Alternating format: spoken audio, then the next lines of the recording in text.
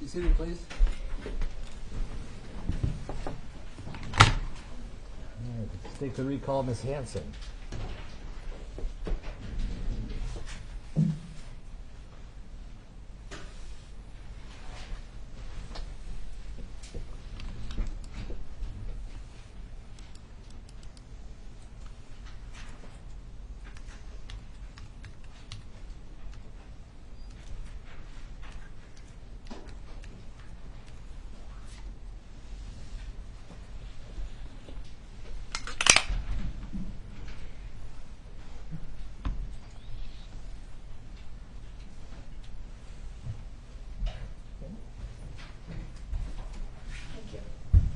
And just a reminder, you're still under oath. Yes, sir. Mr. Nelson.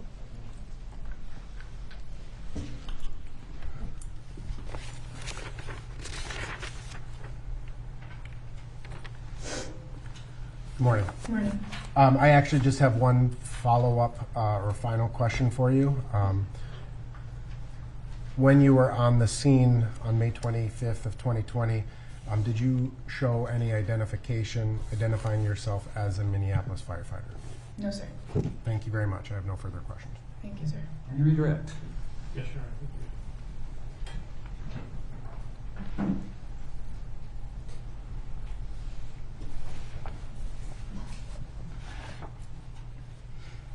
Good morning. Good morning. Just as a real quick follow-up to that point, did you have any ID with you at that point in time? No, sir. You were not on duty? No, sir. Okay.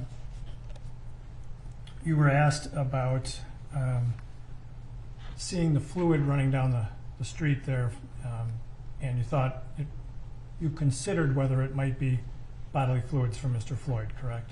Correct. If you knew that it wasn't bodily fluid from Mr. Floyd, would it have changed your assessment of his medical needs at that point in time? No, sir. It's just something I noticed. And your assessment of his medical condition at that time, did you believe he needed immediate medical attention? Yes, sir. You were asked about whether you could hear the officers talking. Did the officers ever, let me be more specific, other than Officer Tao, who you told us you spoke directly to, did the other three officers talk to you at all? Not that I remember. Did any of the officers tell you, hey, we've got an ambulance coming? Not that I remember. Did any of the officers tell you, hey, we got the fire department coming? No. You were asked a little bit about what you thought would be a typical response time for the fire department, because that's who you work for, correct? Correct.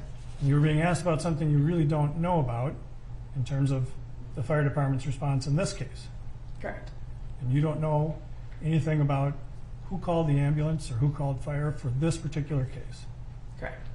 So the answers that you were giving, Mr. Nelson, were just sort of typical case. Correct.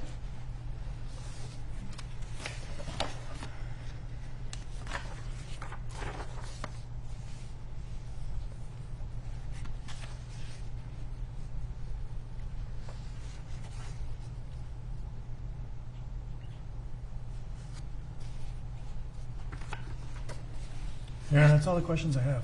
Thank you. Anything further? All right, thank you. You may step down. Thank you.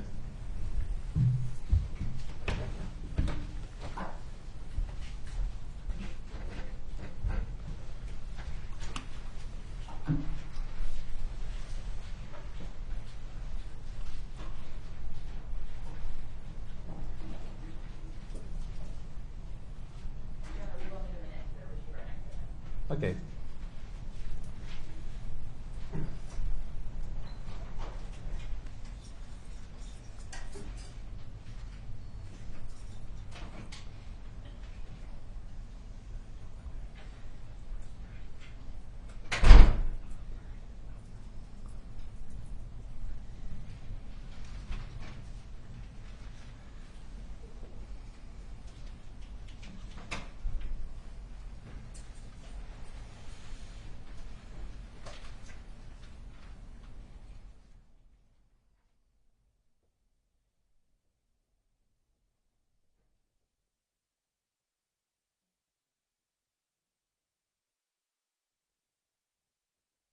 witness. Your Honor, the state will call Christopher Martin to the stand.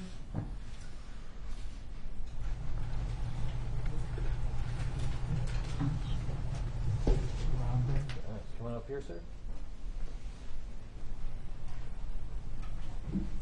And if you just stand there and raise your right hand. Do you swear or affirm under penalty of perjury that the testimony you're about to give will be the truth and nothing but the truth? I do. Have a seat.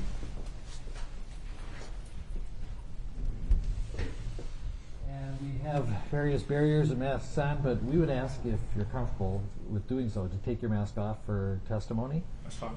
And if you could pull up a little bit to the microphone to make sure we can hear you. And we're going to test that out by having you state your full name and spell each of your names. Christopher Martin, CHRISTOPHER. Last name Martin, MARTIN. Ms. Frank. Thank you, Your Honor. Mr. Martin, how old are you? 19. And can you tell the jurors where you live? You don't have to give us your address, but just generally where you live. In Bloomington, Minnesota. Okay. And taking you back to May 25th of 2020, last year, where were you living at that time? I was living above Cup Foods in the apartments on 38th Street, or Chicago. Okay. And how long at that time had you been living there? About 4 months. And who did you live there with? My mom and my sister. So fair to say you were pretty familiar with the area of 38th in Chicago. Yes. And on that date, were you in school at the time? No. Okay. Did you go on to do some schooling after that?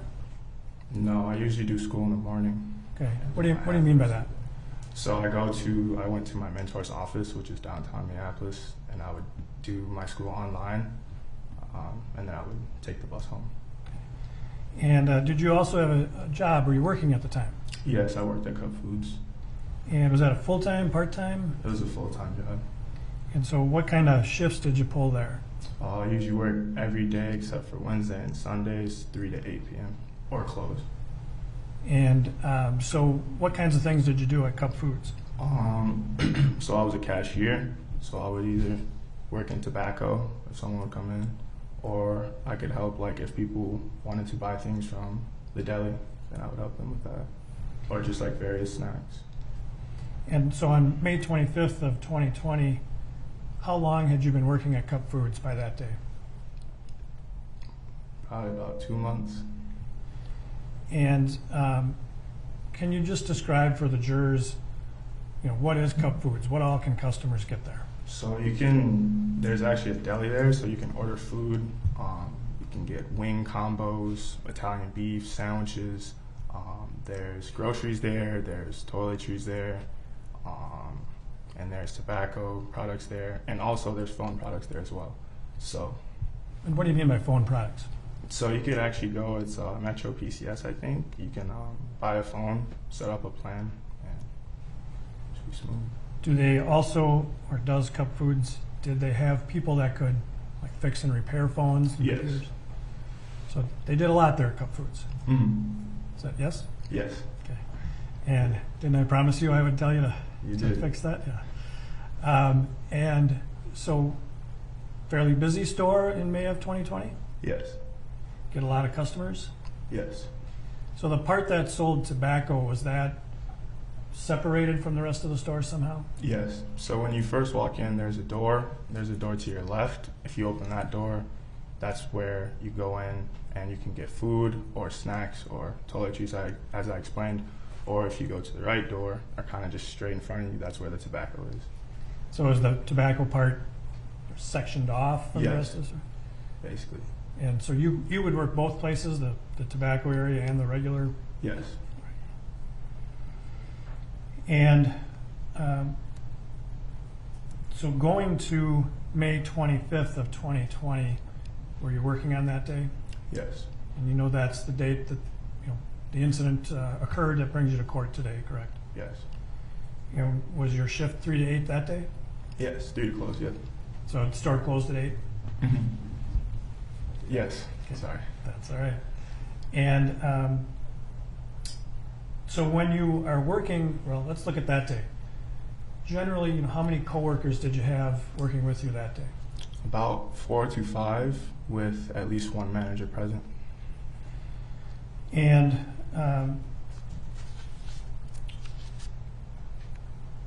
so let's go to approximately 7:45 p.m. You were working. Did you have a customer came into the store that you know now is Mr. Floyd? Yes, Did you know him before he came into the store? I did not. Had you ever seen him before in the store? No. And you know, what was it about him that sort of gave you notice? Probably just his size. I could tell that he was big, so I noticed. Other than that, I just saw him as another customer that was coming into the So store. you said it was his size. Yeah. He's a tall guy. Mm-hmm. Yes. Yeah. Sorry And about that. yeah, did you actually interact with him in the store? I did have one conversation with him. And just not what was said, but what was the conversation generally about? It was about, I asked him if he played football, or no, I asked him if he played baseball, and he said he played football. And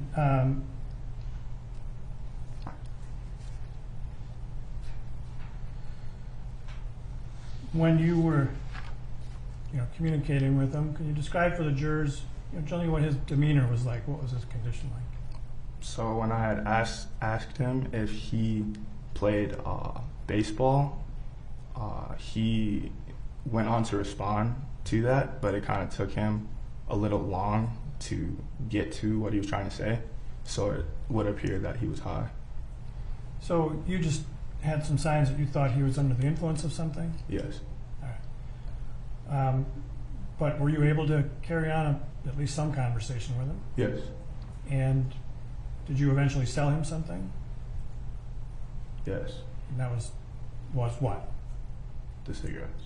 Okay. And that was sort of later after he was in the store? That was later on. Yeah, The conversation that we had, he didn't purchase anything. right. But later when he purchased things from you, you were able to understand what he was buying? Yes.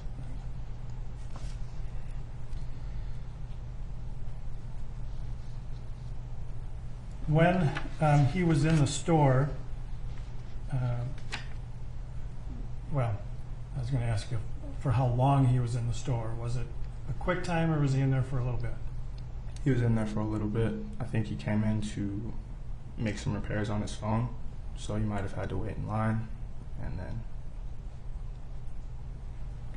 And you, well, let me ask it this way. At Cup Foods, you're aware that there are security cameras inside, correct? yes, And one of those security cameras is in the back of the store and faces towards the front, correct? yes, And that will capture the employees and the counter where the cashiers are, correct? yes, And prior to coming into court, we showed you a video or a couple videos of the time that Mr. Floyd was in the store. yes, And that is, well, when you saw that, did you recognize that as a fair and accurate representation of the time that he was in the store? yes. Now, I'm going to offer Exhibit 29. 29 is received. Okay, and then, Mr. Martin, we're going to play that for you now. And there is no audio on this, correct? It's just video. Is that right? Yes. And so we're just going to sit and watch it, and then I'll have some questions after the video shows, okay?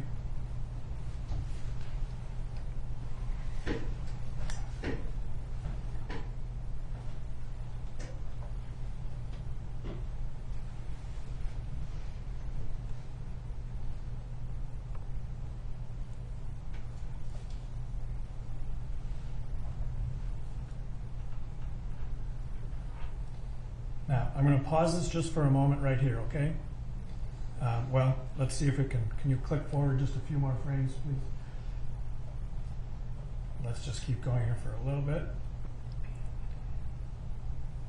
All right, stop it right there, please. Thank you. Now, a couple things, and just for the record, the timestamp on the video currently is 7:34:57. But, Mr. Martin, you don't know if that timestamp as the actual correct time that this was being taken, do you? I do not. And there'll be ways that we can deal with that later, but you're not, well, I think you've answered my question.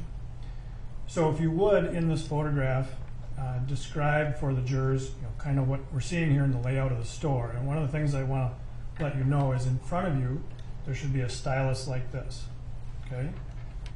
And if you take it and see how you can draw right on the screen? So if you would, as you're just telling the jurors kind of the layout of the store, maybe just mark the screen when you're talking about the different areas of the store, okay? Okay. So when you enter here, the next door will be right here. This is where tobacco is. So that's kind of how it's closed off.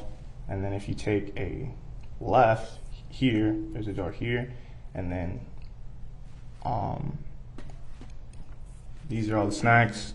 This is where the deli is located, kind of like tucked off here. Right here is just kind of like my manager's space, usually where they are, kind of watching to see who comes in and out. And then back here, you can't really see it, but that's usually where most of the people are that can help you with your phone. And then right here in the front is just mainly where I sit all day when I work cashier. All right. And then, Your Honor, I think you can clear the screen in one fell swoop, right? Please? Thank you. And so when we're looking, I'm going to have you identify this individual here. George Floyd? Okay, that's Mr. Floyd, who you'd had the conversation with? Correct. All right. And then this individual right in here, who's that? That's me. All right. And then these other three individuals are coworkers? Yes. All right. And so is this the area, when you're cashiering that you work? Yes. All right. Except when it's tobacco and that's over back here? Yes. All right.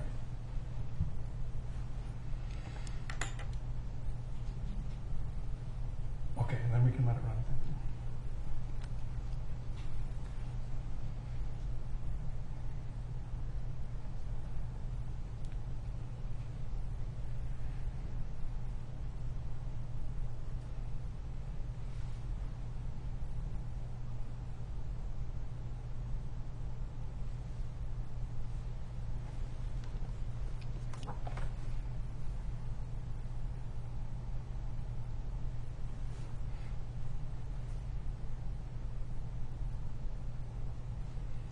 I'm going to pause right here for another moment, please.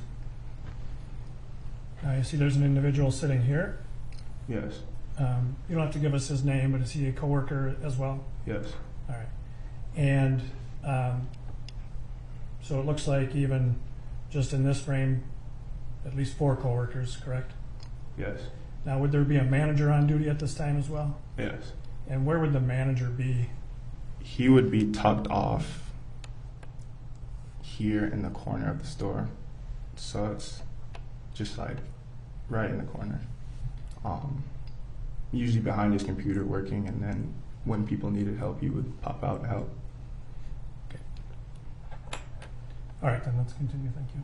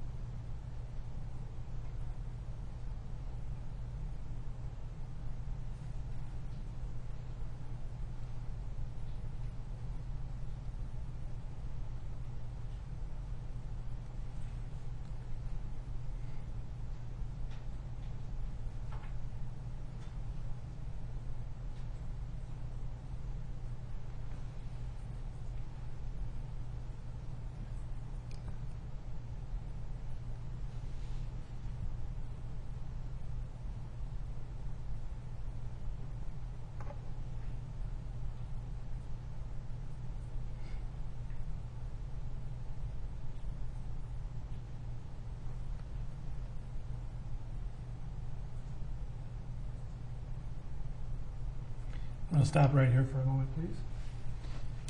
Mr. Martin, do you see where you are? And just for the record, we stopped at 73728. Do you see where you are in the store right now? Yes. And what's that location? The tobacco section of the store. So that's where you go to sell cigarettes to people Yes. and other tobacco products, I suppose. Yes. All right. And then we can continue, please.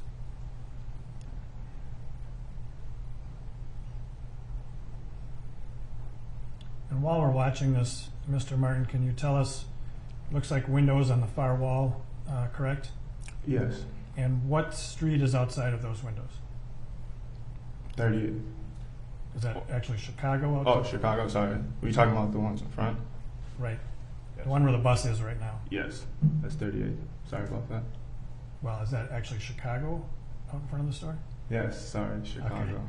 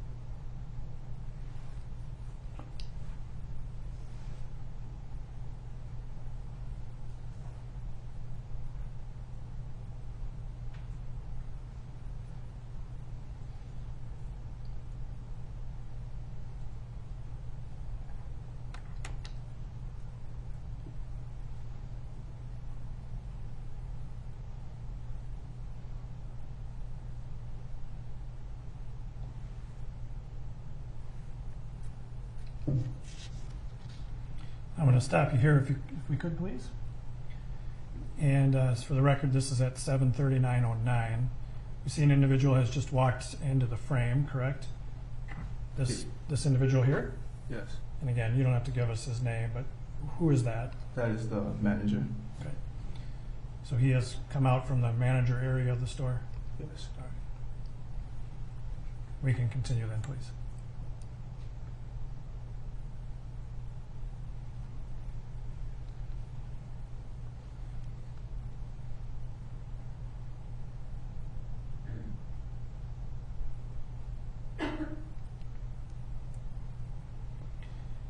Now, if we could pause here for a moment, please. And again, for the record, this is 7:39:28. We see that Mr. Floyd has sort of walked off the screen, correct? Yes. And so what area of the store is that where he has walked to? The cell phone area. All right. And then if we can continue.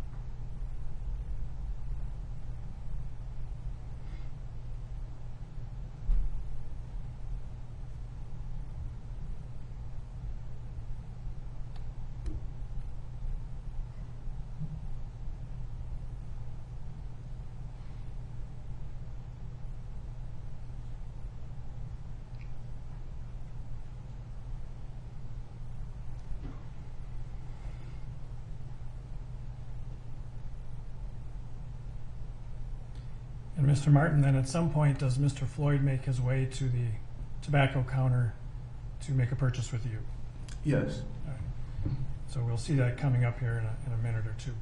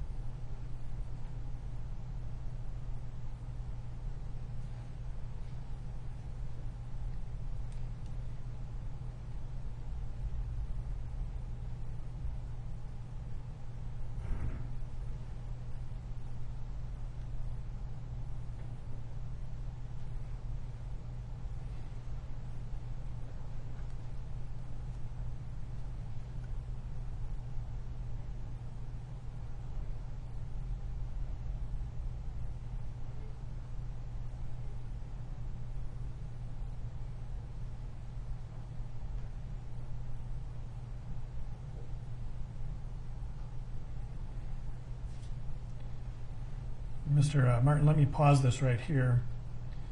For the record, 7:44:36. We see now you standing at the cashier area and seems to be speaking with Mr. Floyd, correct? Correct. And were you able to understand the conversation with him at that point? Yes. And okay, so let's keep rolling then, please.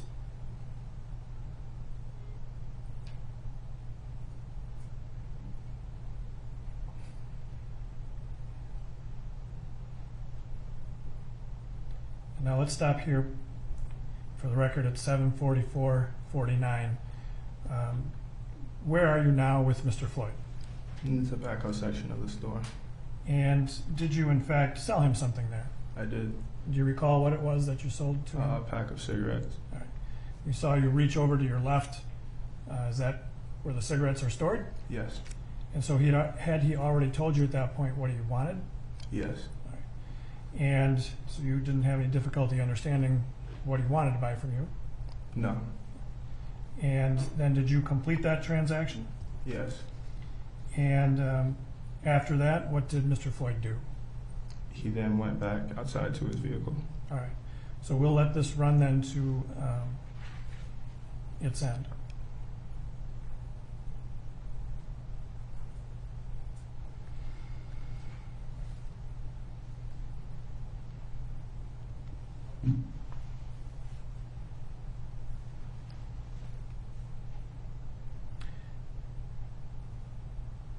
Now, if I'm going to freeze it here, I'm sorry, I said I was going to let it run, but we saw you holding something up.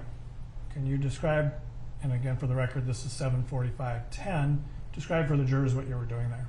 I was holding up the $20 bill that I just received.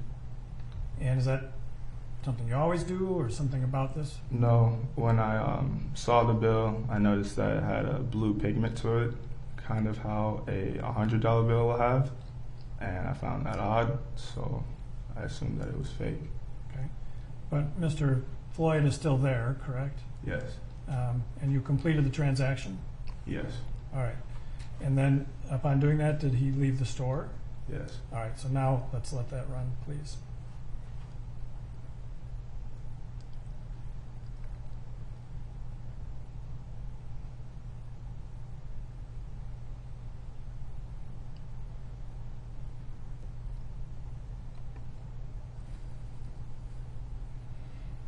So after you looked at the bill, though, he didn't leave immediately, did he? No.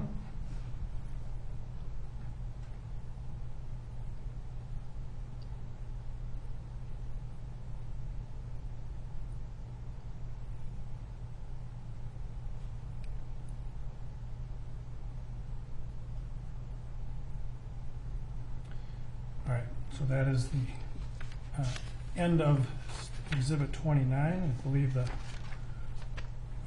time there is 7:45:51, correct? Well, I'm asking you, but you saw that on the timestamp on there. Correct. So we could look at other video to determine if that time is correct.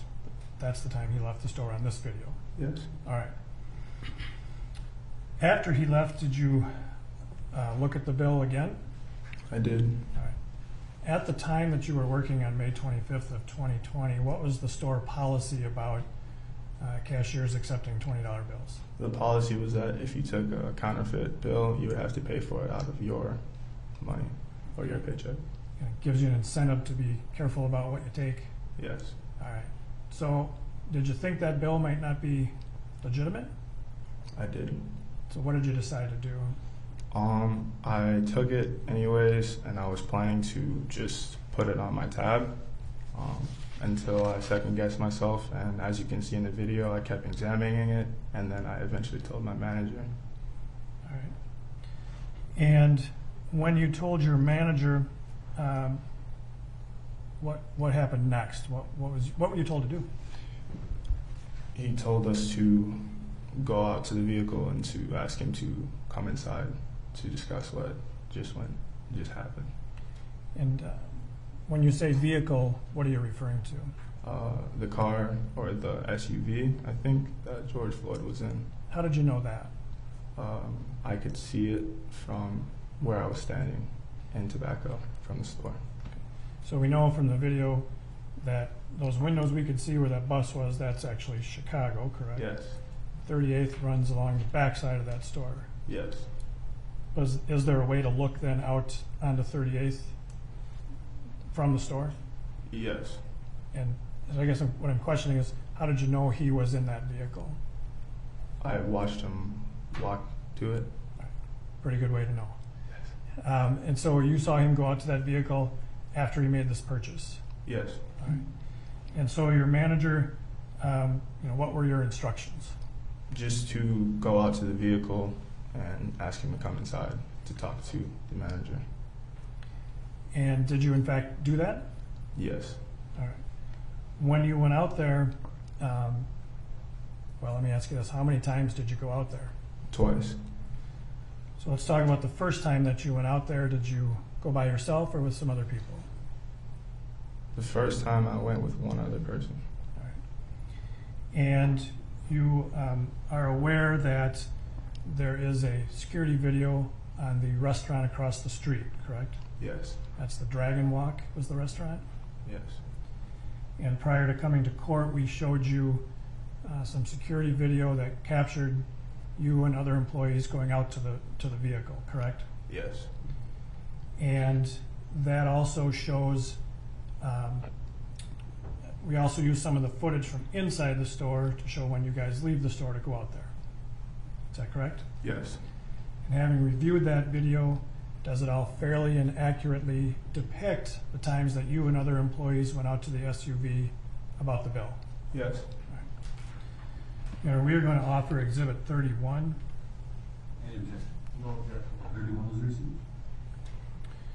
And again, Mr. Martin. Okay. We're going to hold on. Let's just take a quick stretch break. Why don't we take 5 minutes?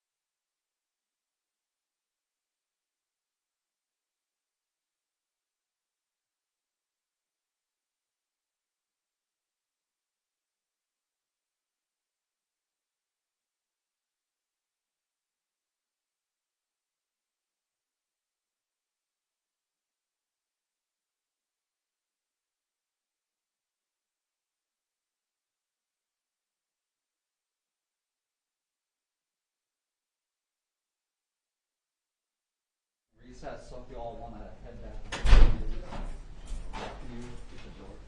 Yep. We have a deputy in the hallway.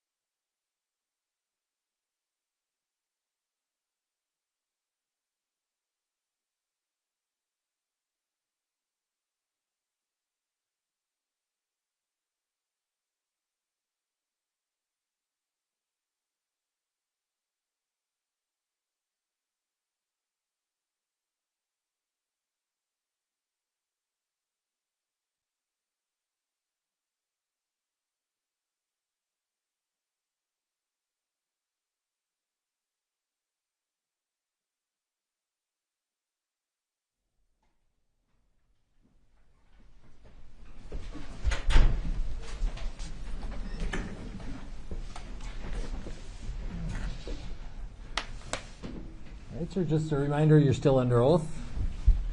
And I believe we were dealing with Exhibit 31. Correct, Your Honor, and just for the record, if I did already offer Exhibit 31, I will just for the record re-offer Exhibit 31. No objection, All right, 31 is received. Do you wish for it to be published? Yes, Your Honor. And Mr. Martin, what I'm going to do now is start playing Exhibit 31. And just like the previous video, at some points we'll just stop and I'll ask you some questions about it, all right? Okay. So for the record, this is starting at about 7:55, and I think 46 seconds roughly on the timestamp on the video, correct?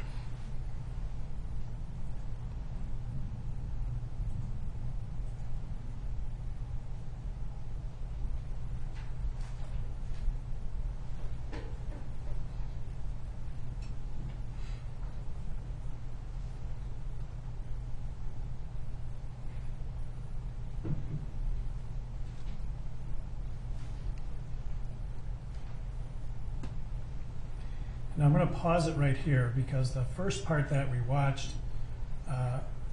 showed you and somebody walking out of the store, correct? Yes.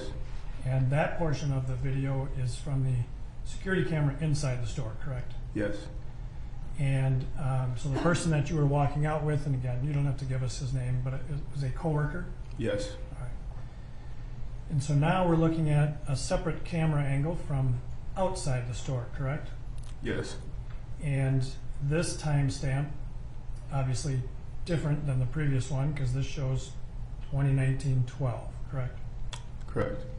And do you recognize what's, what area is depicted in this video as we're looking at it right now? This is 38th Street and the side of Cup Foods. And if you want to use the stylus too, just kind of point out, the door of Cup Foods and 38th in Chicago. So that's the door, correct? Correct. And then Correct. which street is 38th, just so we're clear? Okay. And Chicago then is the other street depicted, right? Correct. And is the counter where you sell the tobacco products visible in this image?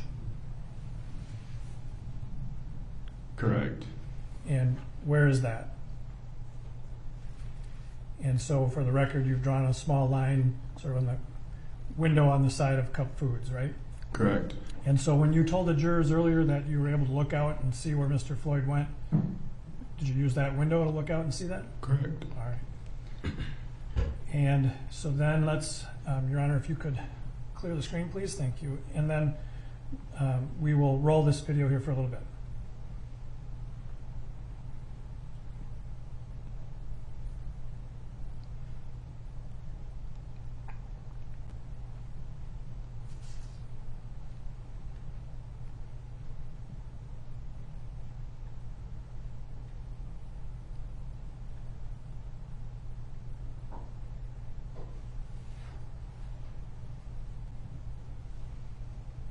Now I'm going to stop it here. And so can you tell the jurors then when you crossed the road and went to this vehicle, obviously the video shows you approaching the passenger side, correct? Correct. And why did you approach the passenger side? Well, I didn't want to stand on the driver's seat side because that's where George was, but there's also oncoming traffic that I wouldn't be able to see, so I chose to go around. Okay. Why didn't you want to go to the side where Mr. Floyd was? Because of the oncoming traffic in the So street. it wasn't about Mr. Floyd, it was the traffic. Yes. All right. And so we see you then here sort of behind your coworker. And tell us about then, did you have a conversation with the occupants of the car? Sort of. I notified them that they needed to come back into the store and that the bill was fake and that my boss wanted to talk to them.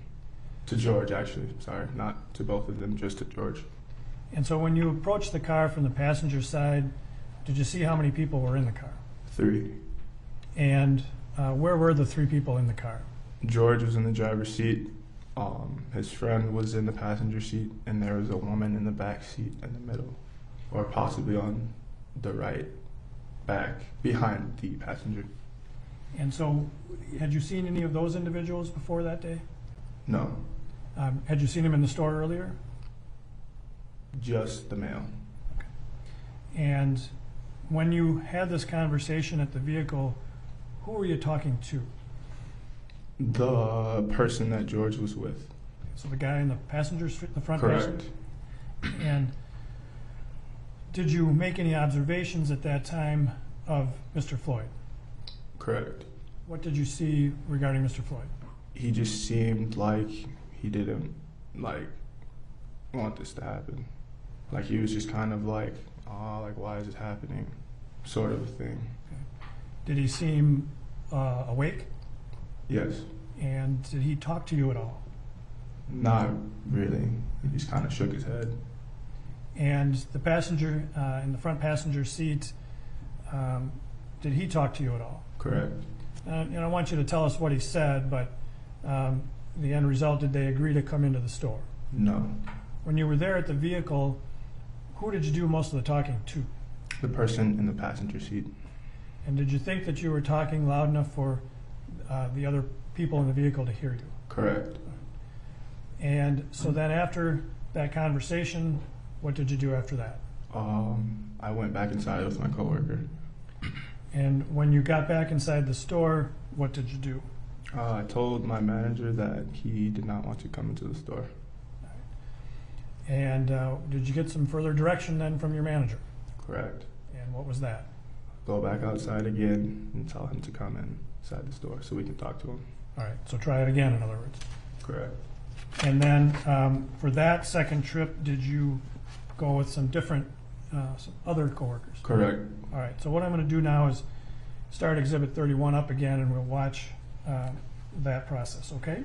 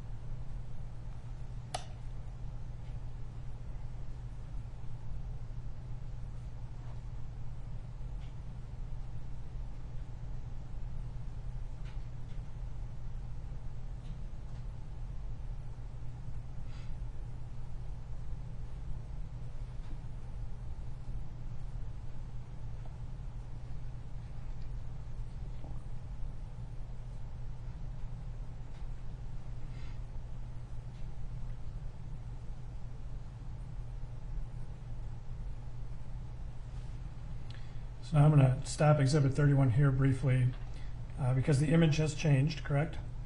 Correct. And now this video is of the inside of Cup Foods again, correct? Correct.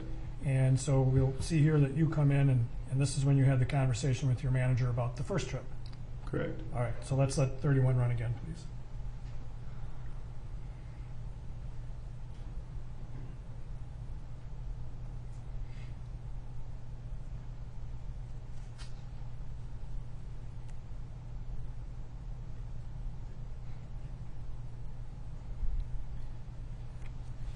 Now, if we can stop here for a moment, and the timestamp reflects 7:57:56.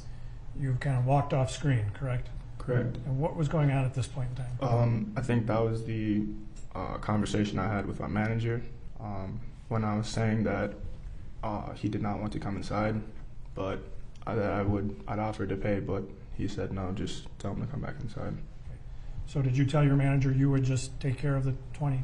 I believe so. I did.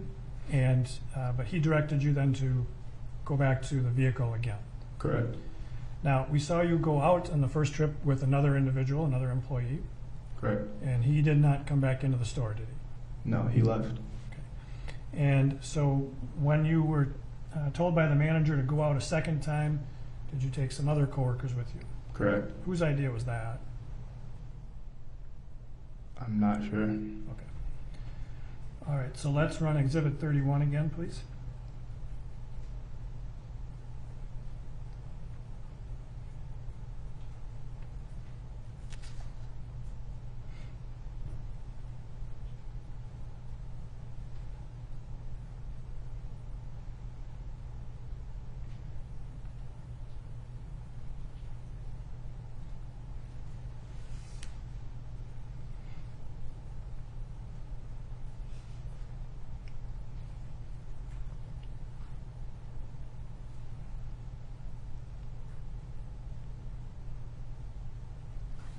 So let's pause the video right here if we could, please, and for the record, now we're back outside again, correct? Correct. And the record should reflect that we paused at 20:21:43. So we see that two other individuals coming out before you, correct? And there's appears to be a woman in a black jacket, correct? Correct. And is she a coworker, or was she at the time? Correct. Had she worked there longer than you? Correct. And the other individual has a white T-shirt on. Had he worked there longer than you? Correct. And is he actually related to the owners of the store? Correct. And so they were out ahead of you at this point, correct? Correct. In fact, you had to sort of jog to keep up with them, didn't you? Correct. And all right, so let's run 31 then.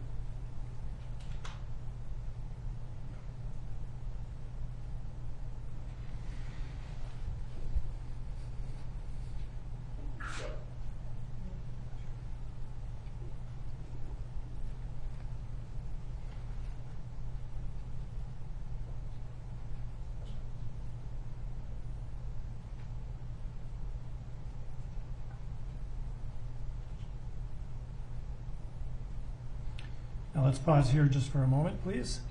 The record should reflect we're at 20:22:15 as the timestamp when we paused it. The individual in the white T-shirt initially went up to the driver's side, correct? Correct. And we see you standing here behind the SUV, correct? Correct. And eventually the individual in the white T-shirt went around to the passenger side door, which was open. Correct. And were you able to hear the conversation that the guy in the white T-shirt was having with the occupants of the vehicle? At this point in time, I was not able to hear. So then let's run the video some more, please.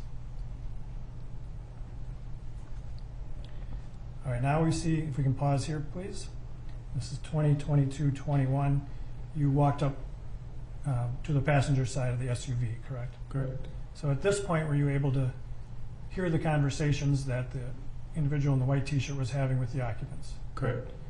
And were you also able to hear what the occupants of the vehicle were saying and doing? Correct.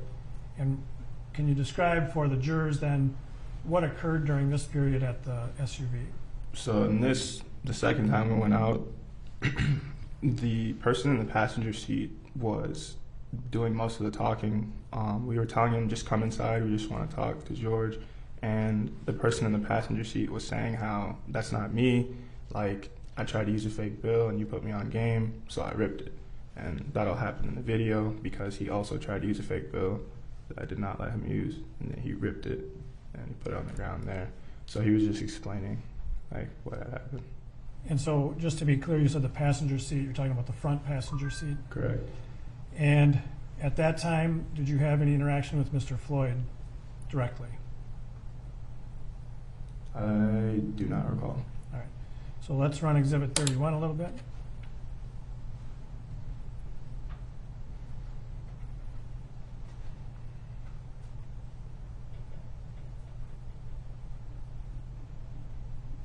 Now I'm going to pause it here real quickly, please. And for the record, it's 20:22:34.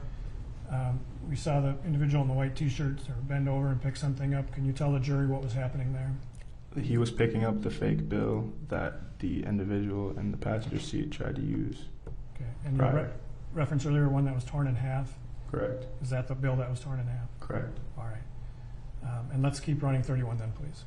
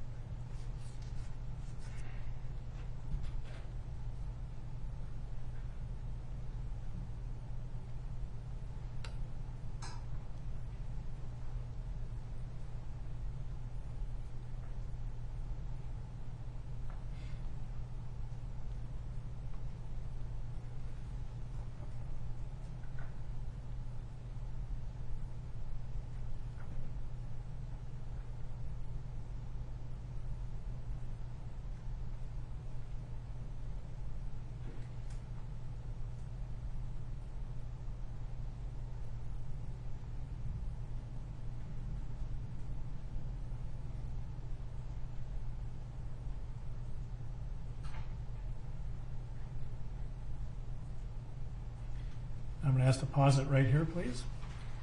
The timestamp reflects 20:23:35. It appears the two of you are now walking away from the SUV, correct? Correct. So during those preceding moments, it appears that the two of you are talking with at least some occupants of the vehicle. Correct. And did you have any conversations with Mr. Floyd, or was it just the front seat passengers? Just the front seat passenger. Were you able to see Mr. Floyd at all during that interaction? Correct. What did you see about him? As I said earlier, he was just kind of shaking his head and putting his hands in the air, like kind of like, why is this happening to me? Like, I don't want this to happen, sort of thing. And so he appeared to be awake. Correct. And so what was the end result of that conversation? George Floyd did not choose to come into the store. Neither did the passenger front. Correct. Right. And so then let's watch Exhibit 31 run here, please.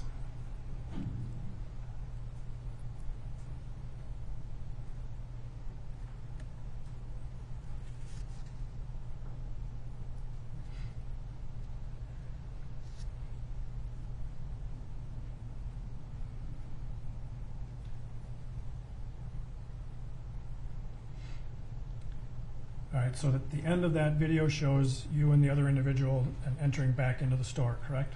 Correct. Okay. When you got back into the store, what did you do about the 2 trips out to the vehicle? We told our manager that he still refused to come into the store. And do you know what the manager decided to do about that? He instructed one of my coworkers to call the police. And so did you know if that happened? Correct. That somebody did call the police? Correct.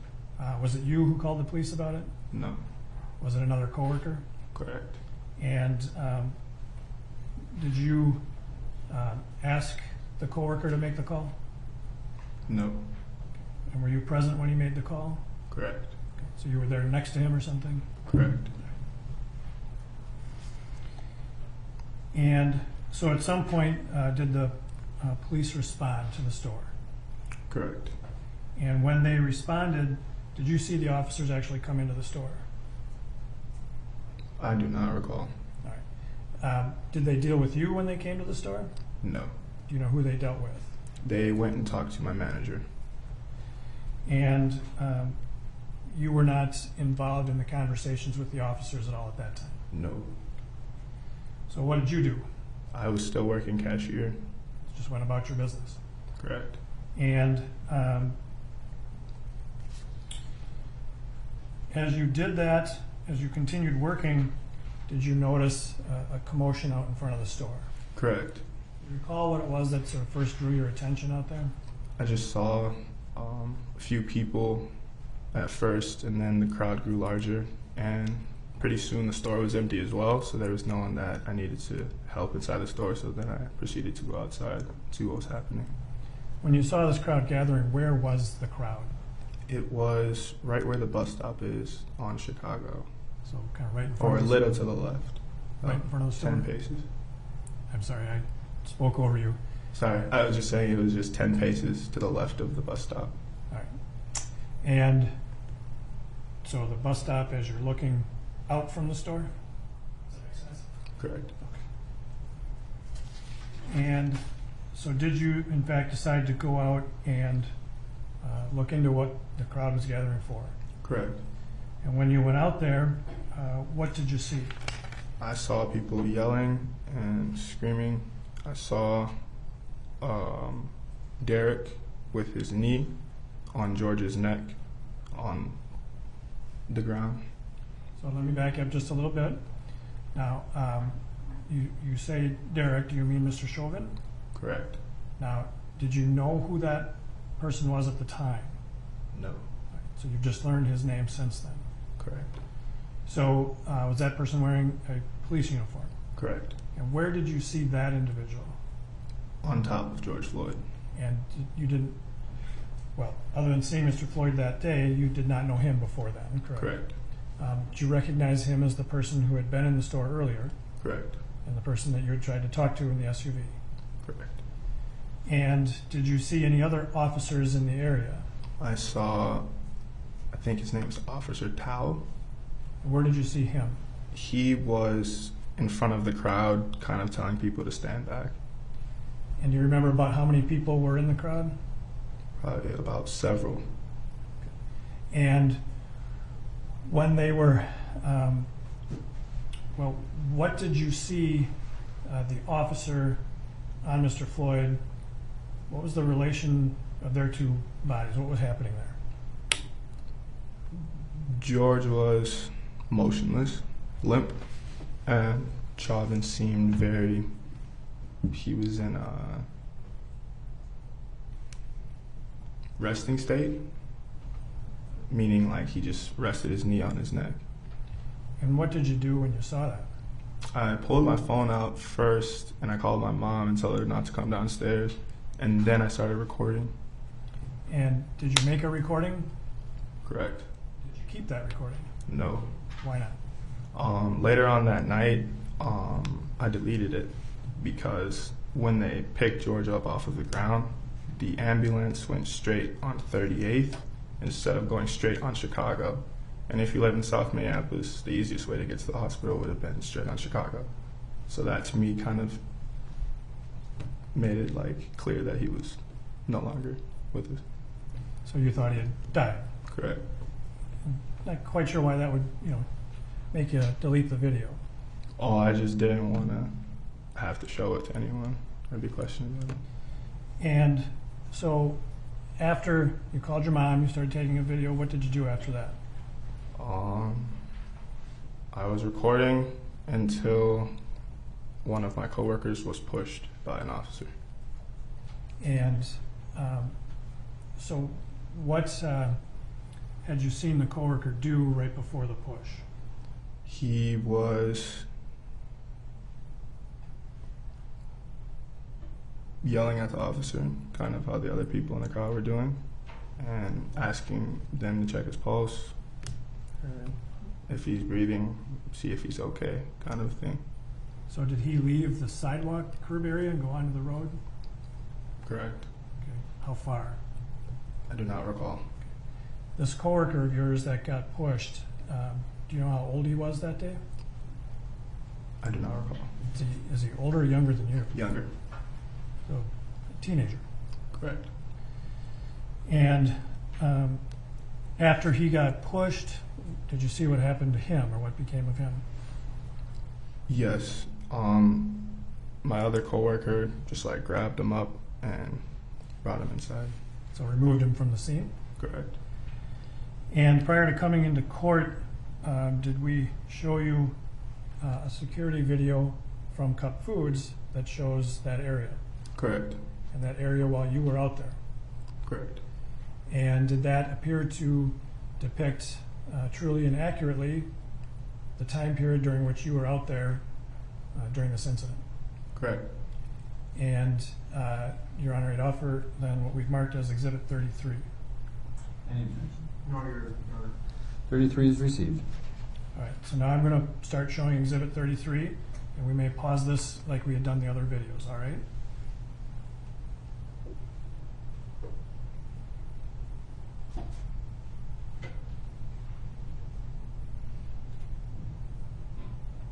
I'm going to pause it right here for a moment.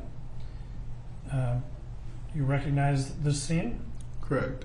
and this is you in the foreground, right? Correct. And what were you doing right at that moment? That was when I was calling my mom to tell her not to come down the stairs. And if she were to come down the stairs this is where you were living, correct? Correct. Is the door she would have come out, would that have been in this scene? Correct. Can you take that stylus and just show where that door would be? It would swing open right here. So if she had come down, she'd have come right into this scene, correct? Correct. And then you talked about a coworker who was younger than you, who came out. Is that the individual in the white t-shirt? Correct. All right. And, okay, so then we will continue to run Exhibit 33, please.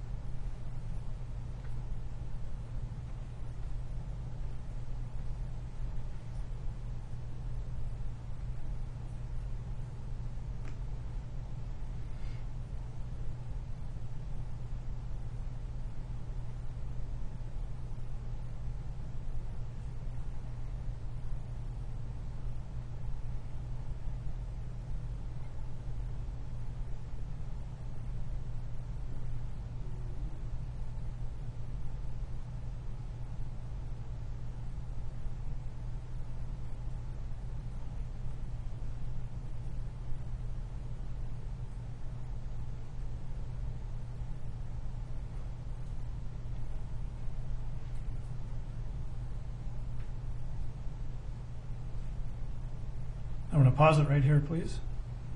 For the record, this is 8/28/34. And can you describe for the jurors what you're doing at this moment? I was recording the scene. So this, you had walked farther over towards the scene, Correct. and really by the door where your mom would have come out if she had come out. Correct. And the individual in the white T-shirt, he had stepped off the curb into the street here, correct? Correct. All right. And so then let's continue to run Exhibit 33, please. And we can pause right there, please, at 8/28/41. Is that the moment you were talking about when your coworker got pushed? Correct. And did you see it all anywhere in there where he touched the police officer? No. And so then you are now standing around behind that group of people, correct? Correct. Did you know anybody in that crowd? My two coworkers. All right. So right now, if you could just put like a line or a dot on where your two coworkers are. And both of those are individuals who went out during the second trip to the SUV, correct? Correct. And did you know any of the other people there in the crowd at the time? Not at the time. Okay. Did you know Miss Funari? I think. Yes. Do you know Alyssa Funari? Yes. And was she there at the time? Correct. Do you see where she is now? Correct. All right. And how did you know her? Just through school. And all right, so then let's continue to run Exhibit 33, please.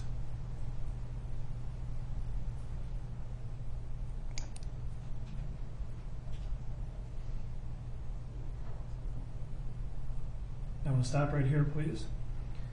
Can you describe for the jurors and what we're seeing, what's going on there in that segment of the video? That was when one of the coworkers kind of grabbed up the other coworker and brought him back inside, and I was just yelling like, "Chill out, chill out, chill out."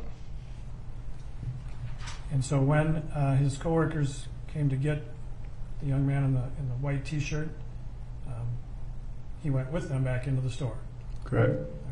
And you were following them? Correct. All right, so let's continue to run 33 then.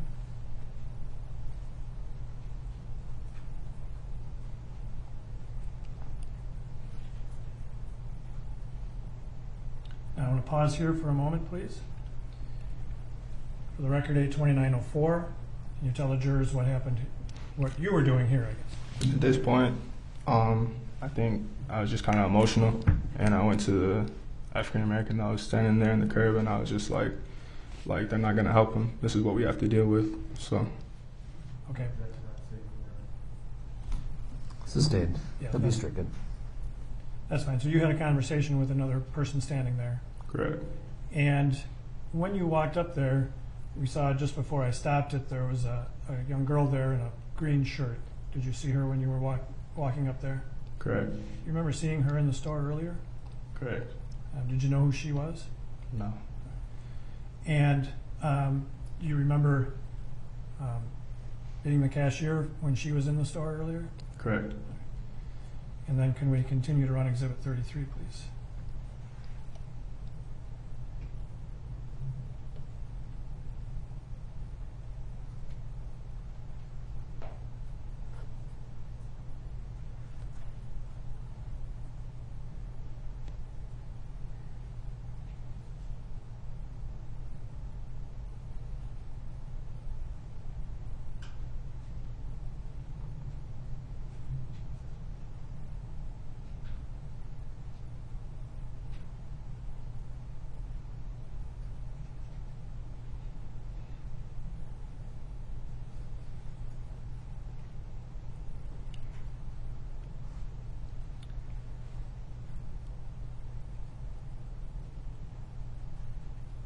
I'm going to pause here for a moment.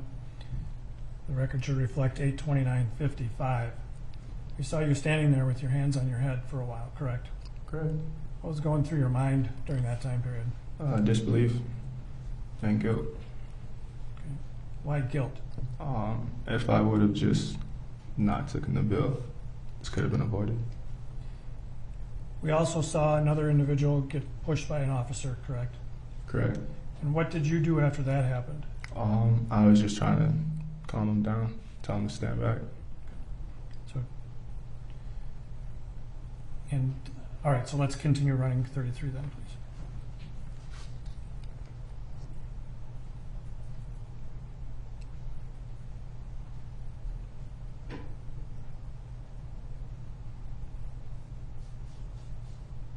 Who are you talking to there, Mr. Arndt? My mom.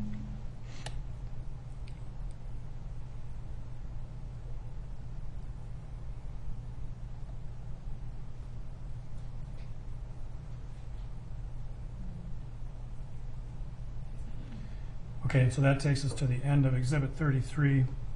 You were going back into the store. Correct. And so then did you just continue to work your shift? Correct. And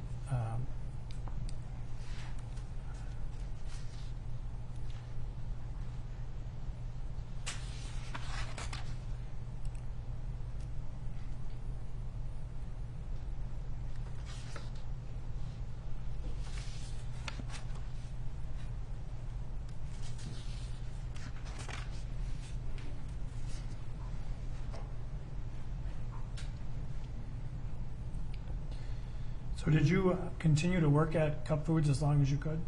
No. Why not? I didn't feel safe. I have no further questions, Your Honor. Mr. Nelson.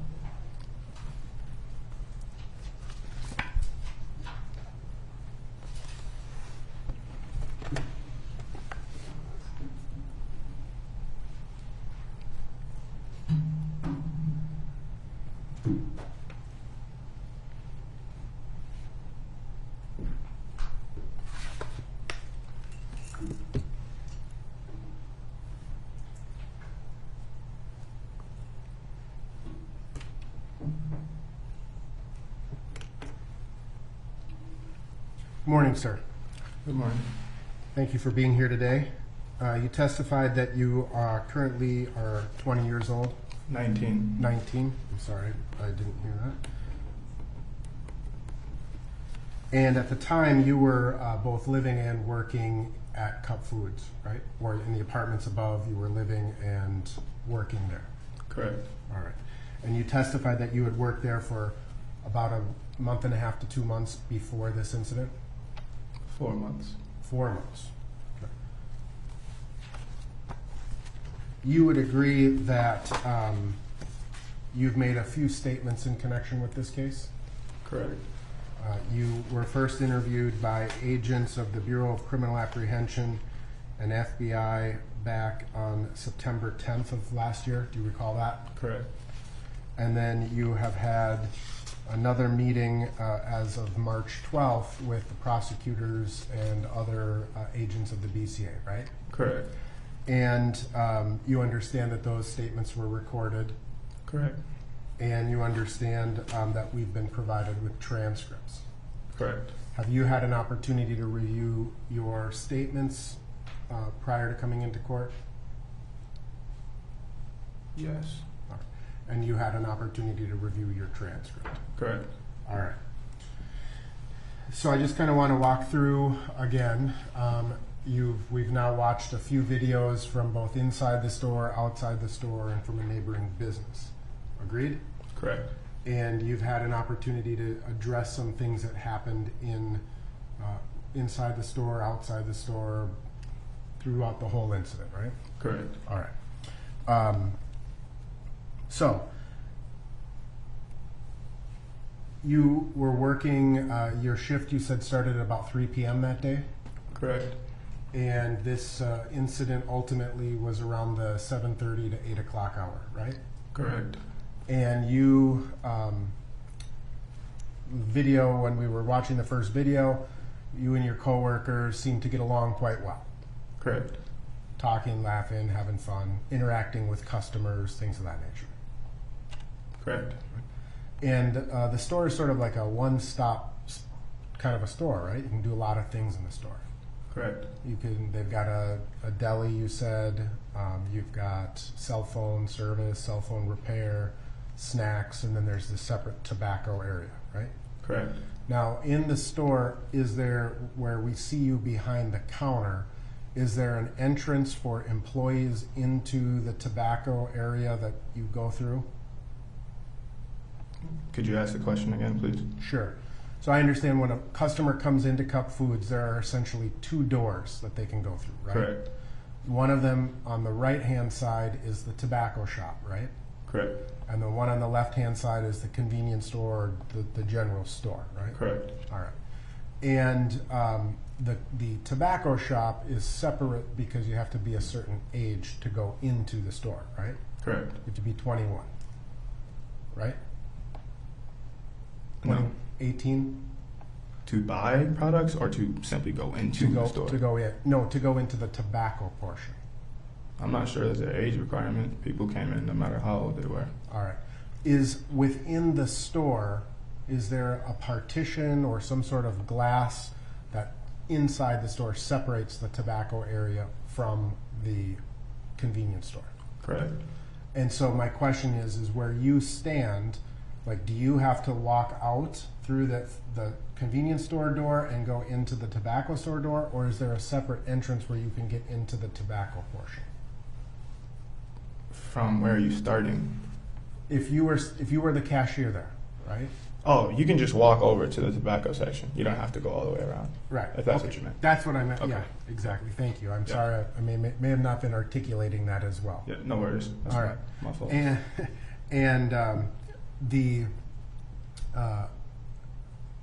you were in the store and you observed a person who you later learned was George Floyd come into the store. Correct. And you ultimately assisted him in the store. Correct. And he was in the store, and the person that you observed in the front passenger seat was also in the videos we just watched, right? Correct. He had on a pair of red sweatpants and a white t-shirt, I believe. Correct. All right. And did you have any interactions with him while you were in the store? Correct. I believe you said that he had also attempted to use a counterfeit bill, Correct. but you stopped him. Correct. Did that happen before or after your interaction with Mr. Floyd? Before. All right. And so when he handed you that bill, you knew that that bill was a fraud. Correct. And you immediately kind of said, hey, I'm not taking this bill, Correct. right? You knew the store policy at that time, right? Correct. And the store policy being if you took a counterfeit bill, that became your responsibility. Correct. And so it would get deducted from your paycheck, in other words. Correct. And you have some sort of like store tab where you could buy merchandise yourself at the store or services, and it would get deducted from your salary. Correct. All right. And so that interaction with that other individual, approximately, was it earlier in the day? Was it, a few minutes before you interacted with Mr. Floyd? How long before did that happen? Earlier in the day.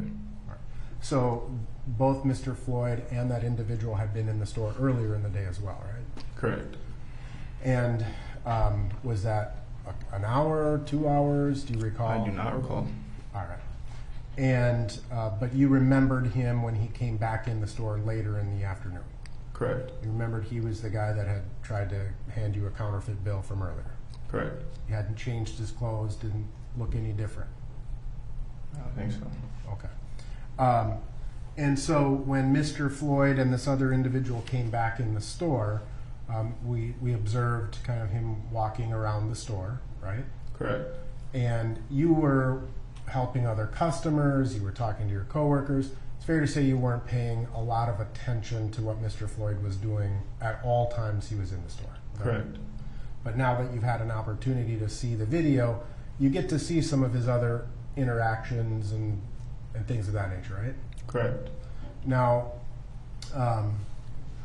there were other customers in the store. The store's a pretty busy store, right?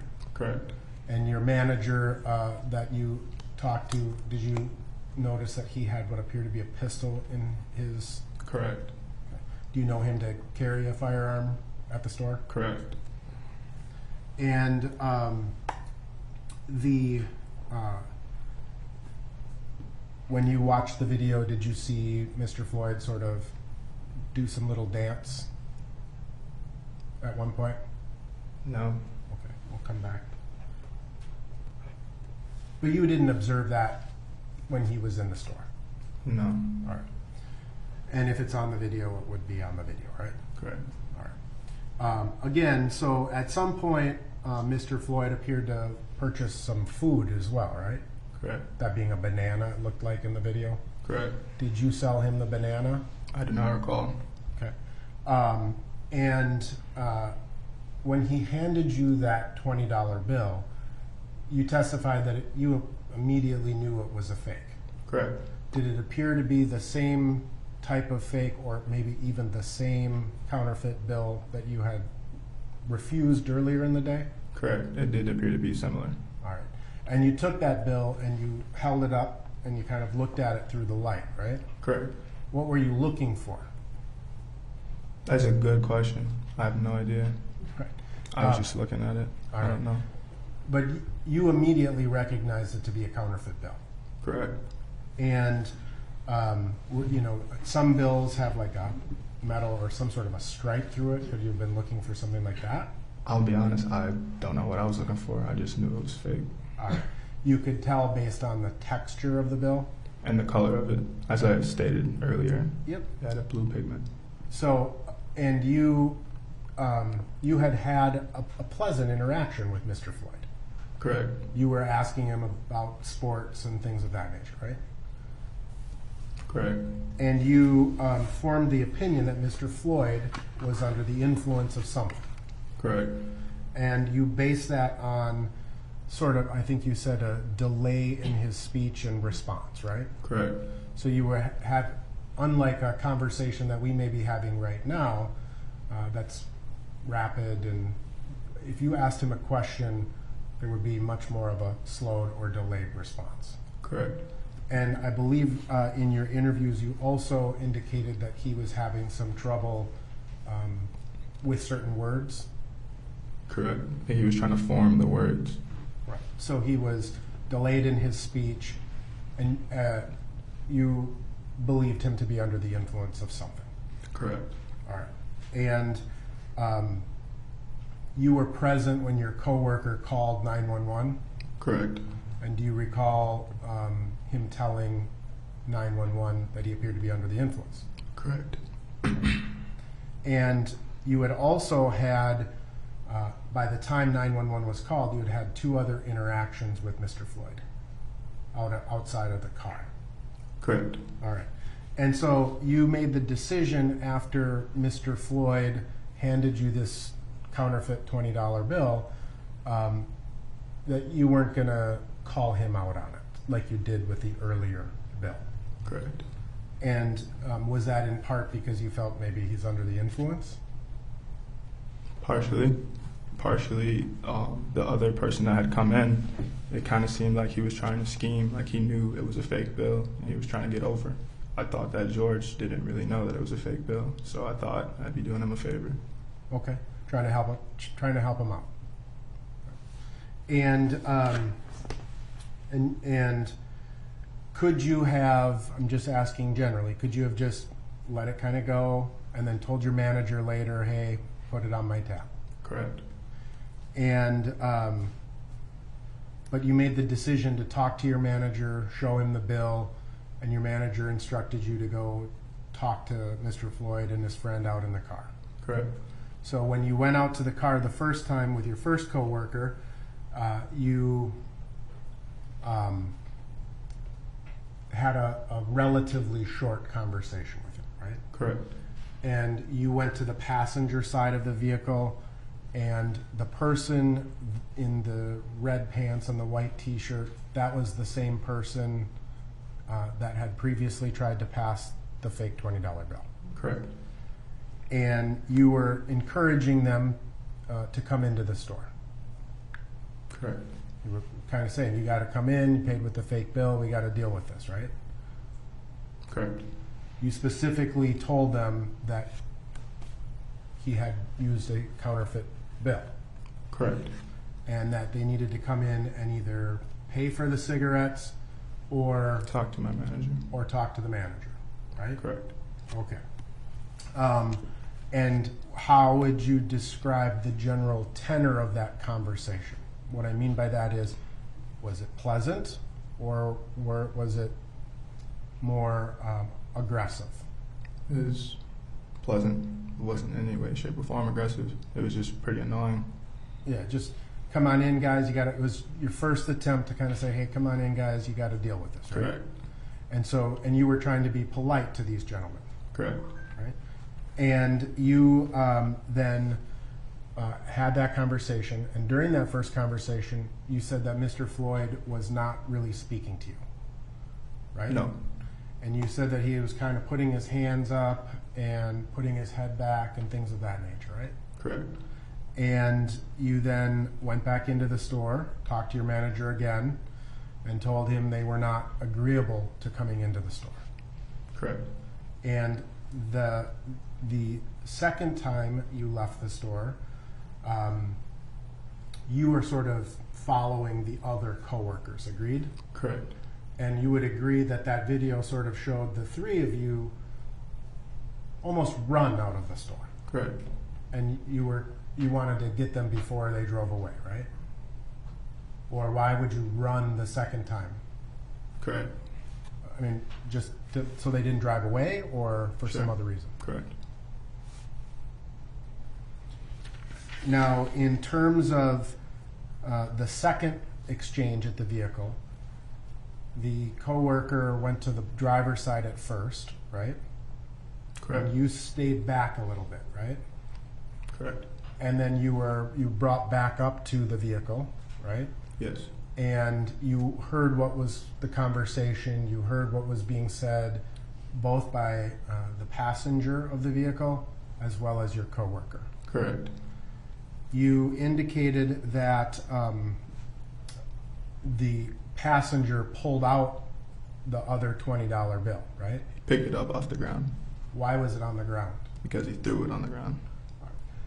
The bill that Mr. Floyd used, was that still in the store? Correct.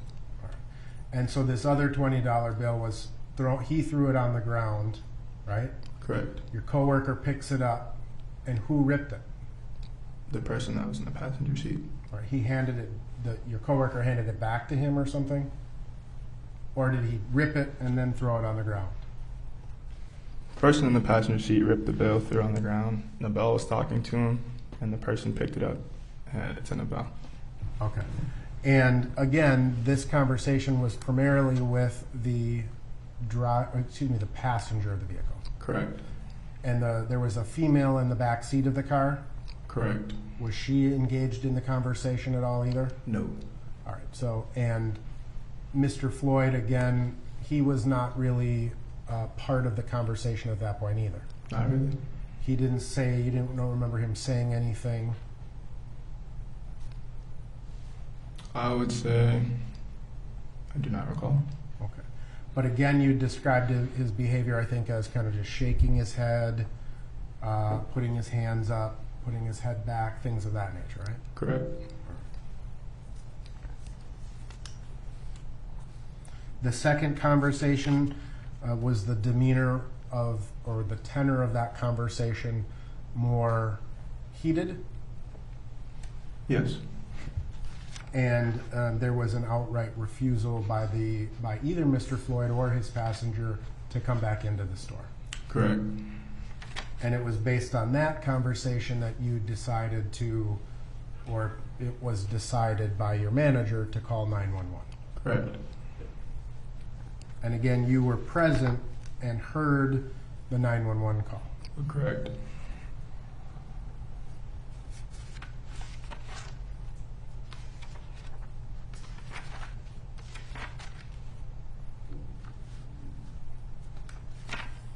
Now, in your initial conversation with agents, when they were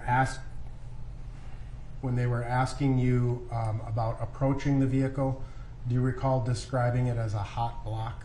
Correct. What does that mean? A lot of situations happen.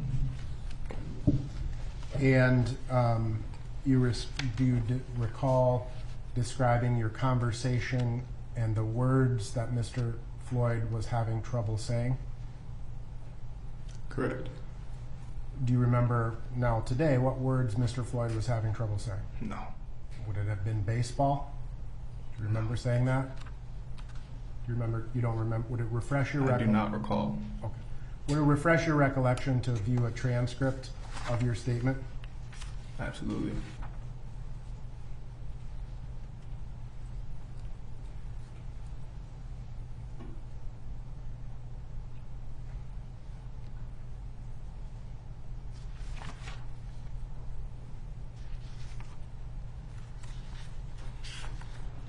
I'm on the wrong page, I think. Here, give me just a second.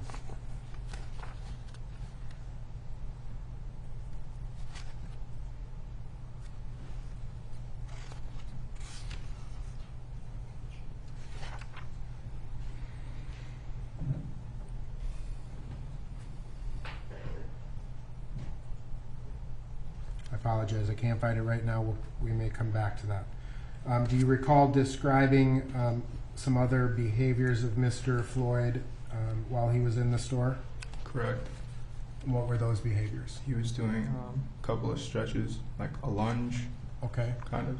like kind of stepping forward like No, this, it was more of a side lunge. Start here. like that. Correct. So, for the record, I'm standing kind of feet together and stretching over to the side with one leg, right? Correct. Putting his arms in front of him.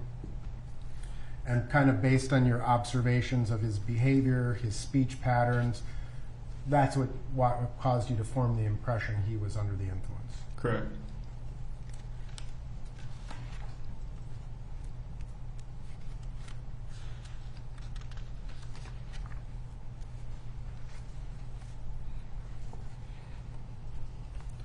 Now, then you ultimately met with the prosecution team on March 12th in preparation for your testimony, Correct. and that's when you were able to view some of the videos that we've watched here today. Correct. And again, you understood that there were agents or law enforcement officers that were there at that time. Correct. Do you recall telling them that you felt that Mr. Floyd couldn't comprehend the conversation? Which conversation? Your conversation with him. The first conversation we had? Right. I do not recall, but if that's on my transcript, that's the way it is. Okay.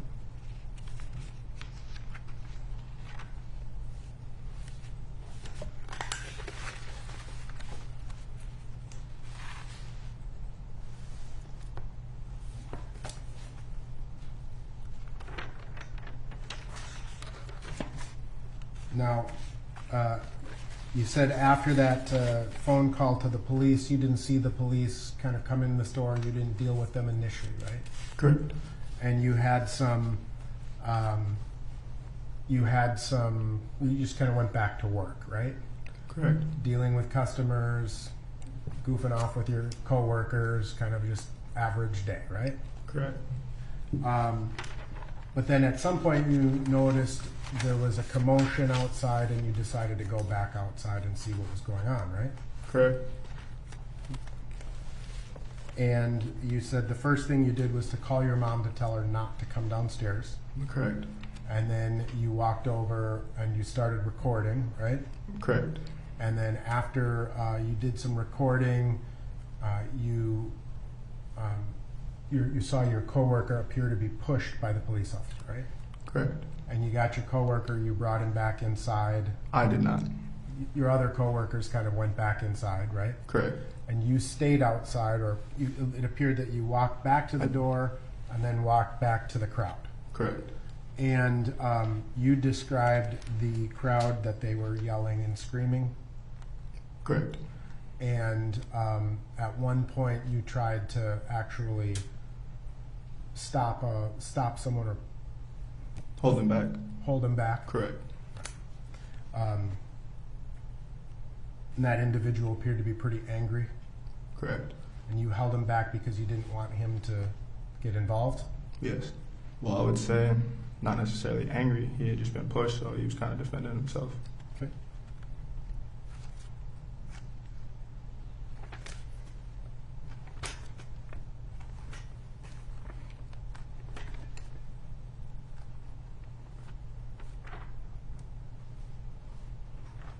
And you kind of just said to him, calm down, stand back, right? Right.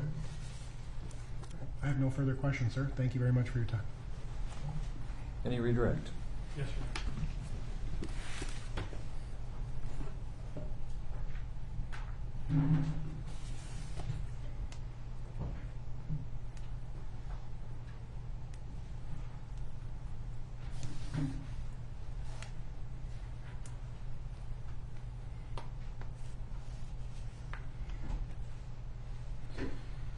Prior to working or during your work at Cup Foods, did they ever send you to training on how to identify a fake bill? No. Or just kind of learning from experience?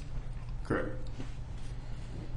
When you did interact with Mr. Floyd in the store, what was his demeanor like? He seemed very friendly, approachable. He was talkative. He seemed to just be having average Memorial Day, just living his life. But he did seem high.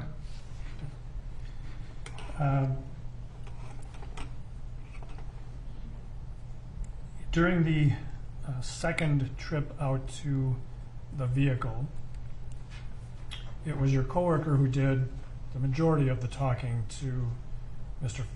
Floyd and the passenger. Correct. So Mr. Nelson asked you to agree that that was a more heated conversation. Was it you who made it more heated or your coworker? My coworker. And Mr. Nelson asked you to agree that there was an outright refusal to come back into the store. Was that an actual wording that was used, or was that just Mr. Nelson's words, outright refusal? Those were Mr. Nelson's words. So Mr. Floyd did not say to you, I'm outright refusing to come back into the store. No. But, to be fair, they were not coming back into the store, right? Correct.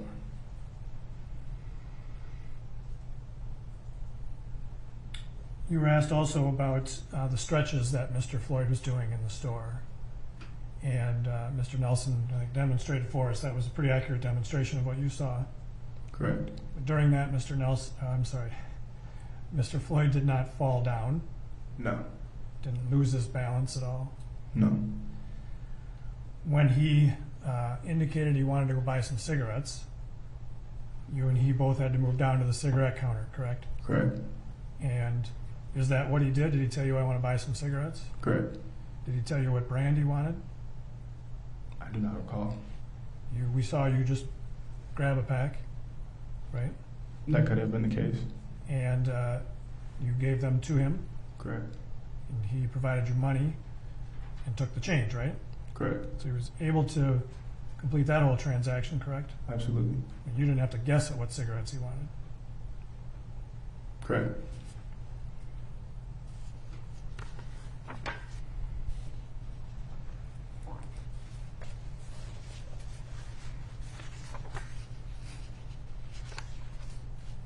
I have nothing further, Your Honor. Any recross?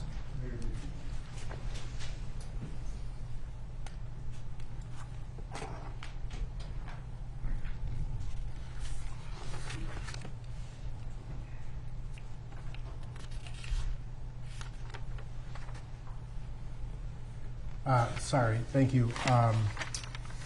You were asked a couple of questions about the counterfeit bill. Correct. Do you get a lot of counterfeit bills in that store? No. Has it happened before? Correct. And I believe you were previously asked about good counterfeits and bad counterfeits in your statements with police. I do not recall. Okay. Have you seen some bills that are better counterfeits than other bills? I don't think so. Okay. But Not personally, no. Okay, but you understood that immediately this was a counterfeit bill. Correct. Nothing further. Thanks, sir. You are excused. Thank you.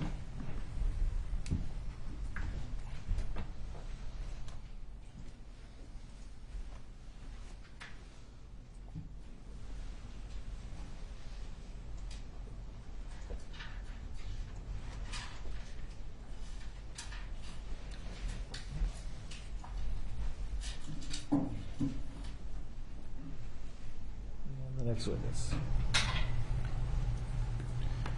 Your Honor, the state would call Christopher Belfry to the stand.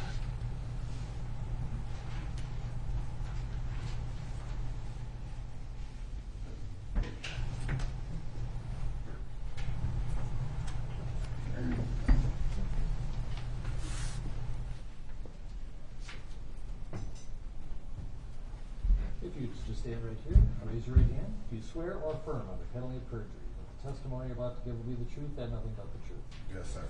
Have a seat.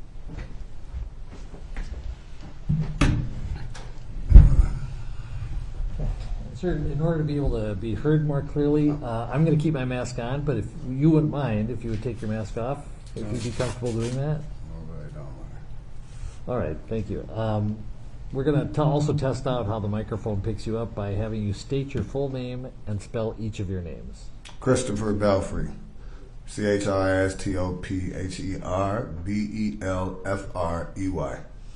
All right, it sounds like it'll work fine even if you don't lean in, so Yep. feel free. All right, No problem. Mr. Frank. Thank you. Good morning, Mr. Belfry. Good morning. And can you tell us, sir, how old are you? How old am I? Yeah. I'm 45. Okay. And just tell us, if you would, the general area where you live. South Minneapolis. And on May 25th of 2020, is that where you lived? May 25th of 2020 is where I live? No. No. Is that where you lived on that day? Yeah, South Minneapolis. And how long have you lived in South Minneapolis? About 3 years. And you are from, well, let me ask it this way. Are you familiar with the area of 38th in Chicago? Yes. And is there a store at one of the corners, at least one of the corners of 38th in Chicago? Yes. At least on May 25th there was. Yes. And is there also a restaurant there? Yes. What was the restaurant in that, at that intersection? What was it? Yeah, what was the name of it? I really don't know. Okay. To tell you the truth. On May 25th of 2020, did you go to the area of 38th in Chicago to get some food from one of those restaurants? Oh, yes, yes. Okay. Cup Foods. Okay. So you went to Cup Foods to get food? Right. But there's another restaurant across the street. I thought you was talking about that one. I was, so my Okay, fault. Right. So you went to that intersection sometime in the late afternoon, early evening, correct? Correct. And where did you drive there? Yes. Where did you park?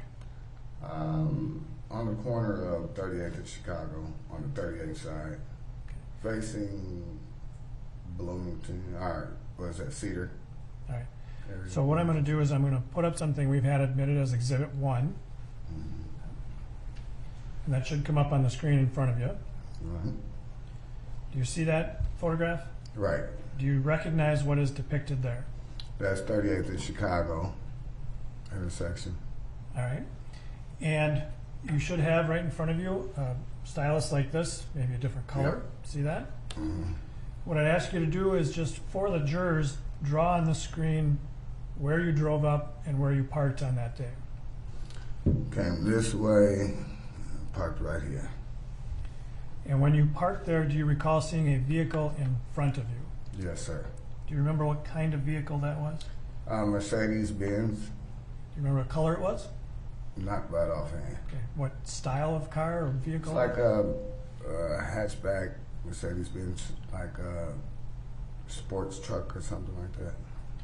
And when you pulled up there and parked, did you see something that drew your attention? Not right offhand. Shortly after, yes, when two officers was coming across the street, I noticed them coming and they approached the vehicle in front of me. One officer drew a handgun and opened the door and pointed the gun at whoever was in the driver's seat. So at that point in time, had you gotten your food already or not yet? No, Okay. no, sir. And so you were just sitting in your car and you see these officers pull up, Yes, sir. or walk up, correct? Right. And after seeing that, what happened next? Kind of startled me. You know, from where I'm from, when you see officers. Right there. Don't talk about past experience. Talk about Yes, what your sir. reaction was. Yeah. Thank Let you. It startled me, Yeah, you let me- know, when I seen the officer raise his gun. Let me just I started recording. Okay, that's exactly what I wanted to ask you Right. about, right? So at some point you started recording that. Right. And Correct. that was because of basically what you saw, correct? Right. All right. And so when you were parked there, you started making a recording, correct? Correct. And at some point you stopped the recording. Correct. Why did you stop that recording at that point in time? Because I heard more sirens pulling up, and I didn't want to be trapped in between the whole commotion of what's going on. I didn't know exactly what was going on. It's just I didn't want to be in the middle of, you know, a bunch of commotion about what's going on. So I moved across the street. So you moved your car. Yes, sir. And prior to coming into court today, did we show you a copy of that video? Yes, sir. And did that video truly and accurately represent what you were seeing while you were recording it? Yes, sir. We've marked that as Exhibit 35, and Your Honor, I would offer Exhibit 35 at this time. 35 is received. Okay, Mr. Belfry, we're going to play that video for you now, and then we'll ask you some questions about it either during or after it, okay? Okay.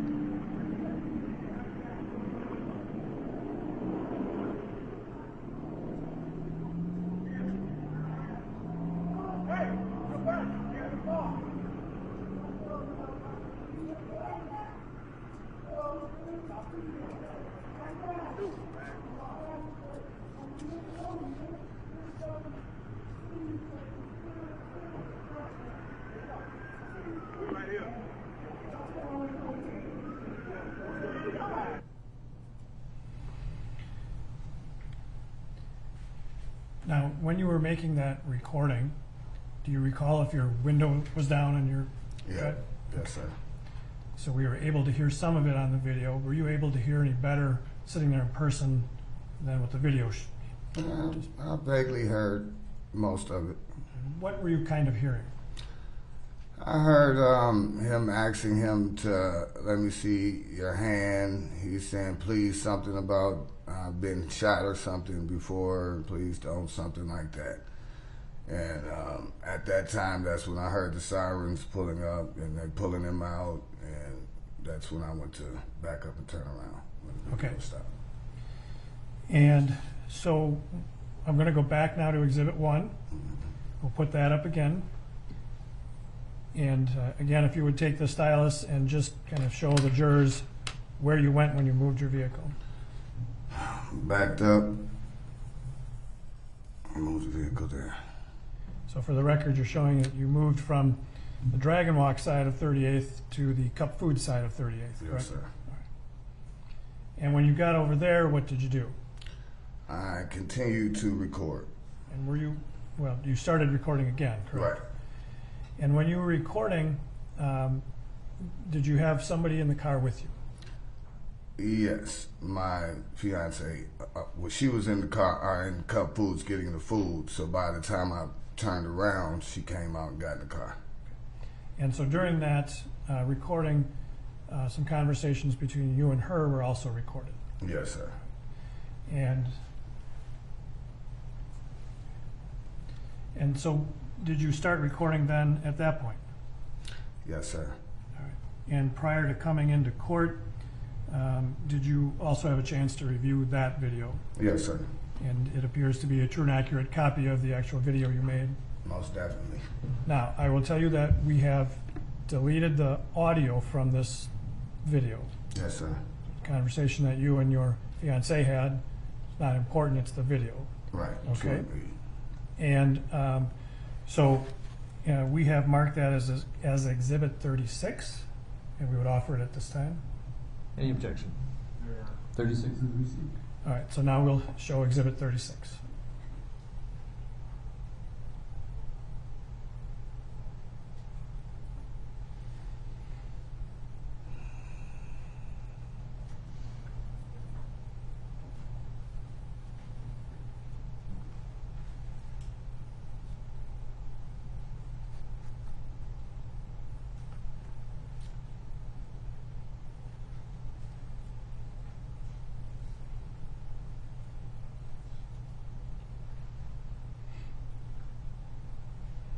Now, I'd ask to pause it right here, please. And there's no timestamp on the video, so we will do our best to describe it. Oh, there is a timestamp on the video. This would be at approximately 26 seconds. Do you see that? All right. And what you're seeing here, obviously there are two officers, well, there are now 3 officers on the scene, correct? Correct. And the original 2 officers are in this view, and one of the officers is with the individual sitting on the ground, correct? Correct. The individual sitting on the ground, do you recall seeing him from when you were parked behind the Mercedes before? Correct. Where was that individual when you were parked behind the vehicle? He was in the driver's seat. So that's the same individual that in the prior video had been removed from the driver's Correct. seat. And did you see while you were moving the car how those 2 officers and that individual went from the Mercedes in the prior video to where they are now? Correct. How did that happen? They brought him out, walked him over to the sidewalk, sat him down, one officer, then went over to the other people that was in the vehicle and started asking them questions. And then the other officer had the driver sit on the ground there where we see him now? Correct. All right. So then we'll continue to play Exhibit 36, please.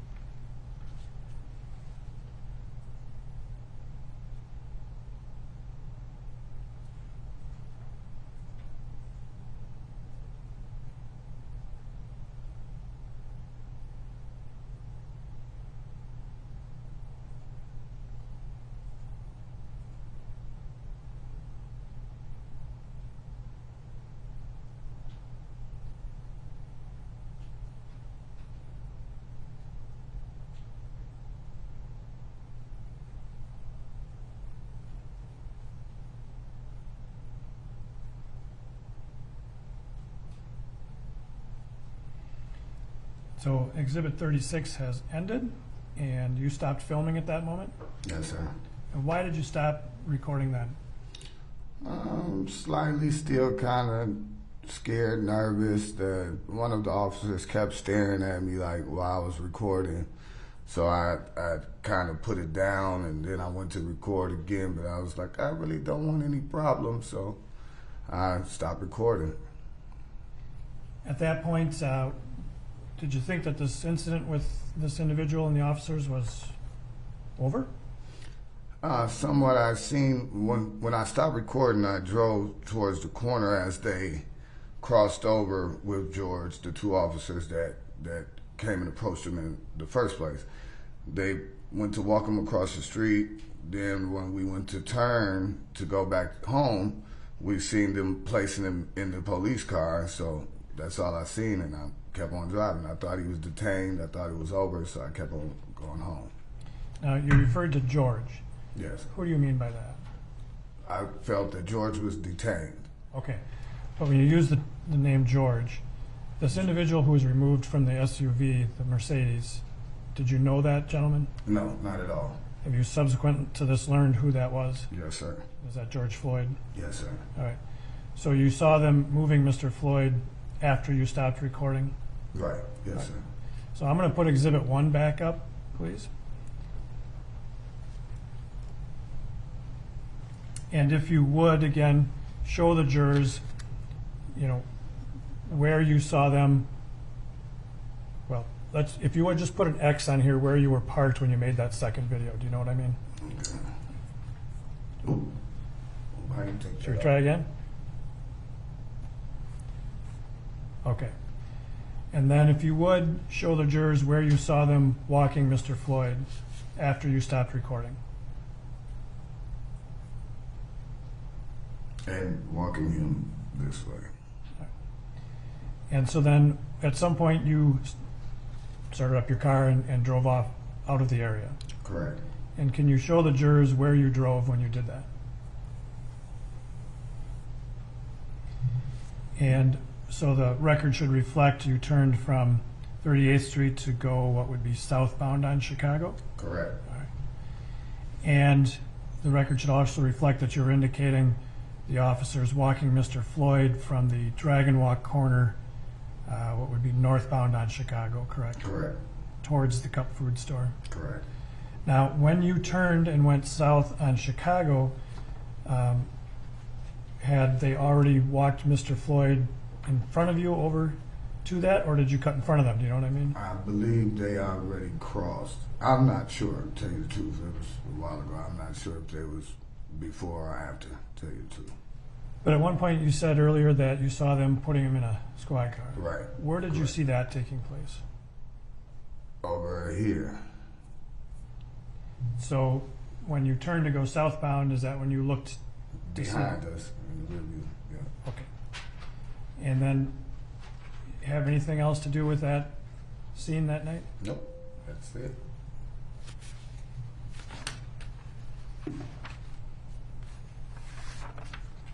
I have no further questions, Your Honor. Any cross? Come in.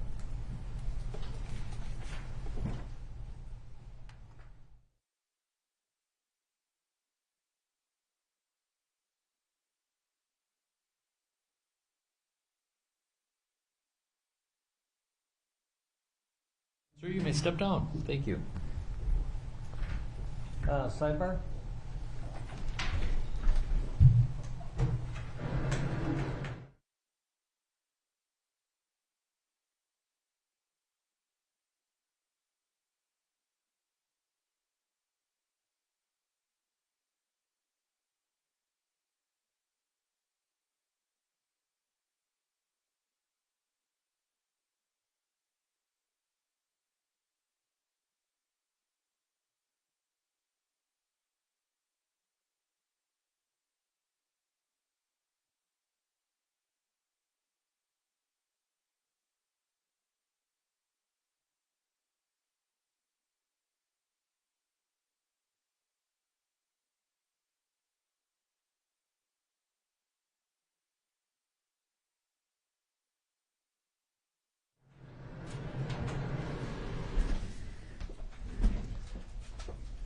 Members of the jury, it looks like the best schedule would be to take our lunch break now. We'll try and reconvene about 1:15.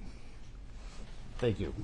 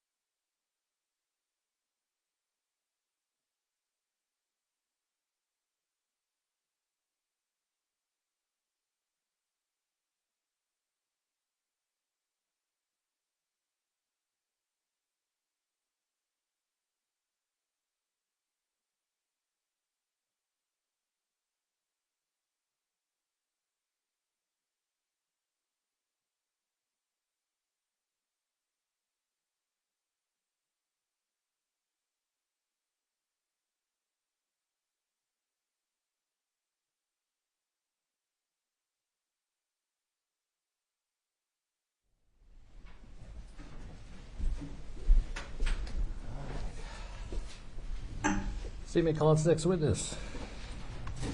Your Honor, the state calls Charles McMillan.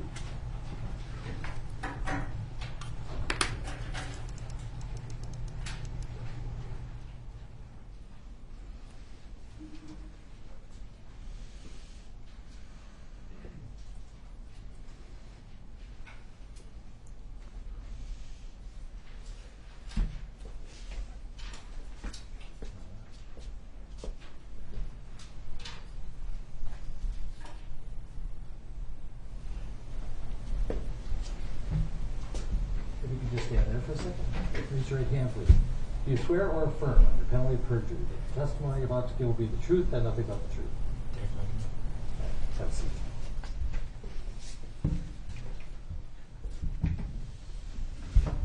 And first of all, if you feel comfortable, we'd appreciate if you could remove your mask because it'll be easier to hear you. I'll keep my mask on so that we have as much protection. And we're going to test out the microphone and how it works with you. So if you could state your full name, spelling each of your names. First name, Charles McMillan, C-H-A-R-L-E-S. Last name, McMillan, capital M-C-M-I-L-L-I-A-N. Thank you. Ms. Eldridge. Thank you, Your Honor. Good afternoon, sir. Good afternoon. How are you doing today? I'm okay. Thank you for being here. I'm going to start with some questions about your background, and then we'll move on from there, all right? Yes, ma'am. So could you tell the jury how old you are? 61 years old, And how far did you go in school? 3rd grade. And what city do you live in? Here in Henry County. And you're in Hennepin County. Are you in Minneapolis? Yes, ma'am. I'm going to ask you some questions about Memorial Day, May 25th of last year. Do you live in an area close to Cup Foods? Yes, I do. And that evening on May 25th, were you driving by that area? Yes, I was. And what kind of car do you drive? I drive a 2006 Dodge Caravan Blue. Okay, is that a van? Yes, ma'am. So, when you were in the area of 38th in Chicago, did something draw your attention? Yes, it did. What was that? What did you see? I was at the red light going south, and at the time I was going to go east on the 38. That was to my left, and when I got there to make a left turn, I see an interaction with a car with a man and with a police officer. So I'm going to show you a map. If we could put up Exhibit 1, please. All right, so you were talking about where you were. Using this map that's up on the screen, could you just describe, you can actually use your, there's a little pen there, stylus pen, you can use that to sort of show the jury on the screen where you were and where you were headed. Hard for me to see because I'm old. I can describe it better by itself because I can't hardly see what's going on. Okay. I was on the corner of 38th in Chicago. All right. To make a left to go east towards 42nd and Hiawatha. So I was right on the corner of 38th in Chicago. So you were headed east on 38th Street, is that right? Yes, which would be right here. Okay, perfect. And you just made a mark at that intersection there where in the direction you were headed, which was eastbound, is that right? Yes. All right. And when you were headed down 38th, you said you saw an interaction with somebody and some police officers. What did you see at that point? Well, when I made the left, I seen a blue. There was a Mercedes-Benz truck on the right side with a police officer standing at the door. So I automatically made a right turn and pulled over. And what made you decide to stop and pull over? Being nosy, just being nosy. I'm in the neighborhood. I'm a nosy person. Did you want to know what was going on? Yes, being nosy. That's what it was. So when you first approached that area, you said an officer standing next to a blue Mercedes truck With the door open. with the door open. Did you see what the officer was doing at that point? No, not at the time. Okay. So you said you decided you wanted to pull over, see what was going on. Get out, yes. All right. So did you drive up the street a little bit and then park? Immediate park, got out. Okay. So when you got out, what'd you do?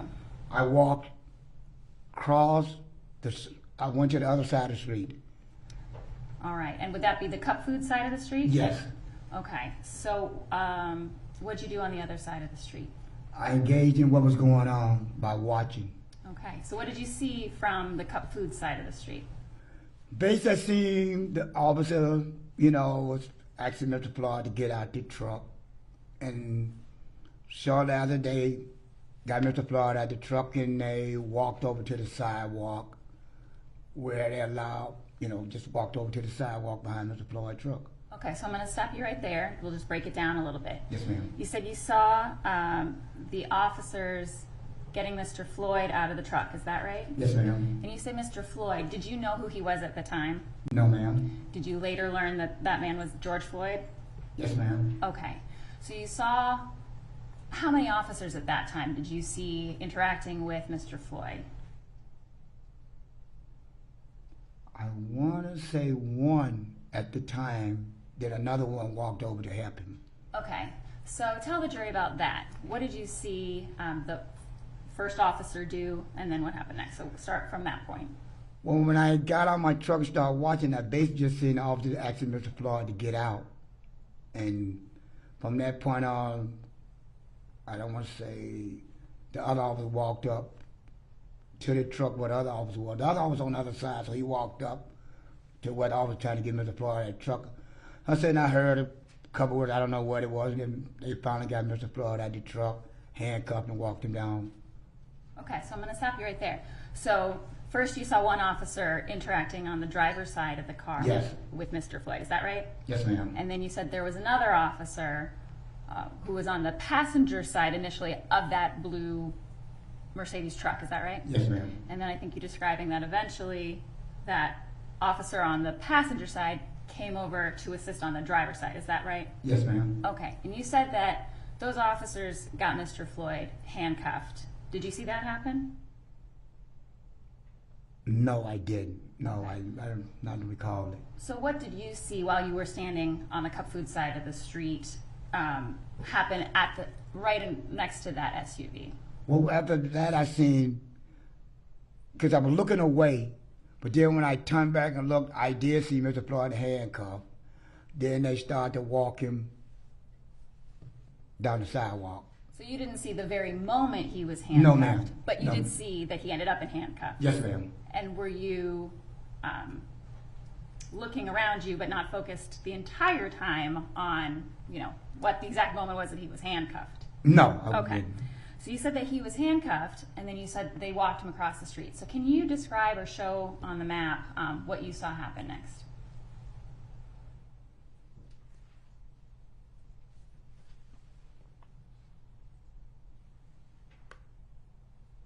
All right, so if you could just put either a line or a mark where you saw them walking.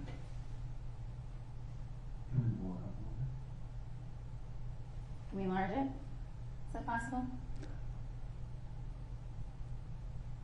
It was on the right-hand side, but I can't see what that little restaurant is on the right side.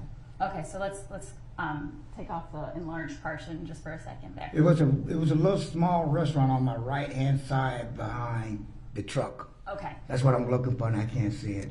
all right. Would that be the Dragon Walk restaurant? Yes, a little restaurant on the corner. Okay, so was that where the officers that you saw walked with Mr. Floyd at that point? Yes, ma'am. Okay, and you said he was in handcuffs. Was Mr. Floyd walking across the street? Yes, he was walking up the sidewalk with them. And then what happened?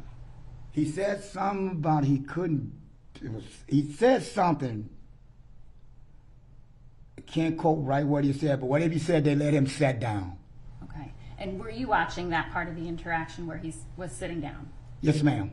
And where were you? Were you still on the I was still on the Cub. I was still on the Cub pool side. Okay. And I'm going to try not to talk over you, but if we could just wait for the question and then you can answer, and then I'll try not to Yes, ma'am. try to do the Not same a problem. Thank you. thing. Okay. Just because we got someone taking it all down. All right. So you are on the cup food side. You see them sit them down at the Dragon Walk. Could you hear what was going on in terms of the whole conversation? No, ma'am. Okay. But you were watching what was going on. Is that Yes. right? All Yes, right. ma'am. Did they move again after that? Yes, ma'am. They helped him guide up off. They helped him guide up off the sidewalk. Okay. And then after he got up off the sidewalk, where did they go? They went north across the street at the red light, which would be going north through the red light. So did they head toward Cup Foods at that point? Yes. Yes, ma'am. Okay. And where were you? Did you stay where you were, or did you follow? I just went on down the sidewalk almost to the front edge of the Cub Food, Okay. to the stoplight. And I'm going to put up, well, can you take this down, please? Thank you. Did we show you some pictures and videos from that day prior to your testimony in court today? Did you see some videos and pictures on a previous date when we met before? Yes, I did. All right. I'm going to put up, just for you but not for the jury, what we've marked as Exhibit 38, please.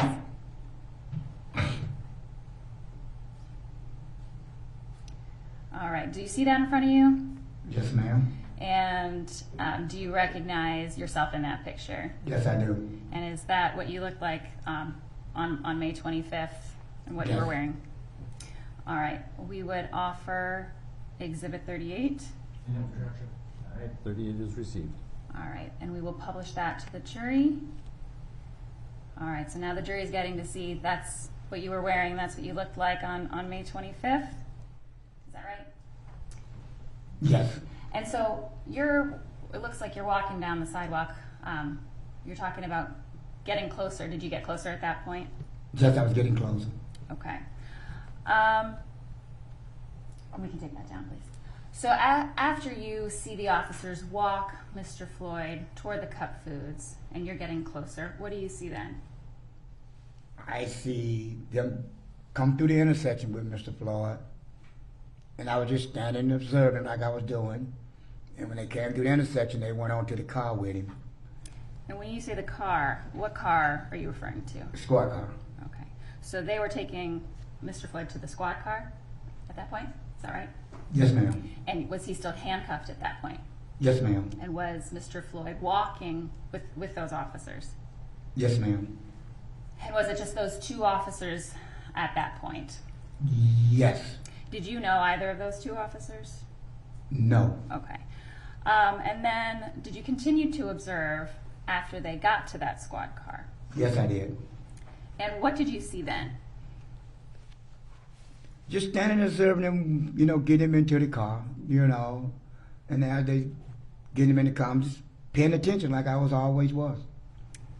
And was Mr. Floyd saying anything at that point in time? Yes, he was. And were you engaging in a conversation with Mr. Floyd as well? Yes, I was. So tell the jury just a little bit about what was going on in that moment. At the time I was engaged with Mr. Floyd, that the officer was, trying to get him in the car and everything, talking to him, and I was telling Mr. Floyd, just apply with him, get on in the car because you can't win. Something to that nature. Okay. And before, as you were watching Mr. Floyd walk up to the squad car, he was seated down and then he was walked across the street. Any of those moments in time, did you see Mr. Floyd fighting or being violent with the officers from the moment he was taken out of the car until he was sat down and then walked across the street? No. Okay. And then you're describing what was going on, and he was handcuffed, you described that whole time, is that right? Yes. And then you're talking about them trying to get him into the car. Did we previously show you a video that showed your position and what you were watching, as well as what one of the officers' body cameras showed was going on at that moment. Did you see video of that on a previous date? Yes. And did that show accurately and fairly what you saw, as well as what you heard and what was going on with respect to Mr. Floyd at the squad car? Did that show what was happening? Yes. Okay. And just so I'm clearly describing it to you, I know you saw a number of videos. There was one that had a view from one of the officer's body cameras combined with a surveillance camera that was showing where you were standing. And that's what we've marked as Exhibit 39. And you said that that video showed what you were doing and what you saw and heard. Is that right? Yes. All right, I'd offer Exhibit 39. 39 is received. And we will publish that now.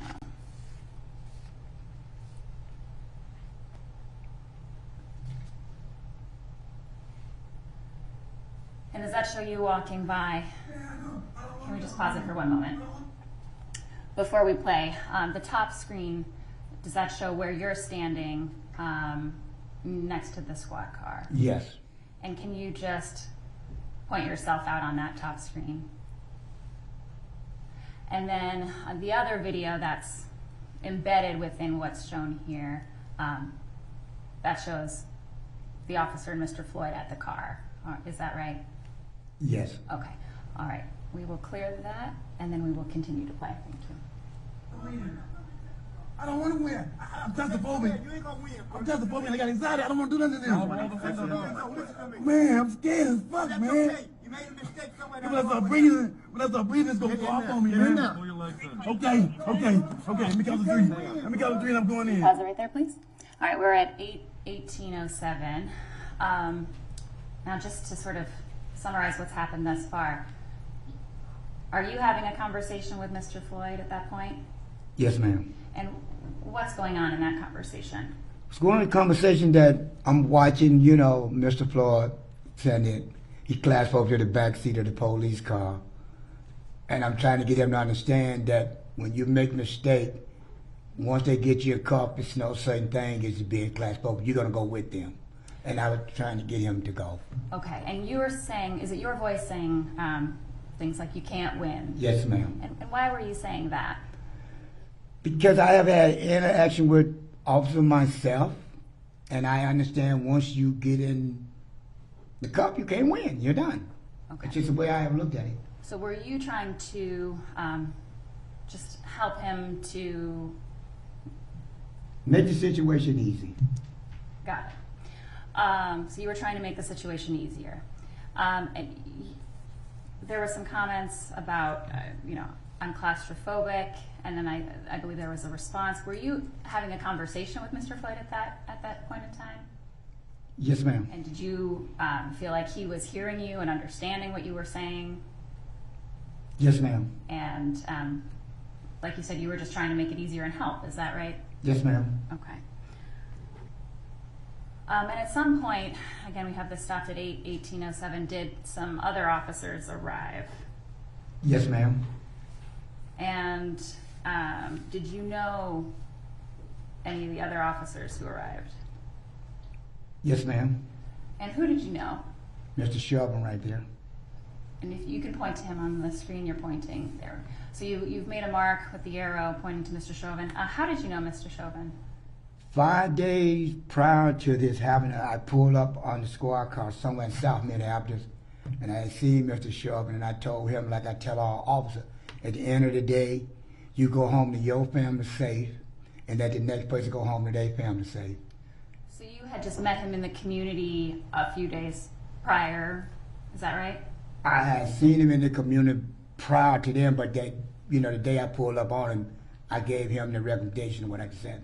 Okay, so you had seen him 5 days or so prior, had a conversation with him, but you had known him in the community before that as well, is that right? I had seen him riding through the community, not knowing him. Okay, so you recognized him as an officer in the community? Yes, ma'am. Okay. apologize. I'll try to slow down. You try to slow down. We'll both take a breath. And then we'll Yes, ma'am. Okay. And I'm going to try not to talk over you. Do my best. All right. Okay. So I'm going to let the video play, and then we can pause it for some follow-up. So go ahead. Thank you. You can't win. I'm not trying to win. I'm not trying to win. I'll get on the ground, anything. I'll get in the car. He know it. He know it to Mr. Officer. Y'all hear me? Don't do me like that, man. In the car. Okay, can I talk to you, please? Yes, you get in this car. We can talk. I am claustrophobic. I'm hearing you, but you're not working with me. God, I'm claustrophobic, man. Get in the car. Get in the car. Can you get me in the front? Please. No, you're not getting in the front. I'm claustrophobic, Mr. Officer. Get in the car. Okay, man, okay. I'm not a bad guy, man. Get in the car. I'm not a bad guy. Oh, man. What's my trouble? Please, officer. Please. Sit. Please. Take a seat. Please, man. Please. No. Take a seat. I can't choke. I can't breathe, officer. Please. Please. Fine. My wrist, man. Please. I can't. And I'm on the ground. I'm on the ground. I'm on the ground. I'm on the ground.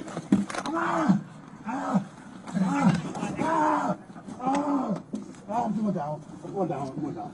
Get in the squad. I'm going down. I'm not going to lose you.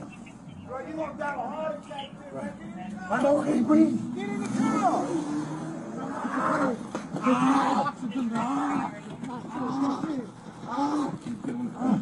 I can't COVID, man. I can't breathe. Take a seat. Please, man. Please listen to me. Is he going to jail? Listen to me.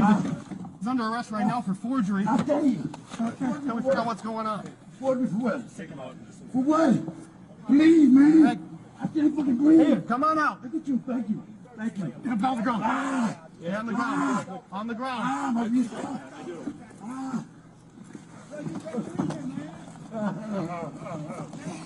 Right. You got your restraint. Hobbled. Yes, please. Okay. I can't breathe. Grab that. Get him. Jesus. I can't breathe. Thank you. I can't breathe. Stop moving. Mama. Yeah, Mama. it's in the, Mama. one of the front pouches Mama. on my right side bag. Mama. You're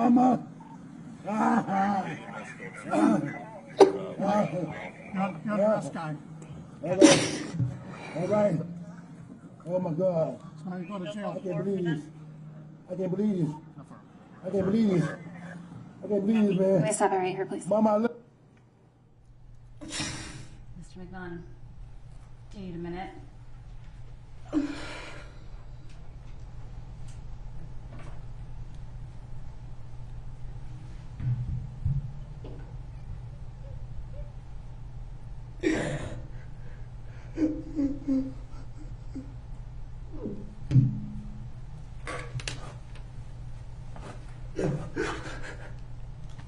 Oh my. Just take your time. Let us know when you're ready. We'll just give you a moment, Mr. McMahon. I'm not sure if there's water as well. Oh. If you need a break to get some water, let me know, and we can take a break.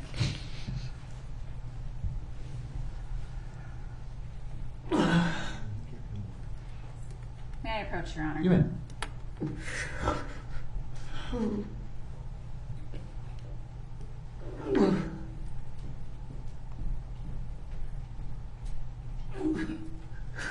Thank you.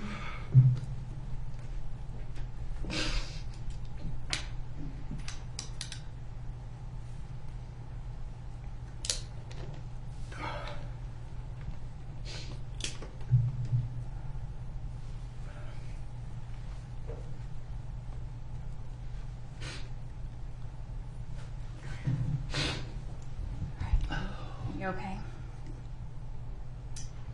Yeah. I know that this is difficult. Can you just explain sort of what you're feeling in this moment? I feel helpless. I don't have a mama either. I understand him. My mom died June 25th. Hang on just one second, Mr. Let's take a 10-minute break. We'll take a little break.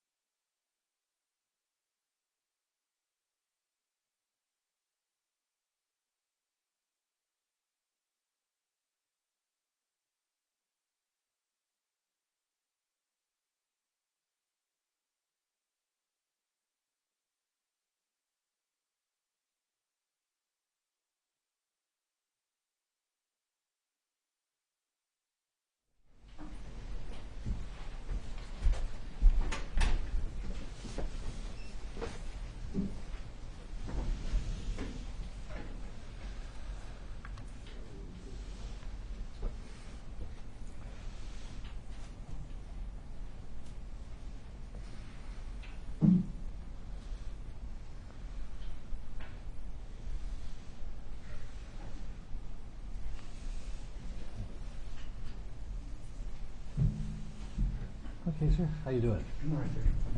Yes, sir. All set to roll? Yes, sir. Okay. You want to leave the mask on or off? Oh, no, too hot. Okay, understood. He's over. Thank you, Your Honor. All right, Mr. McMillan.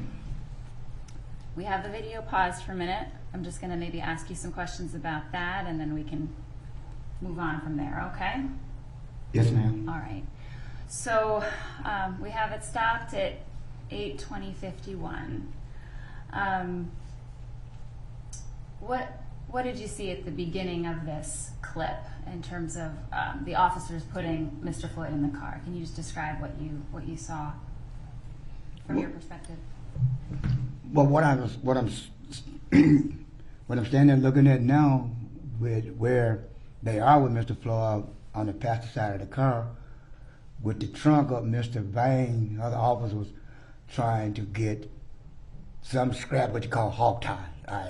So that's what I'm engaging in right now. But okay, so in this image right now, where it's frozen at 8:20:51, can you just point out where you are? And you said you're talking about the other officer, and I think you used the word hog tie. Can you just describe what you meant by that? I guess he was looking for some scraps where they tie you up. Okay, so where we have this video stopped, you were watching. Yes. Sorry. Is that better? Yeah, you can stay right in the middle of that. Okay. I just want to make sure you can hear me and I can hear you. I have trouble hearing with all the plexiglass and masks, so I apologize. So could you describe what you're seeing at that point? I'm seeing Mr. Floyd on the ground. And is anyone else on the ground? Will you repeat that again, please? Yeah. Is anyone with him on the ground? Yes, ma'am. Okay. So what do you see in terms of the other officers? I see two officers on the back of him, and I see the officer in the front with him. And I see Mr. Chow, that's who in the trunk of the car. Okay. And you're, I think you said Mr. Chow or Mr. Vang. Did you know the other officer who was at the back of the car? Did you know who he was, that officer at the back? No, ma'am. I Okay. didn't know who he was. Did you, and you don't know his name today, do you? Chow, whatever. I don't really know his name. Okay. But another officer that you weren't familiar with at that time? No, ma'am. Okay. And what about Officer Chauvin? You said you knew him, is that right? I didn't know his name at the time, but I knew of him in the squad car and what I had said to him 5 days ago, but I didn't know who he was. So you later realized that you knew His name, yes, his ma'am. name. Okay. All right. So I'm going to back you up a little bit. Before these officers were on the ground with Mr. Floyd, and there's an officer at the back, at the beginning of this clip, they were getting him into the car. Is that right? Yes, ma'am. Okay. And at that time, you were having a conversation with Mr. Floyd. Is that right? Yes, ma'am. And then were you continuing to have a conversation with Mr. Floyd throughout this process? I can't recall what's that right now. Okay. But did you hear Mr. Floyd speaking? Yes, ma'am. And then at times, were you also speaking to him? I want to say yes. Okay. And anything you said that's captured on camera, that would have been what you said in that moment. Is that right? Over the course of the time of your interaction with Mr. Floyd? Yes, ma'am. Okay. So, what stood out to you about what Mr. Floyd was saying when you saw him on the ground? When he kept saying, "I can't breathe," and when he said, "Mama, they're killing me," and they're killing me, that's what I kept hearing. "I can't breathe, Mama, they're killing me." Then when he started saying, my body's shutting down. And was it your voice somewhere in the middle of all this saying, "Get up and get in the car." Was that you? Yes, ma'am. And why were you saying that? What were you trying to do at that point? Trying to help him. And how did he look to you after this continued, when you said he was saying, "Mama, and I can't breathe"? How did he appear to be to you?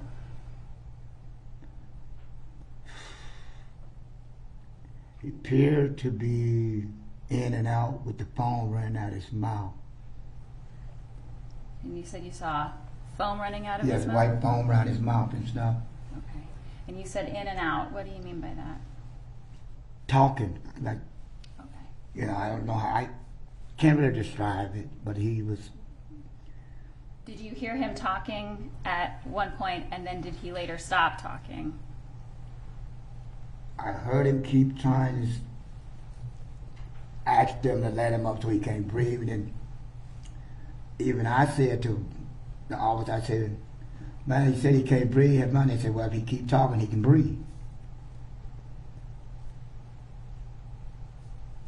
Okay.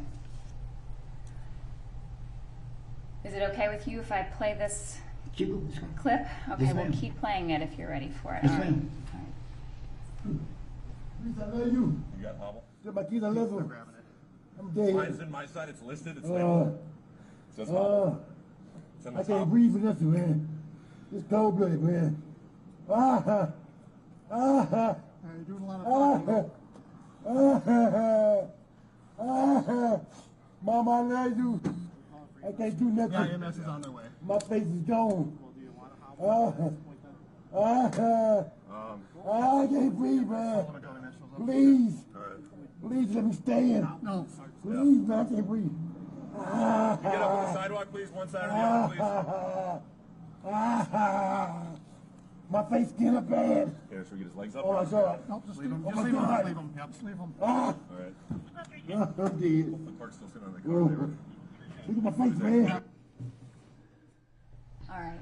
And you were describing, you said a hog tie, or you saw an officer maybe going to get one. Did you ever see the officers use any kind of tie or other type of restraint for Mr. Floyd? No, they did not. Okay. I'm going to take this video down. And we're going to put up another one, but I'm just going to not play it. It's going to be Exhibit 16 that's already admitted. If we could just put that up on the screen. Yes, on the jury screen as well. I believe it's already admitted into evidence. So this is Exhibit 16, which is a video clip that there is, this is not playing. It's marked 8:20:05 is the timestamp. Do you see where you were standing in this particular image? Yes, ma'am. Can you just point yourself out? All right. And what do you see the officers doing from your perspective on this street? I see Mr. Lane at the first officer right there that hold him down. They got his knee on his neck, between the neck and back, holding him down. The other officer really can't see around him, but look like they holding George Floyd down also. Okay. So you talked about, did you see 3 officers with Mr. Floyd? Yes, ma'am. I see 4 officers all together, but 3 of them's on Mr. Floyd, one Okay. standing in the back door. And looking at this picture, can you tell which officer was which at this moment? First officer is Mr. Chauvin. Okay. I don't know the other. All right, so let's just stop right there. When you say Mr. Chauvin, can you tell where Mr. Chauvin is in this picture, or is it too difficult to see in this picture?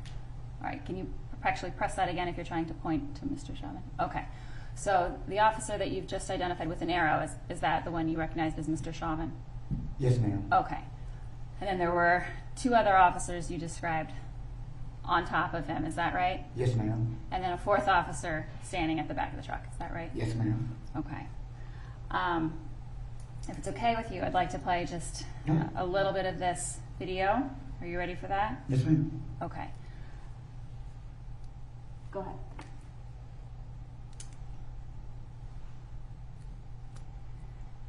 And this part of the video doesn't have audio, but does that show you in the screen? Yes, ma'am.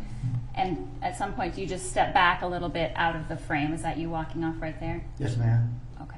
So we're going to fast forward a little bit. But during this time, you're watching what's going on. You're just not on the frame of this video. Is that right? Yes, ma'am. Okay.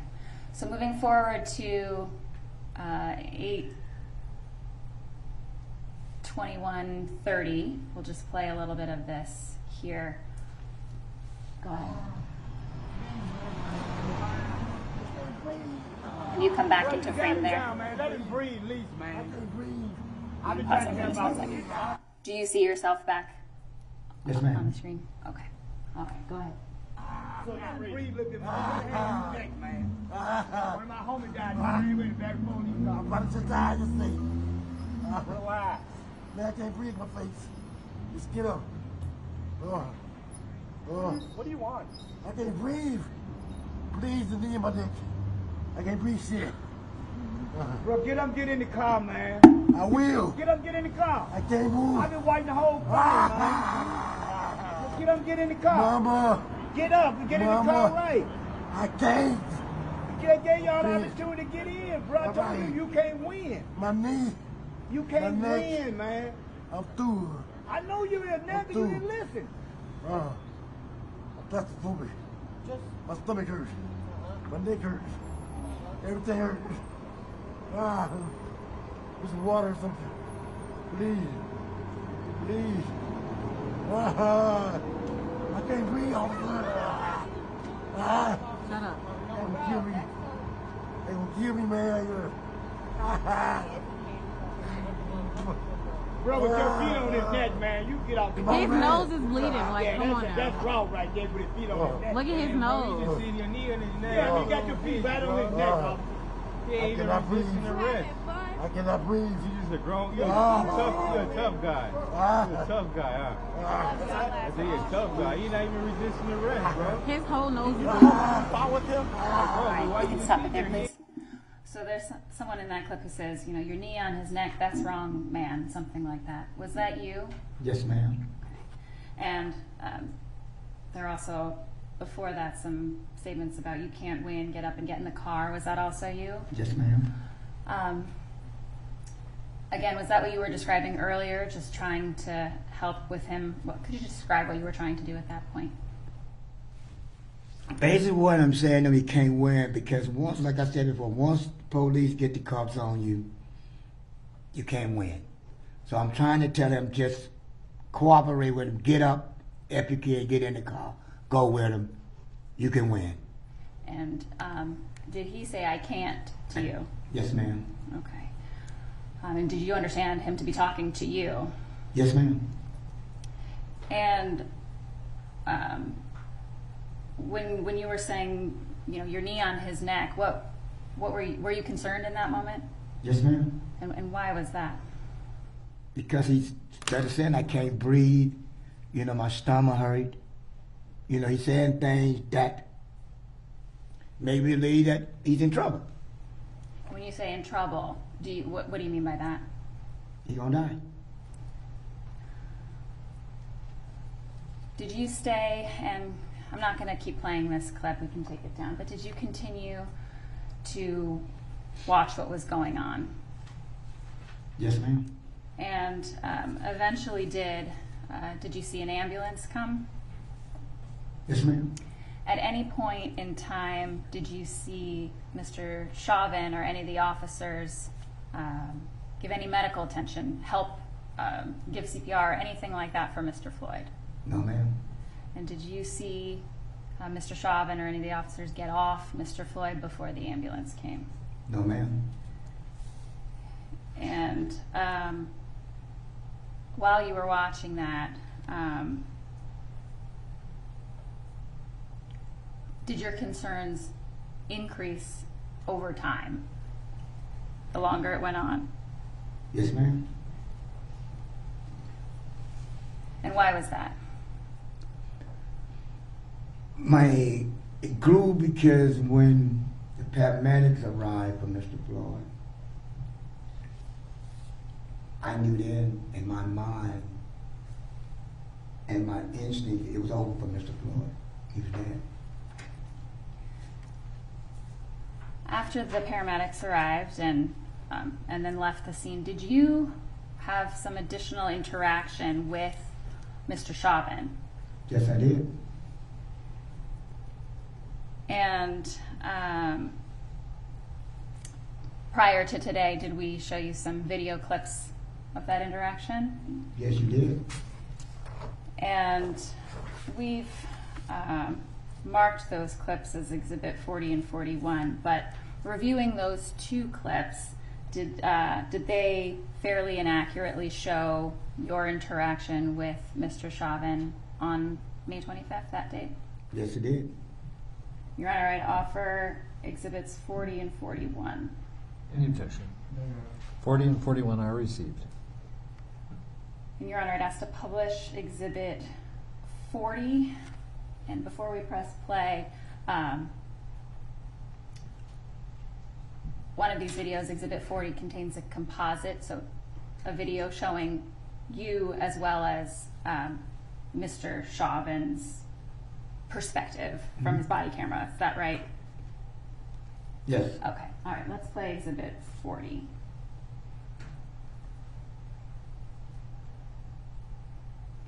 And is that you walking down the street?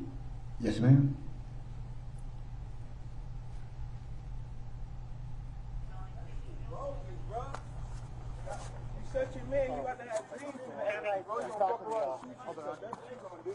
That man gonna hunt you for the rest of your life. I just like the police. I gotta get him get in the car. How you doing, man? I know you. You know me from over. Yep. That's why I said that. I ain't anybody. That was 2 weeks ago. Huh? Yeah. I just hate him to get put off his neck. I know you've been thinking about it.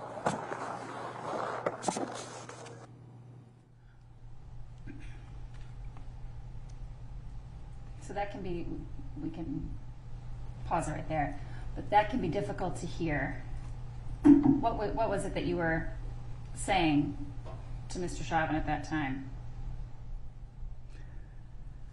I can't recall, but in my mind that I said to Mr. Chauvin, in an act I think it was like 5 days ago.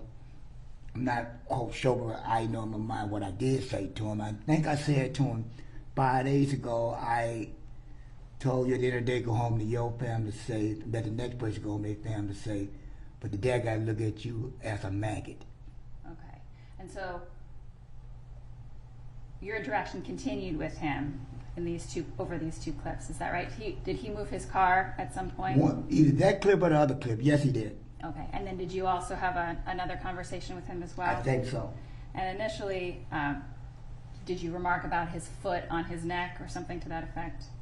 I can't recall. Okay. But if it's there, it would be in the video. Is that Yes, right? ma'am. All right. And again, some of these can be difficult to hear. Can we put up Exhibit 41, please? Can you advise the fire department if they're still with you, they need to go to 36 Park to assist with the patient? But I feel respecting you is. That's one person's opinion. But no, I gotta get him. We gotta control this guy because he's a sizable guy. Yeah, and I gotta get in the car. Looks like he's probably on something. But I'm just saying, you know, but no, I got nothing bad to say about you because you respect me, I'm gonna keep respecting you. Right. You have a good night. You go home safely to your family. Let other people do the same. Okay, so there's a voice that's heard. There are two voices.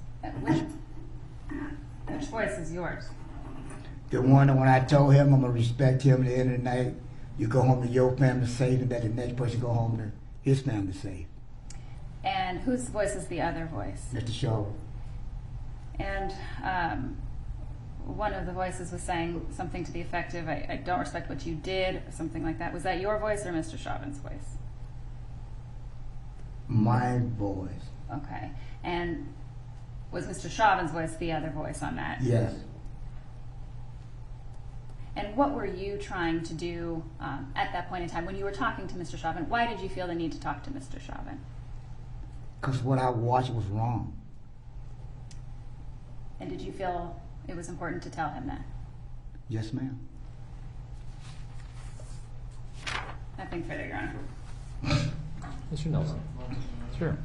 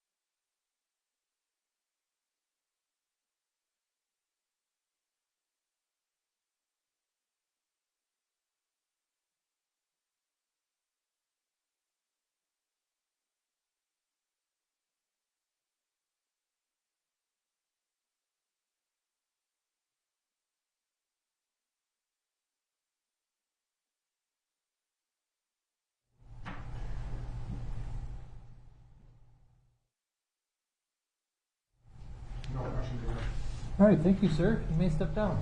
And if you could take the water with you, that'd be great. The bottle of water that's right over there. Thank you. Mean I'm done? You are done. Thank you for coming in.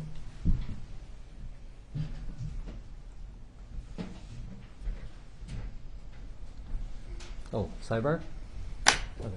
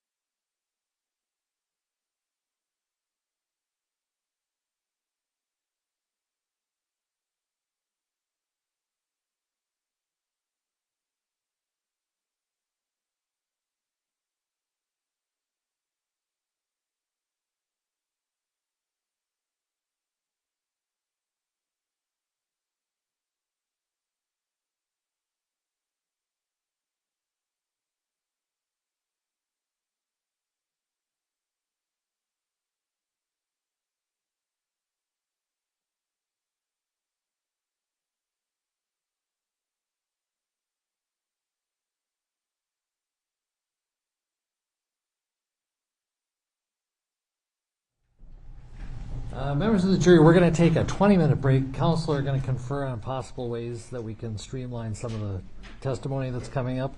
So it's going to be a productive break for them. Take 20 minutes, and we'll see you back here roughly around 2:40. Thank you.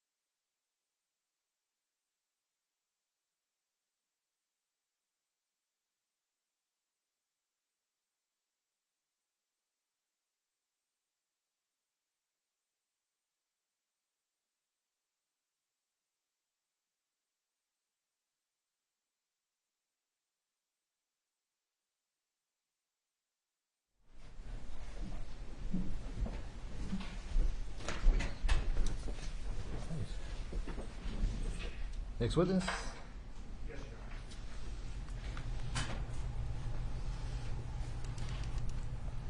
Your Honor, the state calls Jeff Rugel.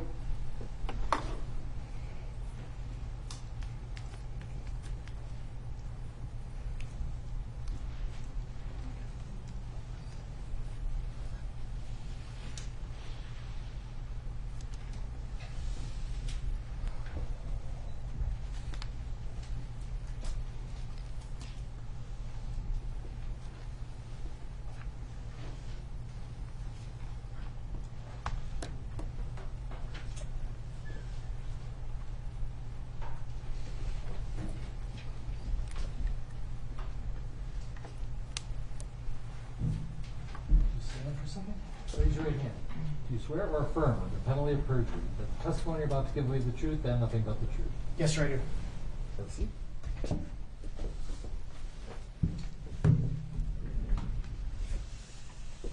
And before you begin, if you could give us your full name, spelling each of your names. James Jeffrey Rugel, James Jeffrey, Rugel, Rugel. Mr. Swisher. Can I take these off? Please. Thank you. Thank you, Your Honor. Good afternoon. Is it Officer Rugel? Lieutenant Rugel. Lieutenant Rugel. And what law enforcement agency are you with? Minneapolis Police Department. And how long have you been employed by the Minneapolis Police Department? Just under 32 years. And you indicated that you're a lieutenant. How long have you held that rank? Since 2000. Before you talk a little bit about yourself, you understand that you've been called here today as sort of a foundational witness. Is that right? Yes, sir. Your personal involvement in this case is somewhat limited, and we're going to be offering various video evidence through you. Do you understand that? Yes. Right.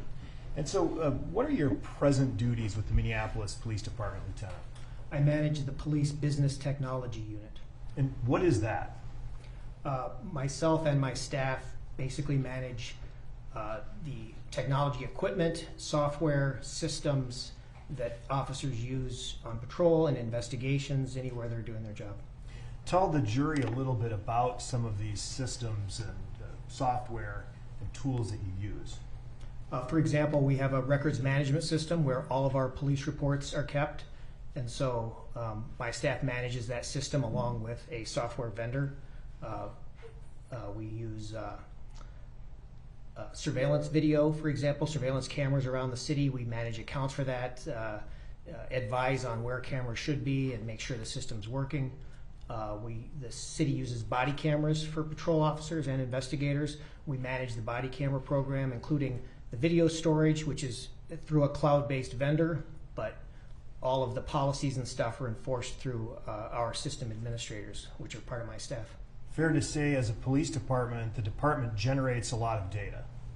Very much, yes. Both the written documents, video, audio, and all of these things need to be collected and stored and be able to be retrieved in a way that can be associated with a case number. Is that right? Correct. Before stepping into the business technology unit, I'd like you to share with the jury a little bit about your career at the Minneapolis Police Department. When did you begin? I started in 1989 as a patrol officer, worked as a patrol officer for several years, was promoted to sergeant, and worked as an investigator doing gang cases, gun trafficking, and narcotics. Was promoted to lieutenant in 2000, and as a lieutenant I've served as a patrol lieutenant supervising a shift of officers on the street at a couple of postings. Served in this business technology job, and I also was the manager of our Strategic Information Center for about 8 years. And I'd like to, for purposes of starting here, focus on that assignment with the Strategic Information Center. So could you please describe to the jury what the Strategic Information Center is?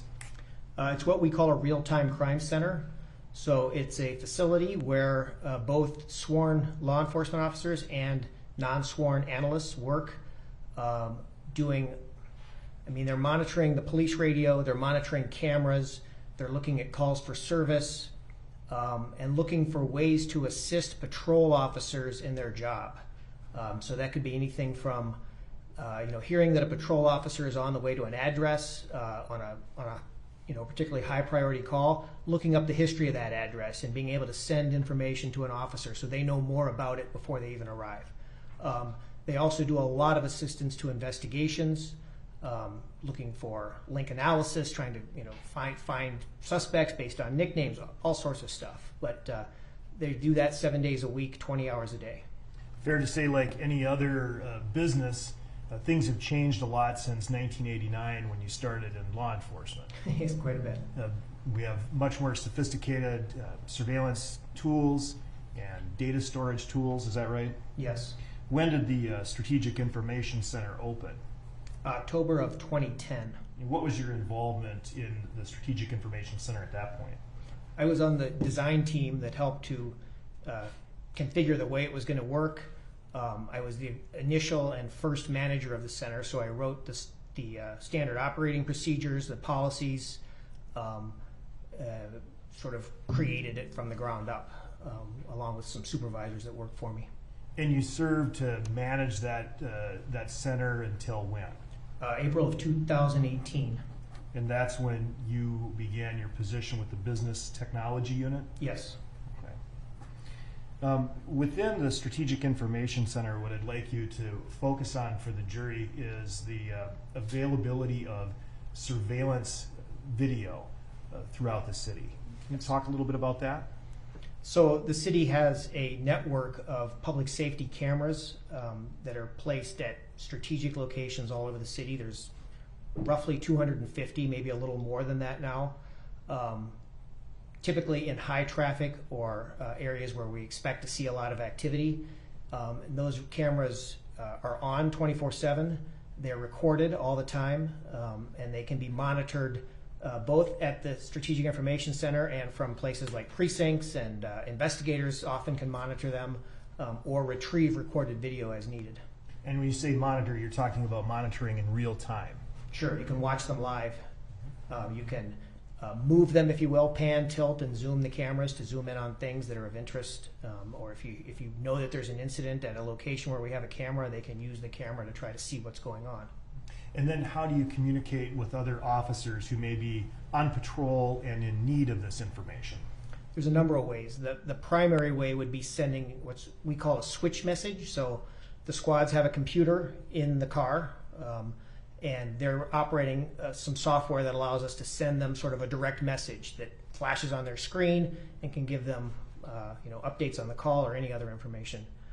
We can also get on the radio if we want to broadcast to a wider group, and then people have cell phones. We can call them if there's something more detailed than what you want to send in the message. And that's helpful for monitoring in real time. You also mentioned storage and retrieval of said footage. Is that right? Yes. Describe, as the designer and former lieutenant of this Strategic Information Center, how the footage is able to be stored, retrieved, and, if possible, associated with a particular case number or event. Sure. So we use a system called Milestone, which is our enterprise video management system. It's commercial software, but each camera feeds its images into Milestone, and they're recorded on a giant server that just holds video. They stay there for 14 days, and then after 14 days, the video expires and it just goes away. But during that 14 days, the staff at the SIC or investigators can go in and search by date and search by location. So, with the huge number of cameras we have, we can't monitor every camera all the time. There's just not enough people and your eyes would glaze over. So it's very common for an investigator to contact the SIC, the day after an incident and say, hey, will you go find the video from this corner from this time to this time and save it for me, send it to me. And so they will do that, check the area where the incident was, and get the video. It can be downloaded out of the system so that it's no longer subject to that 14-day expiration. And once it's downloaded, it's like any other video file. It's there as long as you have it.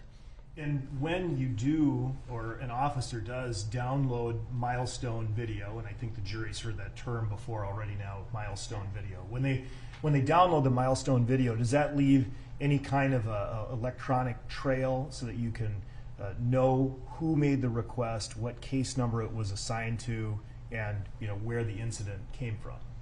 The milestone video itself, the system doesn't have case numbers, but when downloading it, usually the file is named, including the case number. And then to store that file, rather than keep it on a person's local computer, they store it in our video cloud storage system, which is called evidence.com.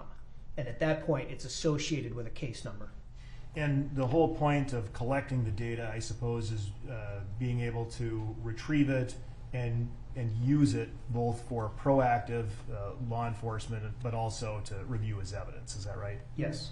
And so is this something that the SIC does, or officers assigned to that unit do in the ordinary course of business? Yes, very much so. And upon request here, were you able to review certain business records of the Minneapolis Police Department with which you're familiar to determine whether or not milestone video was requested and downloaded in this case? Yes.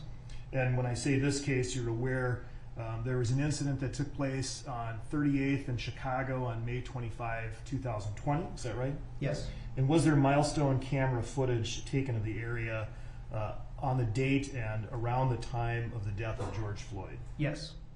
Are you aware that that footage was requested by a Deputy Chief Eric Fors in connection with this investigation? Yes.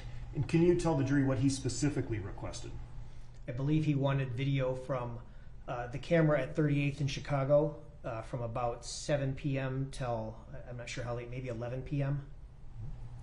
And based on your review of the records, was that video footage obtained? Yes. And that was obtained by a Minneapolis police officer by the name of Dean Kriegel. Is that right? Yes. He was a sergeant at the SIC. Okay. And the milestone footage with the incident that you just described, is that under Minneapolis Police Department case number 2020-140629? Yes. And that footage was exported and then uploaded into the MPD's evidence.com site for later retrieval. Is that right? Yes. And do you know when, based on your review, the case was uploaded? That footage was uploaded? Yes. It was at 12:50 a.m. on May 26, 2020? I believe so, yes. And you reviewed this footage yourself, is that right? I have. When did you review it? I actually reviewed it the day after the incident to see if there was video available. Now, can the milestone footage, does the milestone footage include a date and time stamp embedded in it? Yes. And based on your experience using this footage, are the date and time stamps accurate? They're very close to the same time as what would be on your phone or anywhere else. Okay. And can those date and time stamps be changed or altered by the user? No, one of the reasons we use Milestone is because when you download video using Milestone, it creates a sort of a secure package that includes a player and the video, and it can't be broken up, altered. Okay. Now, we asked you to review some of this footage, and you're aware that we've had footage excerpted and marked and are offering it as various exhibits. Is that right? Yes. Now, I'd like to draw your attention then to Exhibit 42. Were you previously shown a video that you were told would be designated Exhibit 42? I don't know if I was told it would be 42, but I've been shown some video clips, yes. All right. And you watched it, recognized it, and believe it to contain an accurate excerpt of the original Milestone video downloaded under that case number, is that right? Yes. That Officer Kriegel exported? Correct. Would you agree that the excerpt itself is a little zoomed in and captures various images from about 7:44 p.m. until 8:35 p.m. on the proffered exhibit? Yes. At this time, Your Honor, offer Exhibit 42. Any objection? No objection.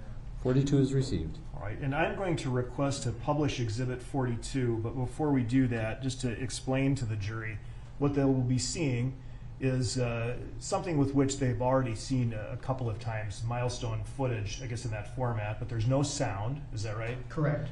And we're going to be playing a segment without sound or narration that will run from 8:08 p.m. until 8:14 and about 42 seconds. Right? And so I ask that that be published now.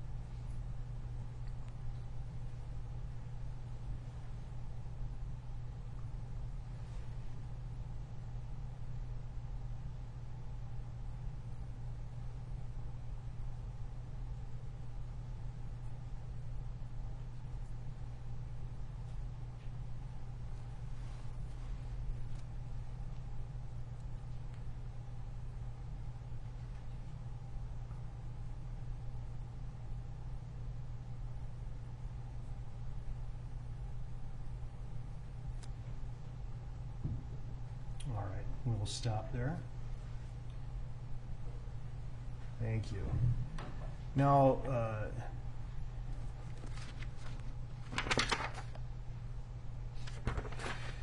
Lieutenant, I'd like you to take a look at Exhibit 1, please.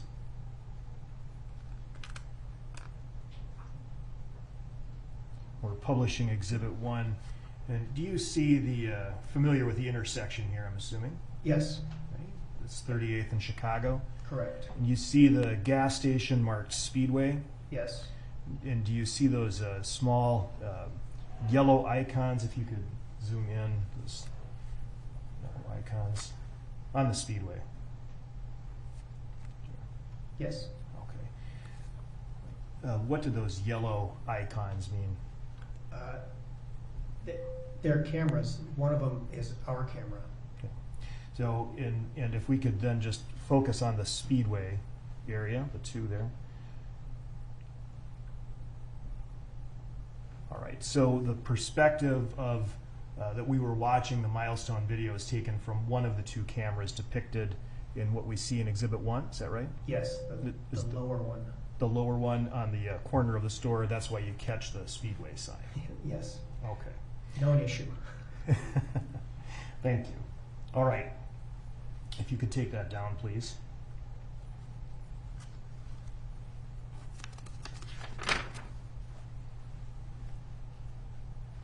And now I'd like you to focus a little bit more on what you're doing these days in the business technology unit, all right? We know when you began in that job. Can you talk to the jury a little bit about what the business technology unit does with body-worn cameras? So Minneapolis Police uses body-worn cameras. As of now, every sworn employee has a body-worn camera. My unit manages the program. So we are the primary point of contact with our body camera vendor, which is a company called Axon. When cameras are shipped to us, we set them up for use. We assign them to officers in the system. We make sure that the officers are trained on how to use them. And we manage the back-end software, which is called evidence.com, where all the body camera footage is stored and retrievable and managed. And my unit also employs 2 full-time auditors who audit the body camera program to ensure that officers are following the body camera policy, that they're turning them on when they're supposed to, that they're doing the checks that they're supposed to, and that the system is working well. And you're familiar with the Minneapolis Police Department body-worn camera policy? Yes. And this is something, obviously, in 1989, officers were not wearing body cameras. They weren't invented. Right. Right. When did body-worn cameras become more commonly used? We started piloting them, I believe, in late 2015 or 16, and went with Axon after piloting several companies. The initial rollout was to patrol officers in 2016 and 17, and now we've finished rolling out to the entire department. And Lieutenant, were you involved in the development of the body-worn camera policy and program? Not so much in the development of it. I was at the SIC at the time. In Minneapolis Police Department, body-worn camera policy is in the manual at 4-223, is that right? Yes. And at this time, I'm going to offer Exhibit 214, which is the body-worn camera policy 4-223. No objection there. 214 is received. And we're not going to publish that now because it's a lot of reading, but if you could please. Thank you. Sure. But if you could just give us a very high-level summary of what the body-worn camera policy requires. Sure. So it requires that officers working in uniform always wear their body-worn camera, that they have it on in a standby mode whenever they're working, and that they activate it and record video when they're responding to a call or when they're meeting with members of the public or any other time there could be anything that we might want to review later. And so it also mandates that investigators who work in plainclothes wear cameras when they're doing certain enforcement actions like executing a search warrant and this kind of thing. Some of the body-worn camera footage associated with this case doesn't, the sound doesn't kick in for a little bit. There's the image, but there's no sound. Can you explain why that is? When the cameras are on but not activated, they're actually recording much like a DVR on your TV. When you press the button to activate it, that kicks on the sound and it saves the previous 30 seconds of video without sound. So the thought is that whatever caused you to turn on your camera would be captured because it was being recorded, and now the sound comes on when you activate it. But there's safe to say there's nothing wrong with the camera and nothing wrong with the operator if the first 30 seconds is without sound. That's the way it's exactly as it's supposed to work. Okay. And then can you tell us a little bit about what these cameras look like and how they're actually physically attached to the officer? Sure. They're about the size of a deck of cards, a little black rectangle. There's a number of ways to wear them. Most officers use the magnetic mount, which is basically a pretty strong magnet that goes inside the shirt, and then a mounting plate that goes outside the shirt, and then the camera attaches to that mounting plate. So when the magnet is engaged, it's affixed. A lot of them wear it either in their shirt pocket or up on high on the chest, which is where they're supposed to wear it to capture, a view of everything going on in front of them. And every officer is issued a body-worn camera. Is there a way to associate particular footage with a particular officer? Yes, every camera has an electronic serial number, and when we issue a camera, we go into evidence.com and we find that officer in the roster, and we say, this camera is assigned to this officer, and then that camera is linked to them until we remove that link. And so much like you're able to do with the milestone, you're able to attribute particular footage to a particular officer at a particular time. Yes. And you've reviewed body-worn camera footage before, is that right? Yes. And is it generally a workable system? Does it capture what it's supposed to capture? Very much so, yes. And are you able to also associate particular footage with case numbers just like with the milestone? Yes, so when an officer is responding to an incident and records video after the incident, we call it tagging. They tag their video with the case control number from the incident. And that way, when the video is uploaded into evidence.com, it is tagged as being associated with that case. How long is the footage retained?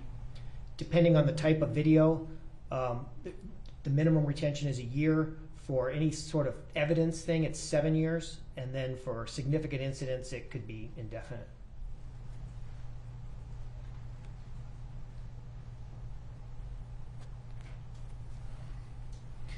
And does Minneapolis Police Department provide body-worn camera footage to other agencies upon request if they're investigating a case, or a prosecuting agency if they're using that footage to prosecute a case? Yes. How does the MPD physically provide that footage to the agency? The most common way is to set up a partnership within evidence.com. So for example, the county attorney, who uses a lot of our video, they have an account, they're a partner agency, and so we can share with them within evidence.com to give them access. And then they log in to the same system we are, and they can see the video we've shared with them. Obviously, there were several police officers involved in the May 25, 2020 incident we were talking about, and Minneapolis Police provided a number of body-worn camera footage to the prosecuting agency and the BCA. Is that right? Yes. Okay.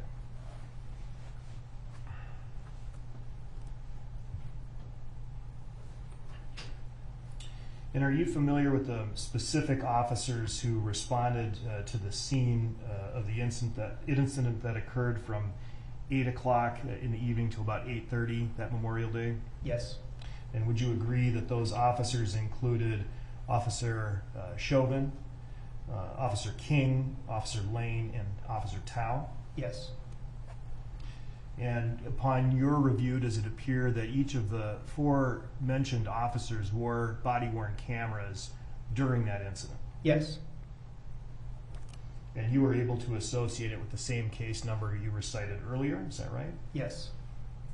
And this footage was uploaded and retained by the MPD servers, correct? Correct. You viewed some of the footage involved with the various officers? Yes.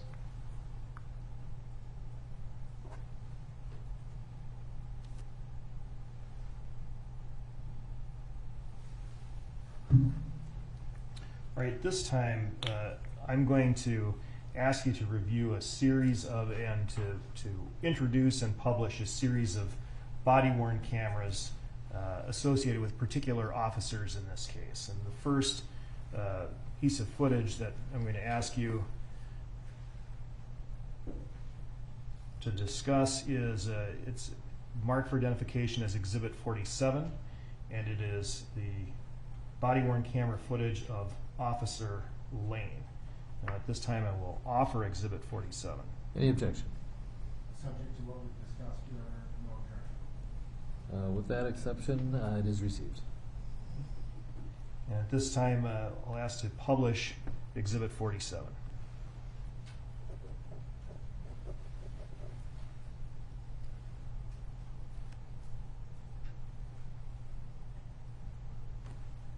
And please hit pause.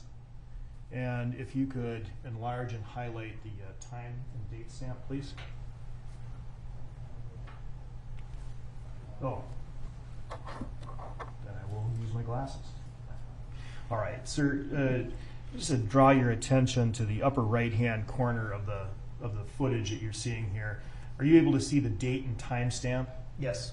Okay, and it says 5/25/2020. Correct. Right, and the time is expressed in military time. Is that correct? Yes. So 20:07 would be about 8:07 p.m. Yes. And some change here you can see on the footage. Axon body, that's just simply the brand of the body camera, is that right? Yes. And then there's some serial numbers on the footage as well? Correct. Okay, and so again, this particular footage, Exhibit 47, is associated with Officer Lane based on the serial number that you see, and the footage begins at about 8:07, 58 seconds, is that right? Yes. All right, please continue publishing the exhibit.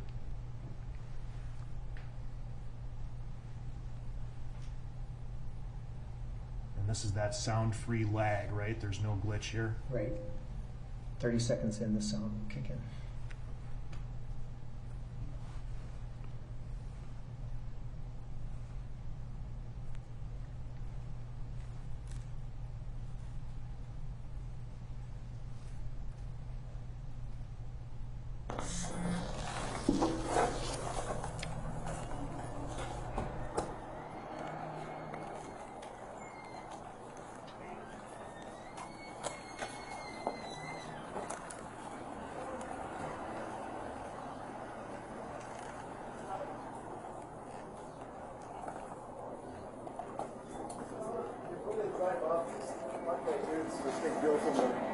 Gentlemen. Sir. The driver in there? Blue bed. Only which one? The Okay. blue one over there. Which one? Yep, just head back in.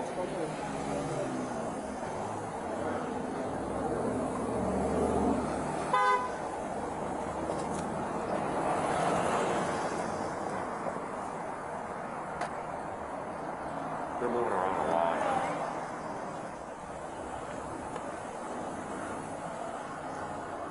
Pause. And the record should reflect that the time noted here is 8:09 and about 27 seconds. Is that right? Yes. Please resume.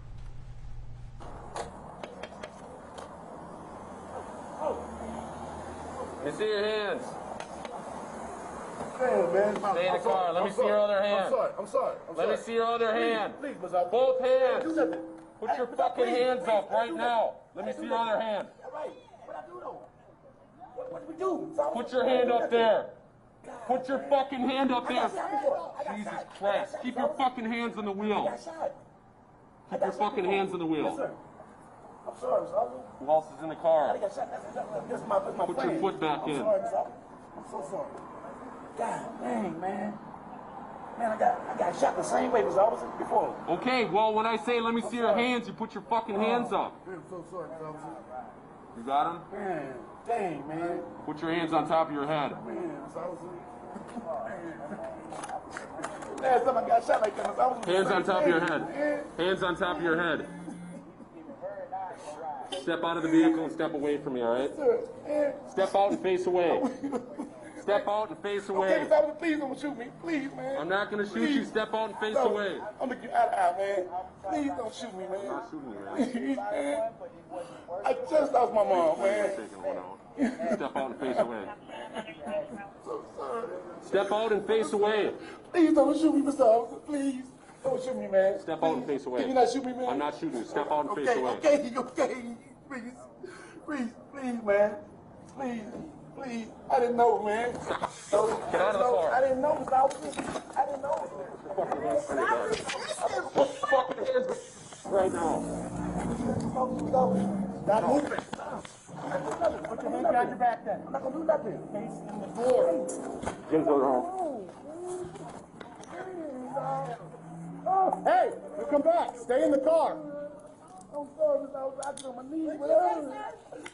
Oh, man. Stop resisting, man. I'm not. Yes, you are. I want to let them know, man. Please, stand up. Please, man. Against the wall. Oh, me? Yes. What I doing? We're figuring out what's going on. Drop the bag. Figure out what's going on. Adam, What's the problem? Said something to him. It ain't us. we was getting a ride, I sir. just got my phone fixed. It's my ex-man. Adam know me. It's my ex. Are you good? He can come and get my car. That's it, man. You can ask Mr. You got ID? Sir. You can ask Mr. Adam about me. Do you have ID? I'm on 38th to Chicago. Man. 320 we're code for. You can ask Mr. Adam about me, sir. I just came to buy the tablet, and when I bought a tablet, he didn't Oh work. my with whatever. God. He didn't even do nothing. Sir. You have ID? No, I don't. My You got name's anything with your Shawan name on Renee it? Hill. No. Sir. Okay. I just came over to get my phone. You see, I don't have a purse or nothing. Mr. Adam And my knows daughter me. is on her way to get me. What's his deal? I don't Mr. Adam know. knows me, sir. That's my ex. I don't know. Why is he getting all squirrely and not showing us his hands and just being all weird like that? Because he's been shot before. He don't Well, I wanna- get that, but still, when officers say get out of the car, Going is he on. drunk? Is he on something? Oh, he got a thing going on. I'm telling you What about does the that mean? police. We have problems all the time when they come, especially when that man took that gun like that. It's been one. What's your first name? He's pretty good. George Floyd. What is it? He's a good guy. George Floyd, she said. Can you spell that? I don't know how to spell George, sir. Her name.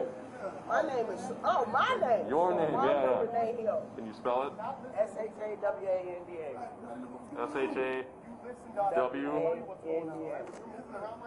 Yeah, right, sir. He Yeah, he okay. Mr. Adam. Just put him in the car. Mr. Adam can Shawanda what? Hill. Renee, R-E-N-E.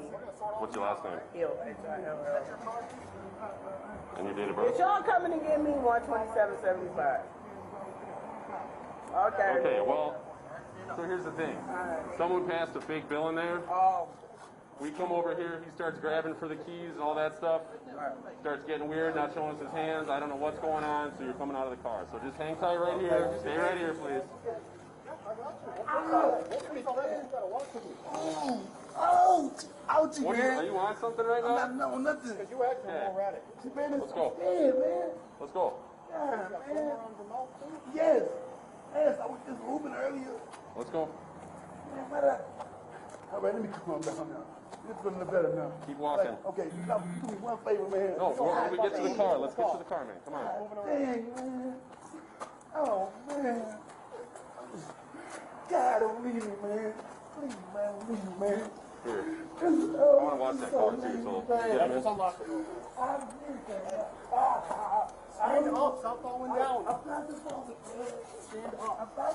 Stay on your feet and face the car door. You get a search on him? No. Please, God. Can I talk to you, man? I just want to talk to you, man. Please, let me talk to you, Man, please. you ain't listening to nothing we're saying, so we're not going to listen to nothing you're saying. Can you watch that car? Just make sure no one goes in it. I hear you, but you are going to face the door right now. Listen up. Stop. I was leaving. That's anything y'all tell me to do, man. I'm not a resistor, man. I'm not. You can ask him. He know me, you know. Check that side. God, man, I'm gonna do nothing like that, y'all. Why is it going on like this? Look at my wrist, Mr. Officer. I'm not that kind of guy. Other side. Mr. Officer, I'm not that kind of guy. Stop. You please? I'm not that kind of guy, Mr. Officer. Please. Shut Face up. away. Please, man. Don't leave me by myself, man. Please. I'm just claustrophobic. That's it. Well, you're still going in the car. Anything sharp on you? I won't do nothing to hurt y'all, You got anything sharp? No, sir. Not even like a comb or nothing? Nothing, because I don't have nothing. Why y'all doing me like that, Mr. Officer? Please, crack it through me for me and stuff, man. I am claustrophobic for real, Mr. Officer. You got him? Could you please crack it for me, please? Yes, I'm Remember my cracking. name. Stay with I me, will. man. I will. Please stay with me, man. Thank you. God, man. I didn't know all this was gonna happen, man. Please, man. I just want my hands free. I don't want to do none of y'all, man. Nothing. You got it? Inside of your pocket real quick on your shirt. I'm listening. And I understand that people do stuff and All right, y'all he's know good. me. That's guns, whatever. There's nothing wrong. Okay. Grab a seat. Because I was my I'll roll the windows down, okay? Please, man. Please don't do Take a seat. I'm going in, Mr. Officer. I'm going in. No, you're not. I gotta go in. Take a seat. Grab a seat, man. Man, y'all don't believe me, Mr. Officer. Take a seat. I'm not that kind of guy. I'm not that kind of guy, man. Take a seat. Y'all, I'm gonna die in here. Take a seat. I'm gonna die, man. You need to take a seat right now. And I just had COVID, man. I don't want to go back to that. Okay, I'll roll the windows No. down. Hey, listen. Dang, man. Listen. I'm not that kind of guy. I'll roll the windows down Please, and you pull man. your legs in, all right? I'll Y'all put the air on. stop. Look at that. Look at You're that. not even listening. Look at it. Look at it. We can fix Look. it now while you're standing out Okay, here. man. God, y'all do me bad, man. Man, I don't want to try to win. I don't want to try to win. I don't want to win. I'm claustrophobic. I'm claustrophobic. I got anxiety. I don't want to do nothing to them. I'll roll the window down. Man, I'm scared as fuck, man. When I start breathing, it's gonna go off on me, man. Pull your legs in. Okay. Let me count to three. Let me count to three and I'm going in. Please. I'm not trying to win. I'll get on the ground, anything. I can't stand this shit, man. He know it. Okay, can I talk to you, please? Yes, you get in this car. We can talk. I'm claustrophobic. I'm hearing you, but you're not working with me. God, I'm claustrophobic, man. Come on over here. I'm going to pull you Get in. in the car. In the front? Please. No, you're not getting in the I'm front. claustrophobic. Get in the car. Okay, man, okay. I'm not a bad guy, man. Get in the car. I'm not a bad guy. Man, please, officer. Please, Take a seat. Please, man. Please. No, Take a seat. I can't choke. I can't breathe, officer. Please. Fine. My wrist, man. Please. I can't take this, man. I can't. I'm on the ground. Get in the squad. I'm on the ground.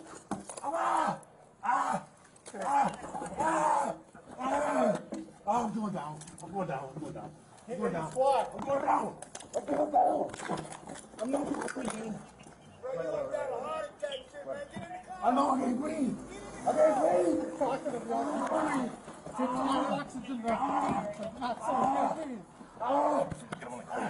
I just had COVID, man. I can't breathe. Please, man. Please listen to me. Do you want to jail? Listen to me. He's under arrest right now for forgery. I can't. Okay, go figure out what's going on. Forgery for what? Just take him out and just For what? MRE. Man, I can't fucking breathe. Here, come on out. Look at you. Thank you. Yeah, just when you get up On the ground. I appreciate that. I do.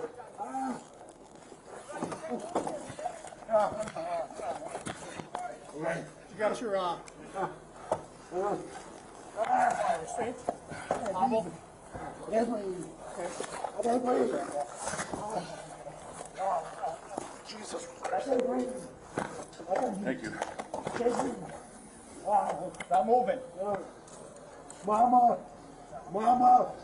Yeah, Mama. stay off. Mama. One of the front pouches Mama. on my right side bag. Mama. Get EMS go to. You're the best guy. All right.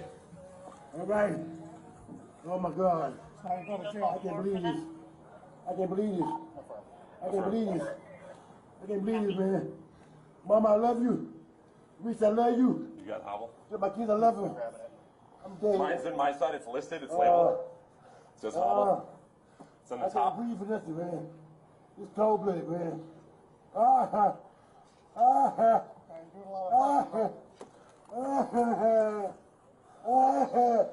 Mama, I love you. I can't do nothing. My face is gone. I can't breathe, man. Okay. Please. All right. Please let me stand. Please, Yeah. man, I can't breathe. You get up on the sidewalk, please. One side or the other, please. My face getting bad. Here, should we get his legs up? Oh my Is this good? God. Oh my God. All right. Hopefully Park's still sitting on that car there. He was acting very little shady like Sean was in there. I'm assuming so. He wouldn't get out of the car. He wasn't following instructions. Yeah, it's across the street. Park's watching it. Please. 2 other people with Please, him. I can't breathe. Please, man. Please, somebody help me. You can probably step it up then. You got it?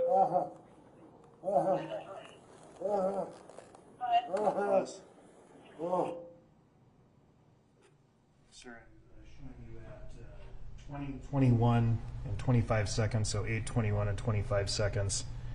Based on your experience and training, do you have an opinion as to what that item is?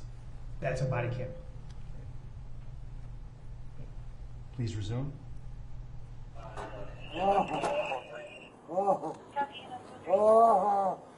Please, man, somebody help me. Relax. I can't breathe. You're talking. You're talking fine. Deep breath. I can't breathe. I can't breathe.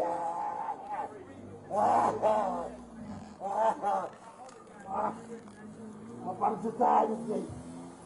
Relax. Man, I can't breathe my face. Just get up. He's got to be on something. What do you want? I can't breathe. Please, the knee in my neck. I can't breathe shit.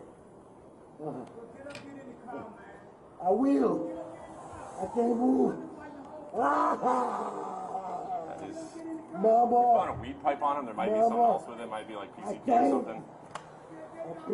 Is that the shaking of the eyes, right? Is PCP? My knee. My neck. Or their eyes like shake back and forth really fast? I'm through. I got the movie. My stomach hurt. My neck hurt. Everything hurt. There's water or something. Please. Please. I can't breathe off of it. They will kill me. They will kill me, man. That's a heck of a lot of come on, man.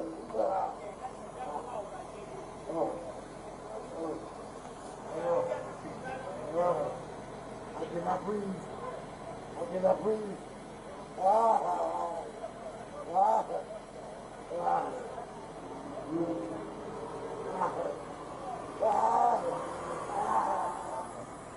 They'll kill me.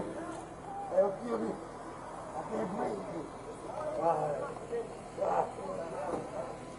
I can't breathe.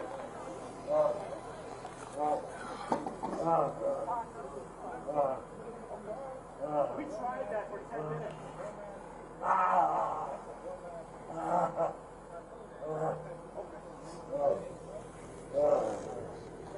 Please, please. We're going on the side. Okay. I just worry about the delirium or whatever. That's probably really down. Okay, that's false.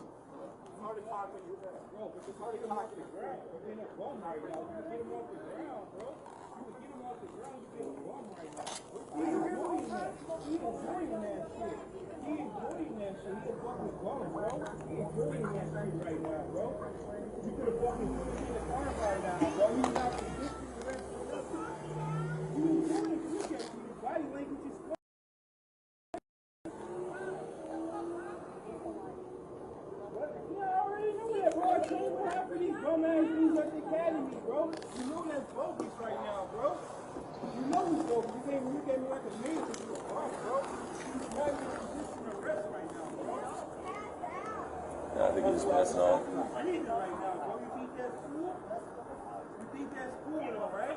There's all that available if you could start for an assault at North 2313 Washington Street. That's all right, though. Yeah, I mean, so far. my knee might be a little scratched, but I'll survive.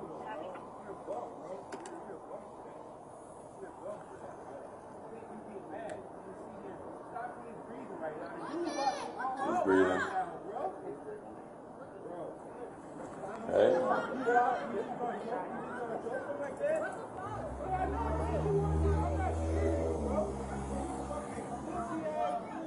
Don't come over here.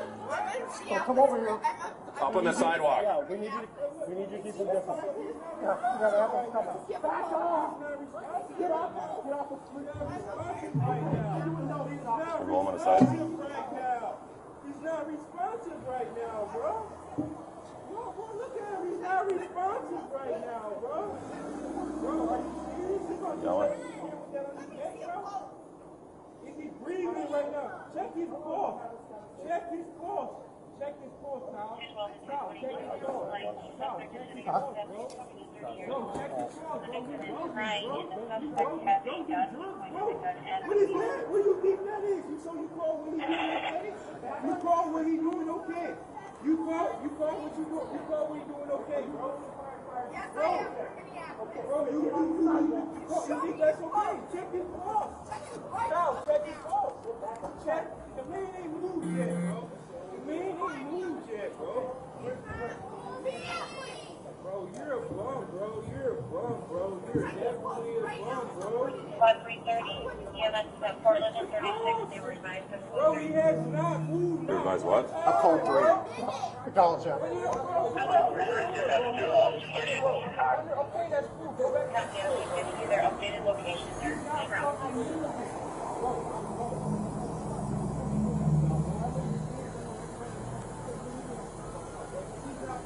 Here we go. Bro, you keep moving out your stuff. Bro, you can't get out. You can get back out. Bro, he doesn't have the bro. He's not fucking moving. Bro, when you see him, he's that bro.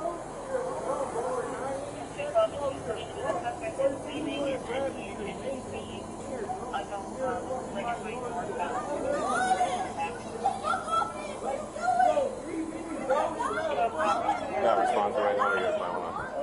Right now. Bro, get off of his fucking neck, bro. Get off of his neck. Yeah, fuck is that, bro? Are you serious?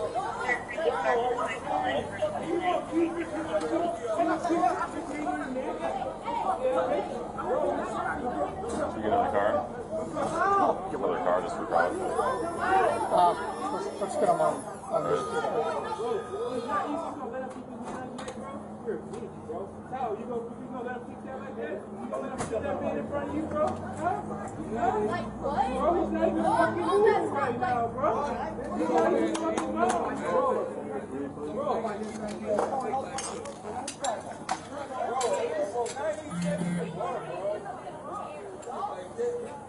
gonna just sit there with your kid on his head, bro? You a bro.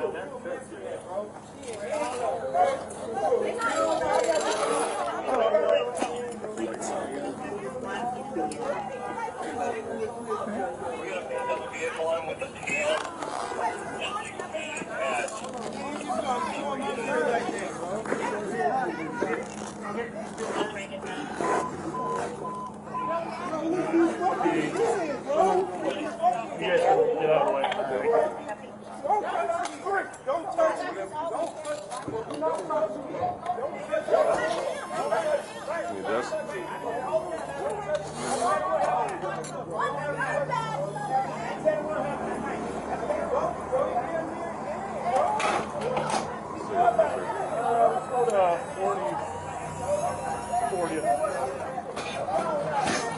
You want one of us to ride with? Yeah.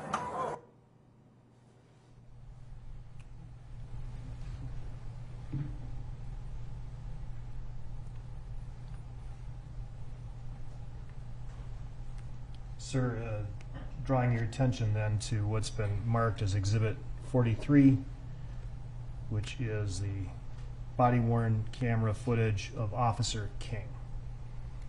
I'll offer Exhibit 43. Any objection? No objection, Your Honor. 43 is received. Publish Exhibit 43.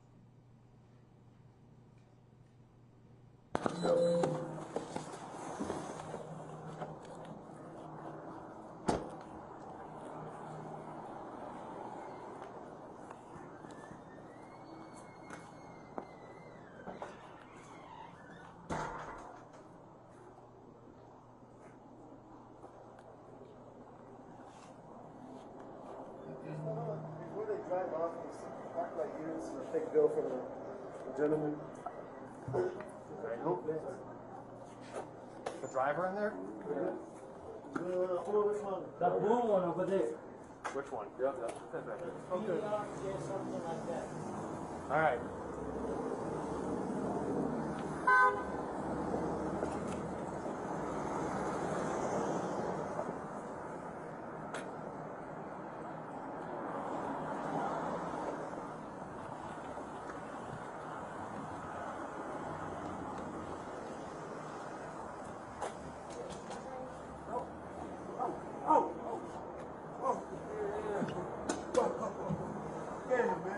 Squad 320, we're going to be out with Minnesota BRJ, Boy Robert John 026 at 38th Street. I'm right here, bro. All right, here. I appreciate that, man. I'm cool, bro. I ain't, that's it. Put your hand up! Let me get over here, sir. No, you're going to stay right there for me. Okay.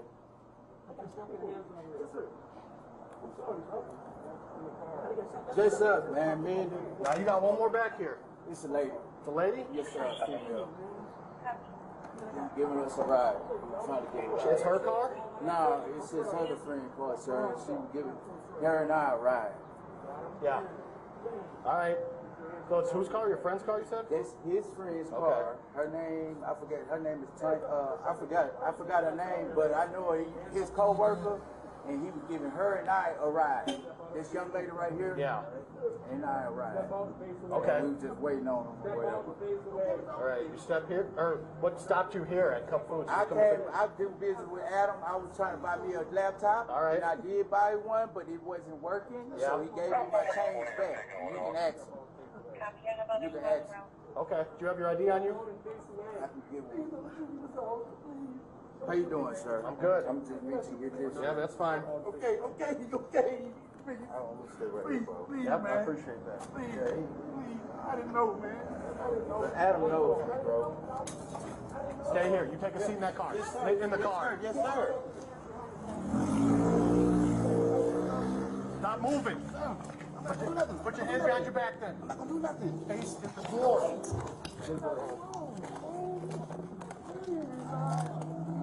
Hey, you come back. Stay in the car. I'm sorry, I was acting on my knees, whatever. Oh, man. Stop resisting, man. I'm not. Yes, you are. What's wrong, man? Stand up. Please, man. Stand up I for want me. to go back. Stand up. I want to go back, man.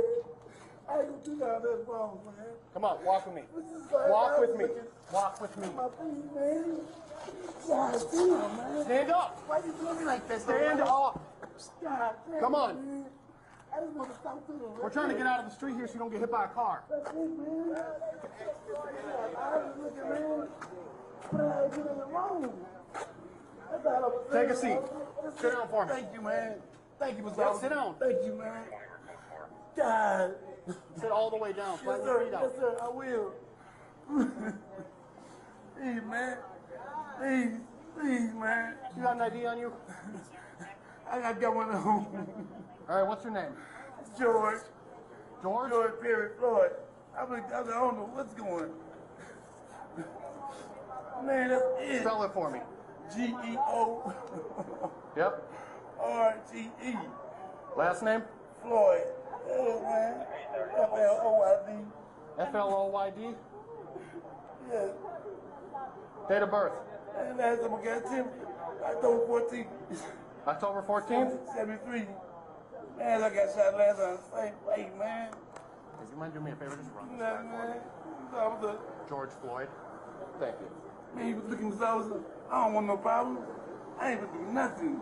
Man, you know why we're here? Why? We're here because it sounds like you gave a fake bill to the individuals in there. Yeah. You understand that? Yes. And you know why we pulled you out of the car? Because you was not listening to anything we told you. Right, I didn't know what was going on. You listen to us and we will tell you what's going on, all right? When you're moving around like that, that makes us think way more is going on than we need to know. Right. And that's all I had was officer was. Gotcha, all right. We're going to put you in the back of a squad, all right? So, can I talk to you? Yeah, we're going to sort all this out, all right? Please, man. Is that your car key? It's my sister. Key fob right there? Yes, sir. Man, I got one problem. Yeah, I'm going to hold on to that for you, all right? Stand up. Please, man. All right. Can I think? Because I was so messing with this. I was like, right now, I'm like, what's going on? Yeah, and look at you're still able to reach your side. You're making me nervous. That's why I was feeling. Look at my wrist. Look at it. Yeah, I got you. We'll fix all that. We'll fix all that, but you got to walk with me. Ooh. Ouch. Ouch. Are you on something right now? No, nothing. Because you acting real erratic. Man, I'm scared, man. Let's go. God, you got foam around your mouth, too? Yes. Yes, I was just moving earlier. Okay. Man, what up? All right, let me calm down now. This is a little better now. All right, okay. Do me one favor, man. And we're going to talk about that once we get to the car. Stop moving around. Man.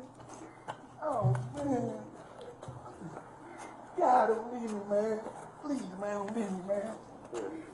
Oh, please don't leave me, man. Yeah, just unlock the door for me. I just beat it thing. Stand up. Stop falling down. I'm claustrophobic, man. Stand up. I'm claustrophobic. Stay on your feet and face the car door. Please, man. Please. No. Please. Not yet. Keep the door open. Keep the door I open. don't want to talk to you, man. Please, let me talk to you. Man, you ain't listening to nothing we're saying, so we're not going to listen to nothing you're saying. I'm claustrophobic. Face the door. Please, man. I'm claustrophobic. I hear you, but you are going to face this door right now. Stop. I'll do anything. I'll do anything. I'll do anything, man. I'm not a resistor, man. I'm not. You can ask him. He know me. Check that side. God, man, I'm going to do anything against y'all. Why is it going on like this? Look at my wrist, Mr. Olsen. I'm not that kind of guy. Sit still. I'm not that kind of guy. Please. I'm not that kind of guy, Mr. Olsen. Please. God. Please, man. Don't leave me by myself, man. Please. I'm just claustrophobic. That's it. Got anything sharp on you? I won't do nothing to hurt y'all. Do you have anything sharp on you? Sir. Not even like a comb or nothing? Nothing. I don't have nothing. Why y'all doing me like that? I mean, I was please back and looking for me and stuff, man. Stand up straight. I'm claustrophobic for real, Mr. Officer. You got him? Could you please crack it for me, please? Yes, I'll Run my crack name. it. Stay I with me, will. man. I will. Please stay with me, man. Thank you. God, man. I didn't know all this was gonna happen, man. Please, man. I just want my hands free. I don't do nothing to y'all, man. Nothing. Hey, you get that inside in the pocket real quick on your side? Hey, I'm listening. And I understand that people do stuff and y'all don't know me. Take a seat. Okay. Why are you having trouble walking? Because my hands are hurt. We will, please, man. Please don't do Take a seat. I'm going in, Mr. Officer. No, you're not. I gotta go in. Take a seat. Grab a seat, man. Why y'all don't believe me, Mr. Officer? Take a seat. I'm not that kind of guy. I'm not that kind of guy, man. Take a seat. I'm a diet. Take a I'm a seat. diet, man. You need to take a seat right now. And I just had COVID, man. I don't want to go back to that. Take a seat. I'll roll the windows No. down. Hey, listen. Dang, man. Listen. I'm not that kind of guy. I'll roll the windows down Please, and put man. your legs in, all right? I'll Y'all put the air on. God, look at that. Look, you're not even listening. Look at it. We can fix this right now while you're standing out here. Okay, man. God, y'all do me bad, man. Man, I don't want to try to win. I don't want to try to win. I don't want to win. I'm claustrophobic. You ain't gonna win. I'm claustrophobic. I got anxiety. I don't want to do nothing to I'll them. roll the window down. Man, I'm scared as fuck, That's man. okay. You made a mistake somewhere When I start breathing, it's gonna go off on me, Get in man. there. Pull your legs in. Okay. Let me count to three. And I'm going in. Please. You can't win. Please, I'm not trying to win. I'm not trying to win. I'll get on the ground, anything. I Get in the car. He know it. He know it too, Mr. Officer. Y'all hear me? Don't do me like that, man. in the Please. car. Okay, can I talk to you, please? Yes, you get in this car. We can talk. I am. I'm claustrophobic. I'm hearing you, but you're not man. working with me. God, I'm claustrophobic, man. Get in the car. Here, I'm gonna pull you in. Get in the Can you car. put me in the front? Please. No, you're not getting in the I'm front. claustrophobic, Mr. Officer. Get in the car. Okay, man, okay. I'm not a bad guy, man. In the car. I'm not a bad guy. Man. Please, officer. Please. Sit. Please. Take a seat. Please, man. Please. No. Take a seat. I can't choke. I can't breathe, officer. Please. Fine. My wrist, man. Please. I can't. And I'm on the ground. I'm laying on the ground. I'm going down. I'm going down. I'm going down. Get in the squad. I'm going down. I'm going down. I'm not going to leave. Bro, you walked down a heart attack. I know I can't breathe. Get in the car.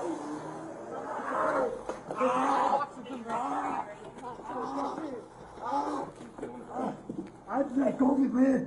I can't breathe. I Take can't a seat. breathe. Please, man. Please listen to me. Is he going to jail? Listen to me. He's under arrest right now for forgery. I tell you. Can we figure out what's going on? Forgery for what?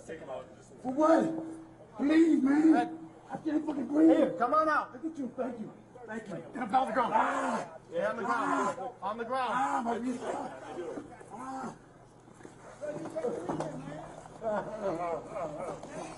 Right. You got your restraint? Hobble? Okay. Okay. I can't breathe. Grab that. Jesus Christ. I can't breathe. I can't breathe. Thank you. I can't breathe. Stop moving. Mama. Mama. Yeah, Mama. it's in the, Mama. one of the front pouches. Mama. On my right side bag. Mama. Mama. You're under arrest, guy. All right. All right. Oh my God. So now you go to jail. I can't believe this. I can't believe this. I can't believe this. I can't believe this, man. Mama, I love you. Reese, I love you. You got hobble? Tell my kids I love them. I'm dead. Mine's in my side. It's listed. It's labeled. It says hobble. It's in the I can't top. breathe for nothing, man. It's cold blooded, man. You're doing a lot of Mama, I love you. I can't do nothing. Yeah, EMS is on their way. My face is gone. I can't breathe, man. Please. Please let me stay in. No. Please, man, I can't breathe. Get up on the sidewalk, please. One side or the other, please. My face kind of bad. Here, should we get his legs up? Oh my God. Nope, just leave him. Oh Just my leave him. God. Leave him. Yep, just leave him. Ah. All right. I'm dead. The park's still sitting on the car. Look at my face, man. I believe so. We found a pipe. Get out of the Ah. car. I hate you. Please. Yeah, across the street, park's watching. Please. Two other people with him. Please, I can't breathe. Please, man. Please, somebody help me. Probably step it up then. You got it?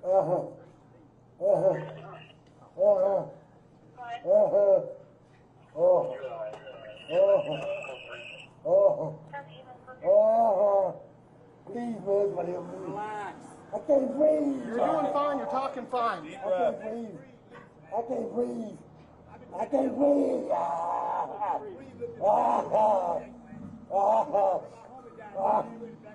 My body's so tired this thing. Relax. Man, I can't breathe my face. Just get up. What do you want?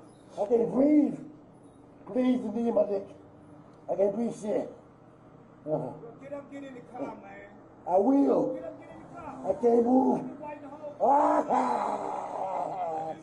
Mama. Put a weed pipe on him. There might be Mama. something else with it. Might be like I can't. I'm pissed. Is that the All right. shaking of the eyes, right? It's PCP. My knee, my neck, Where their eyes like shaking I'm back and forth through. really fast. I'm through. I'm claustrophobic. My stomach hurts. My neck hurts. Everything hurts. Get some water or something. Please. Please. I can't breathe. You're doing a lot of talking, a lot of They yelling. will kill me. They will kill me, man. Takes a heck of a lot of oxygen to Come on, man.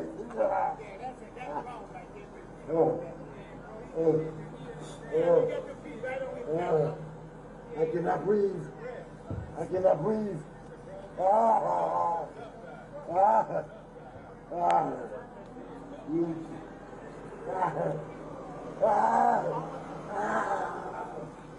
They'll kill me. They'll kill me. I can't breathe. I can't breathe.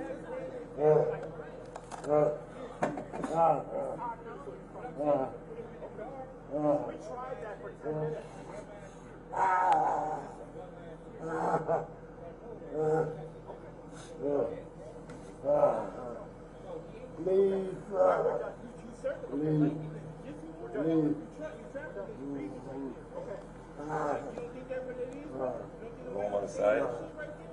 No, stand put where you got him. I just worry about the delirium or whatever. Well, that's fine, baby. I'm Okay. That's awesome. Started talking to you, bro. But you started talking to the ground. You're in a bum right now. You can get him off the ground, bro. You can get him off the ground. You can a bum right now. He enjoying that. He enjoying that shit. He enjoying that shit. He a fucking bum, bro. He enjoying that shit right now, bro. You could have fucking put him in the car by now, bro. He's not resisting arrest or nothing. You enjoying it. Look at you. Your body language is crazy. You fucking bum. What? Yeah, I already know that, bro. I trained with half of these dumbass dudes at the academy, bro. You know that's bogus right now, bro. You know it's bogus. You can't look at me like a man because you a bum, bro. He's not even resisting arrest right now, bro.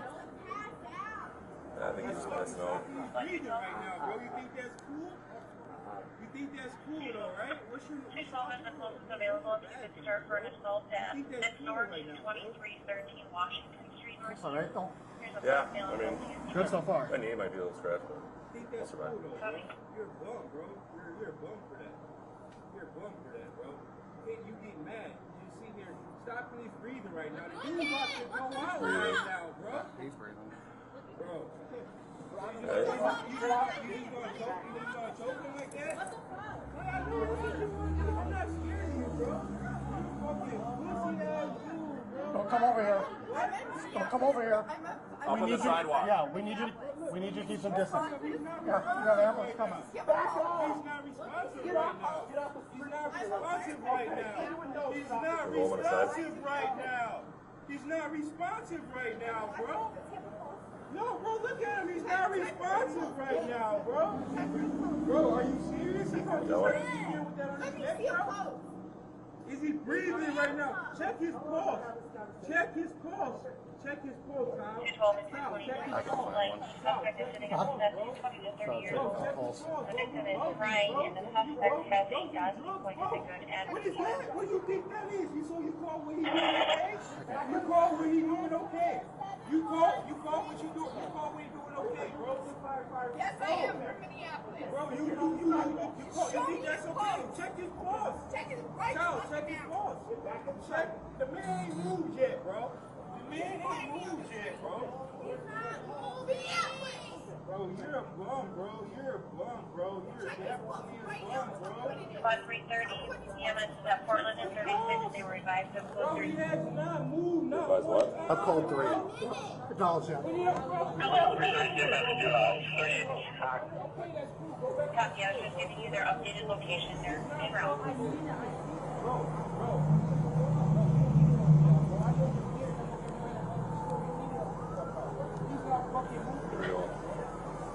Bro, he was just moving when I walked up here. Bro, you just got out when you got back out here. Bro, you just got back out here. Bro, he doesn't have to. Bro, he's not fucking moving. Bro, are you 1087, bro? You're wrong, bro. Or 987. 12 and 222, the suspect is leaving his in SUV. Unknown, looks like it's going northbound. Back in the bus.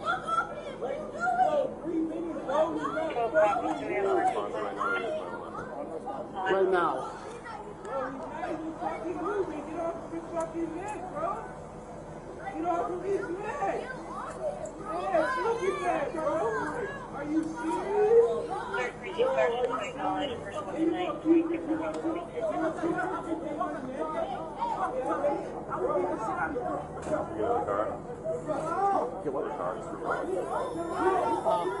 Let's get him on this.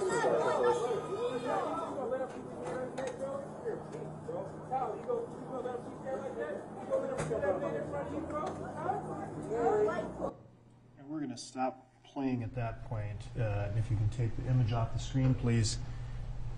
Sir, the way the body-worn cameras work, they have an internal microphone. Is that right? Yes. And it's located fairly close to the officer, and you can hear, even with background noise, officers having conversations in conversational tones. They don't have to yell at each other. Is that right? Correct.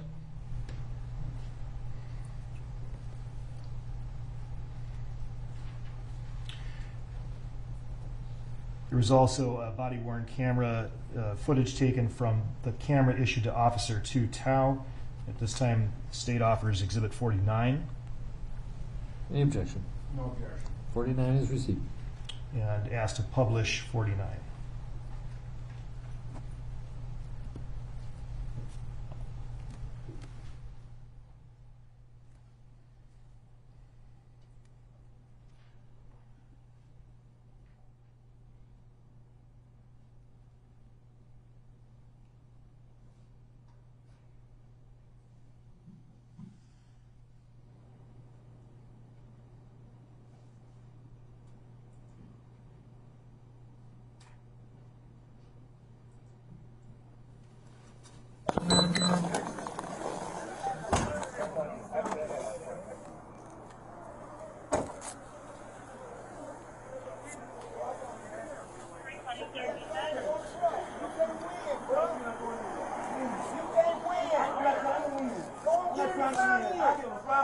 Don't get in the car.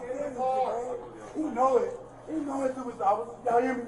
Don't do me like that, man. In the car. Okay, I told you to please. You get in this car. We can talk. I am claustrophobic. I'm claustrophobic. You're working with me. God, I'm claustrophobic, man. In the car, man. Whatever you read in the car. Get me in the front. Please. No, you're not getting in the front. I'm claustrophobic. I was in the car. Okay, man. Okay. I'm not a bad guy, man. Get in the car. I'm not a bad guy. You ain't gonna win. Oh, man. Please, please, please. Take a seat. Please, man. Please. No, I can't choke. I can't breathe, brother. Please. You're talking. Sit down. Fine. My wrist, man. My wrist, man, please. Okay. Let me lay on the ground. I'm gonna lay on the ground. I'm gonna lay on the ground, yo. I'm gonna lay on the ground.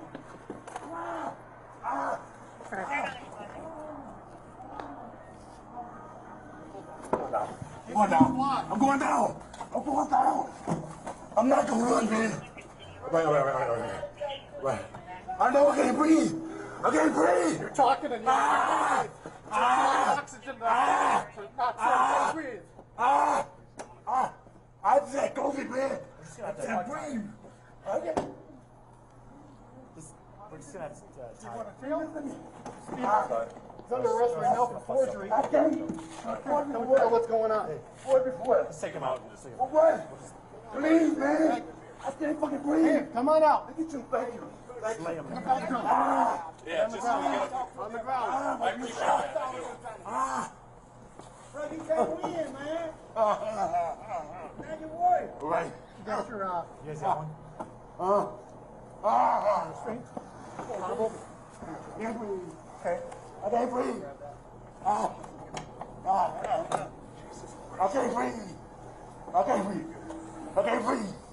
Not moving. Mama. Mama. Mama. Mama. Mama. Mama. Mama. All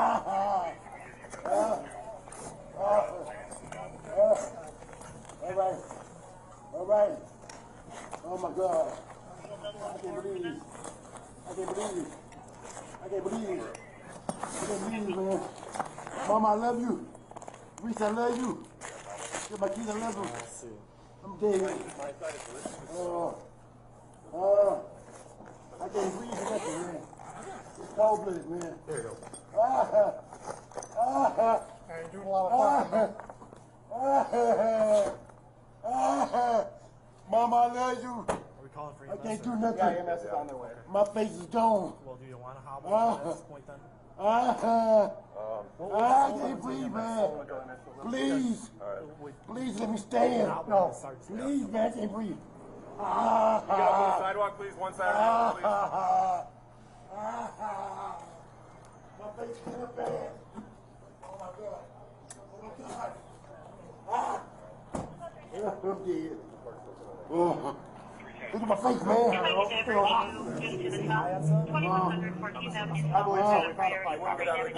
I ain't keeping this.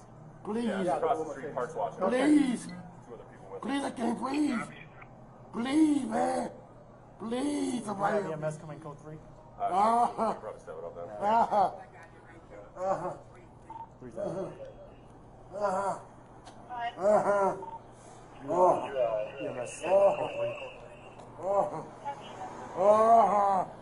Please, man, somebody help me. Relax. I can't breathe. I can't breathe. I can't breathe. I can't breathe. Keep talking so he's breathing. My body just died in your face. Relax. Man, I can't breathe in my face. Just get up. What do you want? I can't breathe. Please, the knee in my neck. I can't breathe shit. Well, get up, get in the car, man.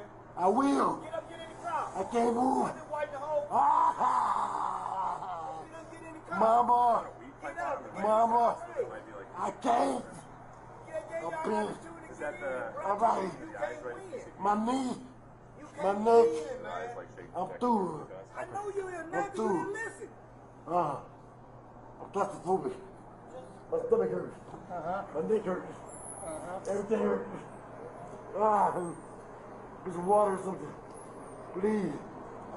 Please. I can't breathe, officer. They will kill me. They will kill me, man. Takes a heck of a lot of oxygen. Bro, with your feet on his neck, man, you get off the Come on, man. Yeah, that's it. That's raw right there. With his feet on his neck, man, bro. Yeah, you got your feet right on his neck. I cannot breathe. I cannot breathe. Tough guy. Tough guy. What's that? Tough guy. You know how long you fought with him? He's being held down. They'll kill me. I can't breathe. This is why you don't do drugs, kids. I can't breathe. He's talking, so he's fine. Okay. We tried that for 10 minutes. Bum-ass shit, bro. That's some bum-ass shit, bro. Y'all know that. You gotta sit there with your knee on your neck, bro. He's talking, he's fine. Bro, he ain't Okay. All right, we're done. You circled Okay, me. we're Like done. in a jiu-jitsu We're move, done. bro. You try We're done. his breathing right there, bro. Okay. Like, you don't think that what it is, bro? You don't think nobody understands that shit right there, bro? I trained at the academy, bro. That's some bullshit, bro. You did. Okay. Right, Then do you that's understand? bullshit, bro. All right. That's bullshit, bro. You fucking stopping his breathing right there, bro. Okay, he's talking. It's hard to talk when you. Bro, but you it's hard to get him talk off if the you're ground. if You're in a you're bump not right now. breathing. You can get him off the Right? ground, bro. You can get him off the ground. You being a bum right now. Were you here the whole enjoying time? that. He enjoying that shit. He enjoying that shit. He a fucking bum, bro. He enjoying that shit right now, bro. You could have fucking put him in the car by now, bro. He's not resisting arrest or nothing. Talking now? You enjoying it. Look at you. Your body language explains it. You Look at fucking him. bum. Bro, get the fuck off of here. What? No, I already know that, bro. I trained with half of these bum ass dudes at the academy, bro. You know that's bogus right now, bro. You know it's bogus. You can't even look at me like a man because you a bum, bro. He's not even resisting arrest right now, bro. Pass out. That's what happens to the Stopping his underground. breathing right now, bro. You think that's cool? You think that's cool though, right? What's your badge number, bro? You think that's cool right now, bro?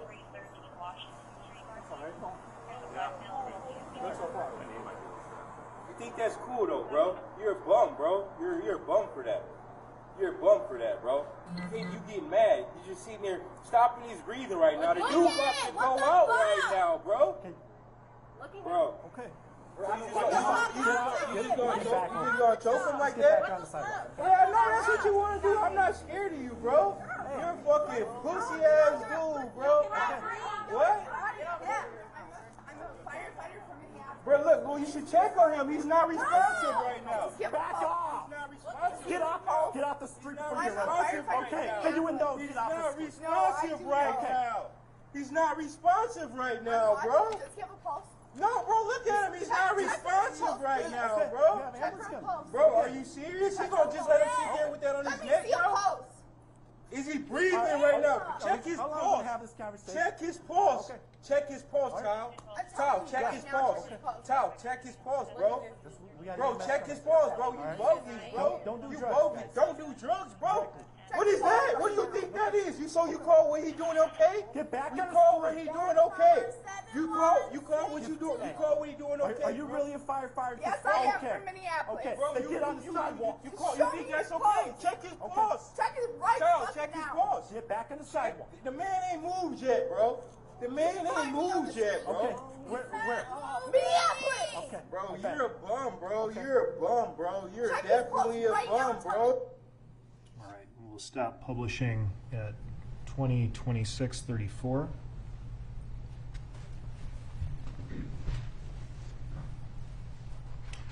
Officer Chauvin also had a body-worn camera, is that right? Yes.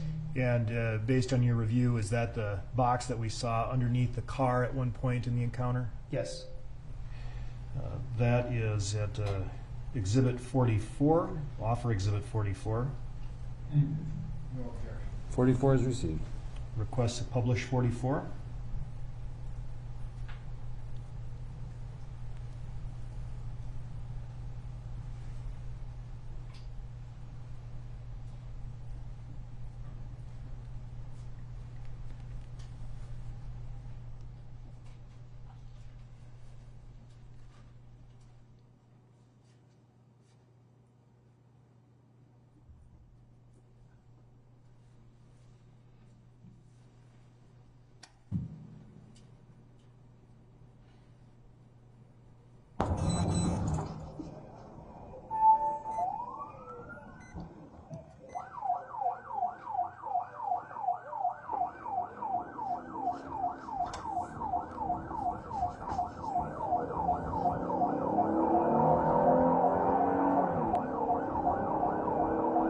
Yeah, it's a north side vehicle, Ilian Avenue.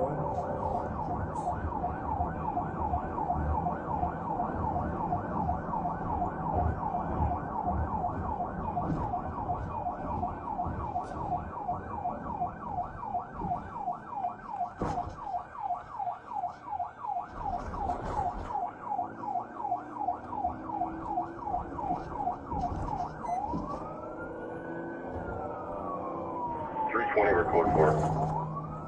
Copy 320 South Code 4 330. You can cancel at 2012.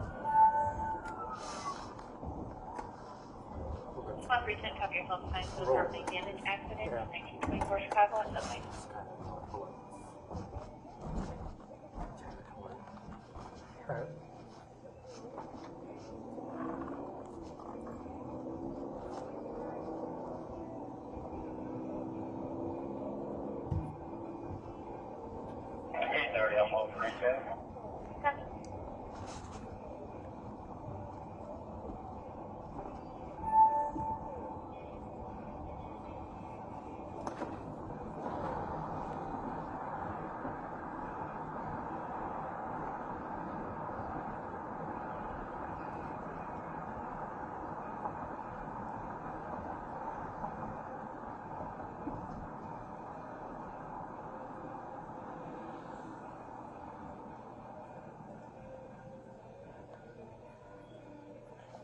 Oh, shut up before I get there.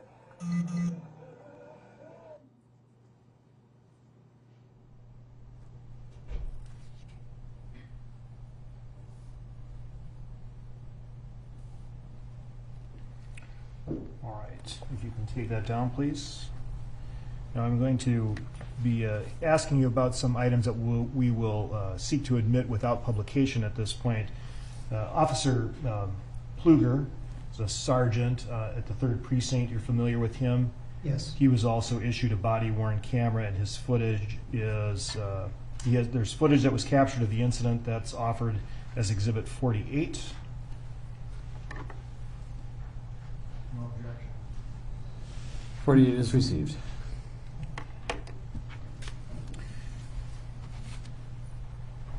And then there's a number of still photographs that were taken from some of the footage that has been reviewed.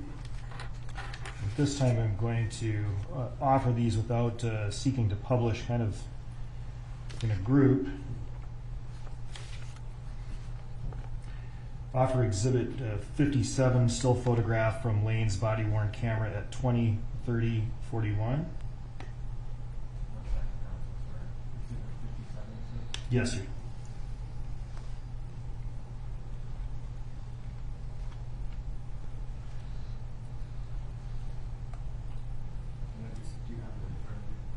You don't. Is it on your thumb drive? I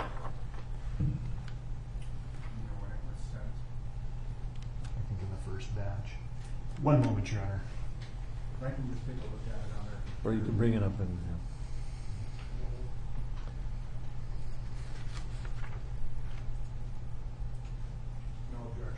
57 is received.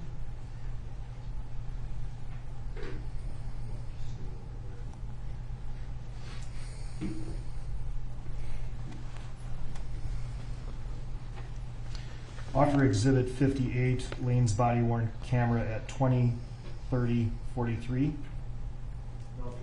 58 is received.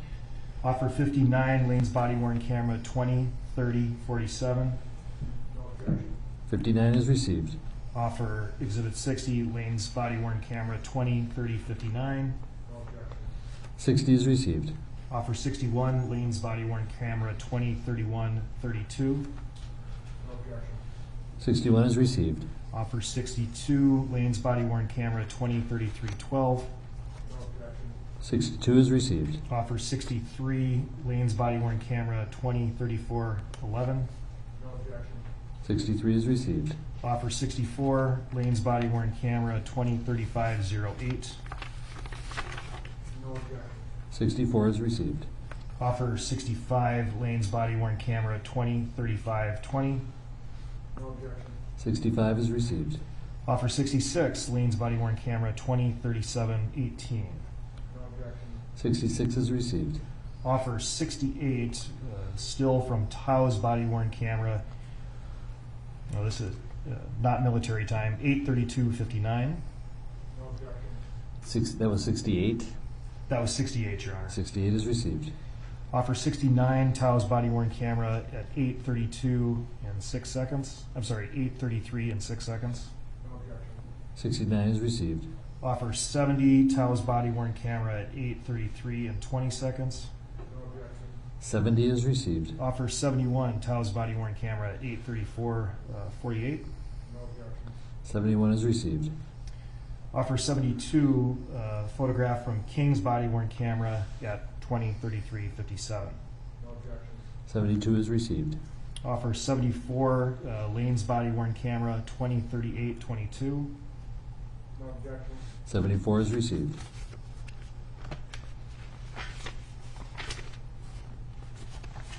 Offer 195, still photograph from defendant Chauvin's body-worn camera at 20:18:18. 195 is received. Offer 196, Tao's body-worn camera at 20:18:30. 196 is received. Offer 197, Tao's body-worn camera at 20:18:40. 197 is received.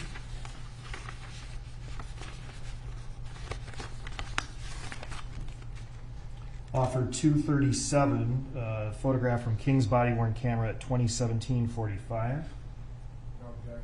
237 is received. Offer 238, Chauvin, defendant Chauvin's body-worn camera at 20:18:18. 238 is received.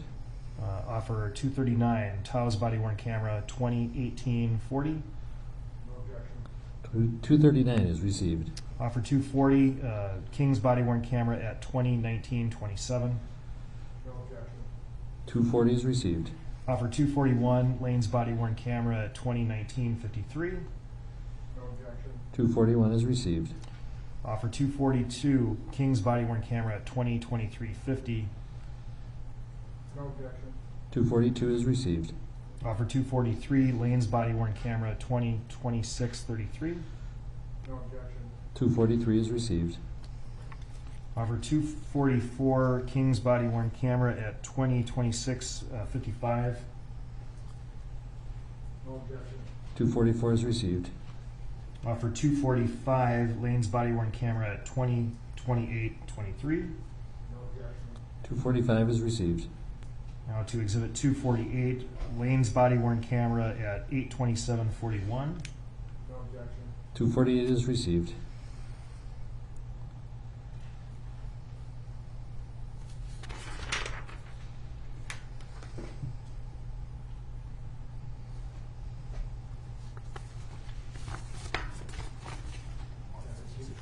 Yes.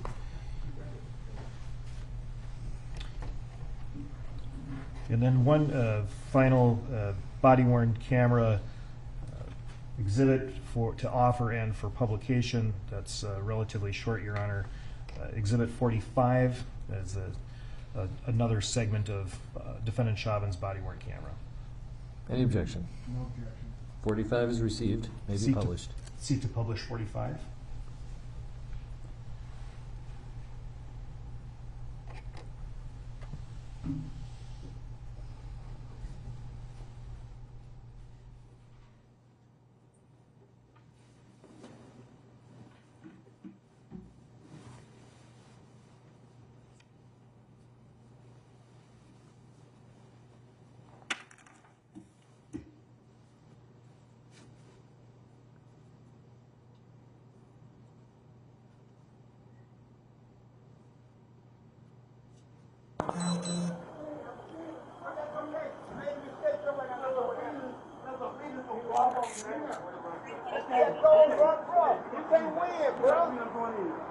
You can't win. I'm not trying to win. Go and get in the car then. I get on the ground, anything. Go and get in the car. Get in the car.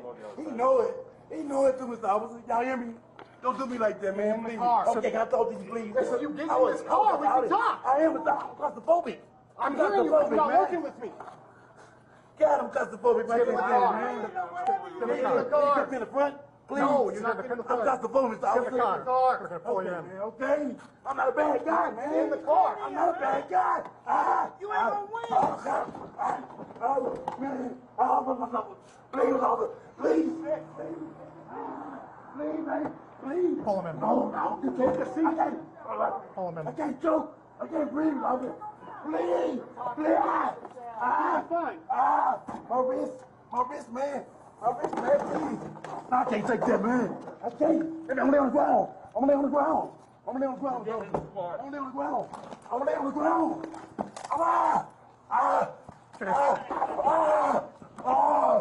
I'm going down. I'm going down. I'm not going to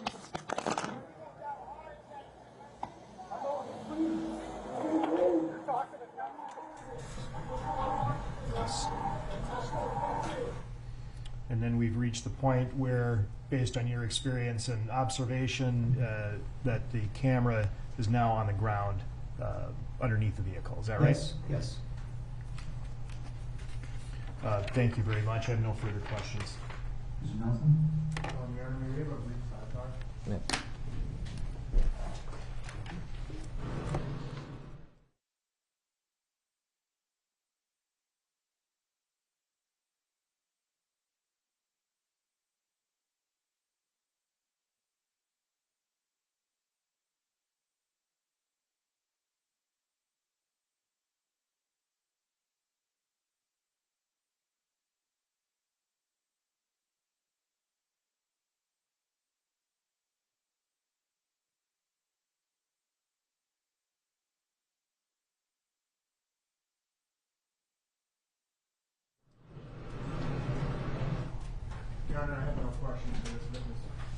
All right, Lieutenant Rugel, you just have a seat. There's some other things we have to deal with. But members of the jury, we're going to excuse you for the night. And so we are going to be in recess as far as you're concerned until roughly 9:15 or 9:30 tomorrow. Simply follow the sheriff's deputy's instructions, and we will see you tomorrow.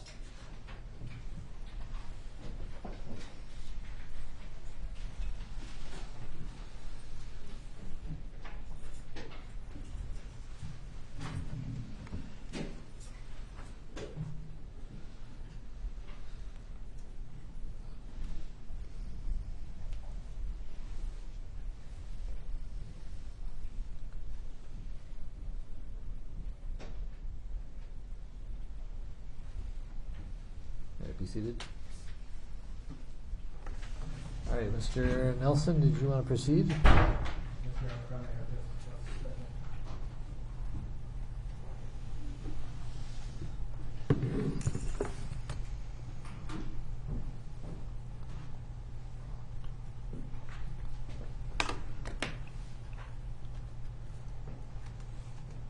Record should reflect we're outside the hearing of the jury for an offer of proof. Mr. Nelson. Thank you.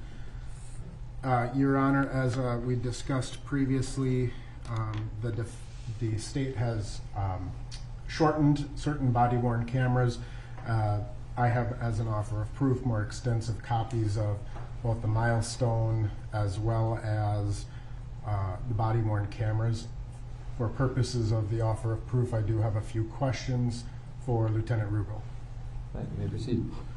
Lieutenant Rugel, in terms of the milestone cameras, during the course of viewing them, we see the camera turning. Yes. Someone was operating that camera at that time, correct? Correct. So someone was monitoring the camera and they were the ones that were turning it? Yes. And then when you saved that footage, or when the MPD saved that footage, that was not something that was happening. It was recorded, essentially, right? Right. Once it's recorded, you can't change it.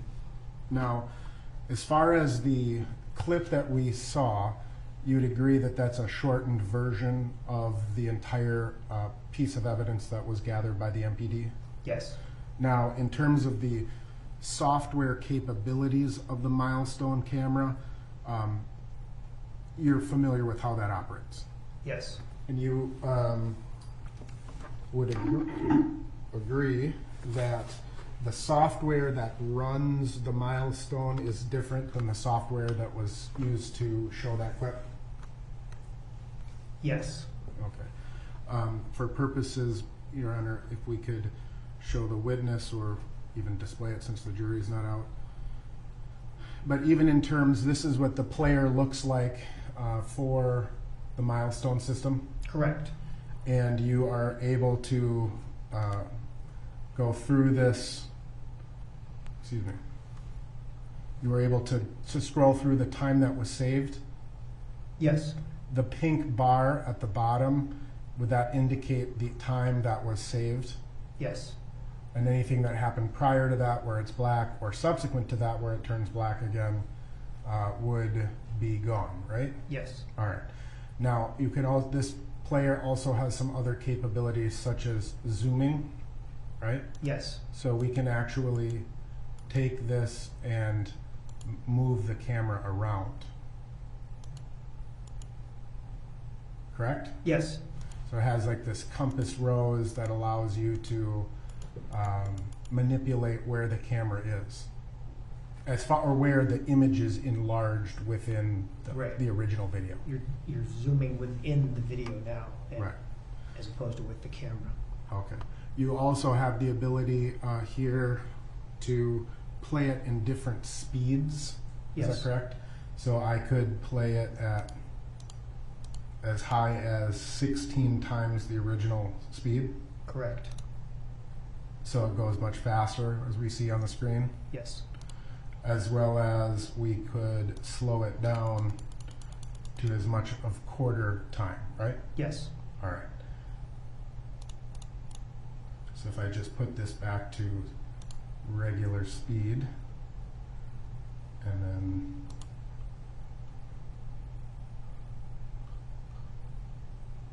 scroll, for example, you can actually zoom this in or zoom it out, as we discussed earlier. Yes.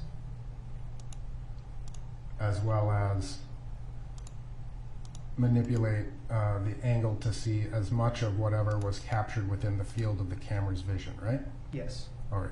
And the total time that you gathered was from approximately 7 o'clock p.m., I believe, until you said about 11? I think that's what it was, yes. All right, let's just verify. And so, as far as, scan this for here. 10 p.m. Yes. So from 7 to 10 to 3 hours, right? Yes. All right. Now, with respect to the body-worn cameras, does the MPD also maintain the, we can turn the screen off, Your Honor. Does the MPD also maintain body-worn camera footage for the Park Police? Or does Park Police have their own unit that does that? They have their own system. In terms of the body-worn cameras, when an officer is on duty, there are certain circumstances under which they can shut them off as their, whatever the policy is, right? Yes. All right. And you're familiar with the policy? Yes. But there are certain times that officers are required to have them on as well? Yes. Right? And so an officer may, in the course of interacting with his partners or talking with various people, he or she may turn off the body-worn camera at a certain time, right? Yes. And then once the circumstances change and they're required to turn their camera back on, they hit it, and every time they turn it off and on, it creates a different segment of video. Is that correct? With a buffer. With a buffer, with a 30-second buffer each and every time. Yes. And so when we're watching the videos and we see that first 30 seconds, and then all of a sudden you see them hit it, and that's when the sound comes on. It actually goes backwards 30 seconds, right? Right. Okay, but sound would not be captured. Not during the buffer, right? The 30-second buffer. But so when an officer routinely handles a call and they go to save that body-worn footage, it's not always necessarily one continuous video segment. It may be several segments, right? Correct. And in this particular case, I believe with respect to each of the 4 officers thus far, there were multiple segments of each officer's body camera. I know more than one. I don't. Right. Sure. Yes. I think so. Yeah. I think so. I'm not. I could look and give you the specific numbers, but so if we look at a file folder that has Mr. Chauvin's body-worn cameras and there were 3 segments, that would be representative of 3 times that he turned it off and on. Yes. And they all would have the same case number, and each officer may have more than one segment of time captured. Yes. All right. I have no further questions for the purposes of foundation. Your Honor, for the record, I have a flash drive for the court's consideration that contains the totality of the 4 officers' body cameras. It has the totality of the milestone system. Let me ask you one quick question, Lieutenant. I apologize. The milestone camera, in order to operate that, it appears from the instructions you actually need to save it onto the desktop of a computer. Are you familiar with that? To operate it? To run that player? You mean downloaded video? Yes. To someplace, yes. You need to save it. Okay. You can save it to a thumb drive, and then we put it up into evidence.com. Right. I guess what I'm saying is, like, when I get it, I got a specific instruction that I had to save it on my desktop in order to run the player. Have you heard that? I believe I've run them from a thumb drive. Okay. I wasn't able to do that. Okay. So for the court's consideration, I would suggest copying. You may find it easier to run the milestone if you save it onto your desktop. I would note, Your Honor, and I don't know if the state is intending to object as on foundational purposes, but it is the defendant's intent to call Peter Chang, the Minneapolis Park police officer. On the thumb drive also is Peter Chang's body-worn cameras. If there are foundational objections, I would appreciate knowing that. Alternatively, you may want to view that if there are admissibility objections. You can object on foundation grounds? I don't anticipate that, Your Honor. Let me review the issue, but I don't see a reason to object on foundational grounds, but substantively, there will be some objections. All right, and when do you want to deal it? This is for your case, correct? It is for experts, both with respect to use of force considerations as well as medical issues. All right. When would you like to actually argue this? Tomorrow morning, or is today Wednesday? Thursday or Friday is fine Well, with me. could we do it Friday morning, Your Honor? Sure. And then Let's do that Friday at 9 a.m. then. at 9 on Friday. Yes. I don't think it should take longer than that. Okay. Anything else for the record, though, before we adjourn? Only that I'll offer the thumb drive as a court exhibit for purposes of consideration. Yeah, we'll mark it as a court exhibit essentially for an in-camera review or as an offer of proof pursuant to the motion to admit the entire. And Your Honor, then just for the record, I think that this was initially posed as an objection to our exhibit, and you received that those exhibits subject to that objection. It seems that this is more of an affirmative offer in his case, and so I'd ask the court to overrule the objection and receive all of the exhibits we've offered today substantively. With respect to the objection that I did make earlier, it was just to note I have no objection to the court receiving those items formally, but I would also be offering these. All right. I'll receive all the exhibits that were provisionally received as formally received, and we'll deal with the admissibility of the new court exhibit and its components on Friday at 9 a.m. Thank you. All right. Anything else for the record? No, not for the state. Thank you. Lieutenant, thank you. Thank you. You can step down. All right. We're adjourned until, do we need 9 o'clock? Let's do 9 o'clock tomorrow just in case any motions pop up in the meantime. 9 o'clock tomorrow, 9:30 for the jury is most likely. Thank you.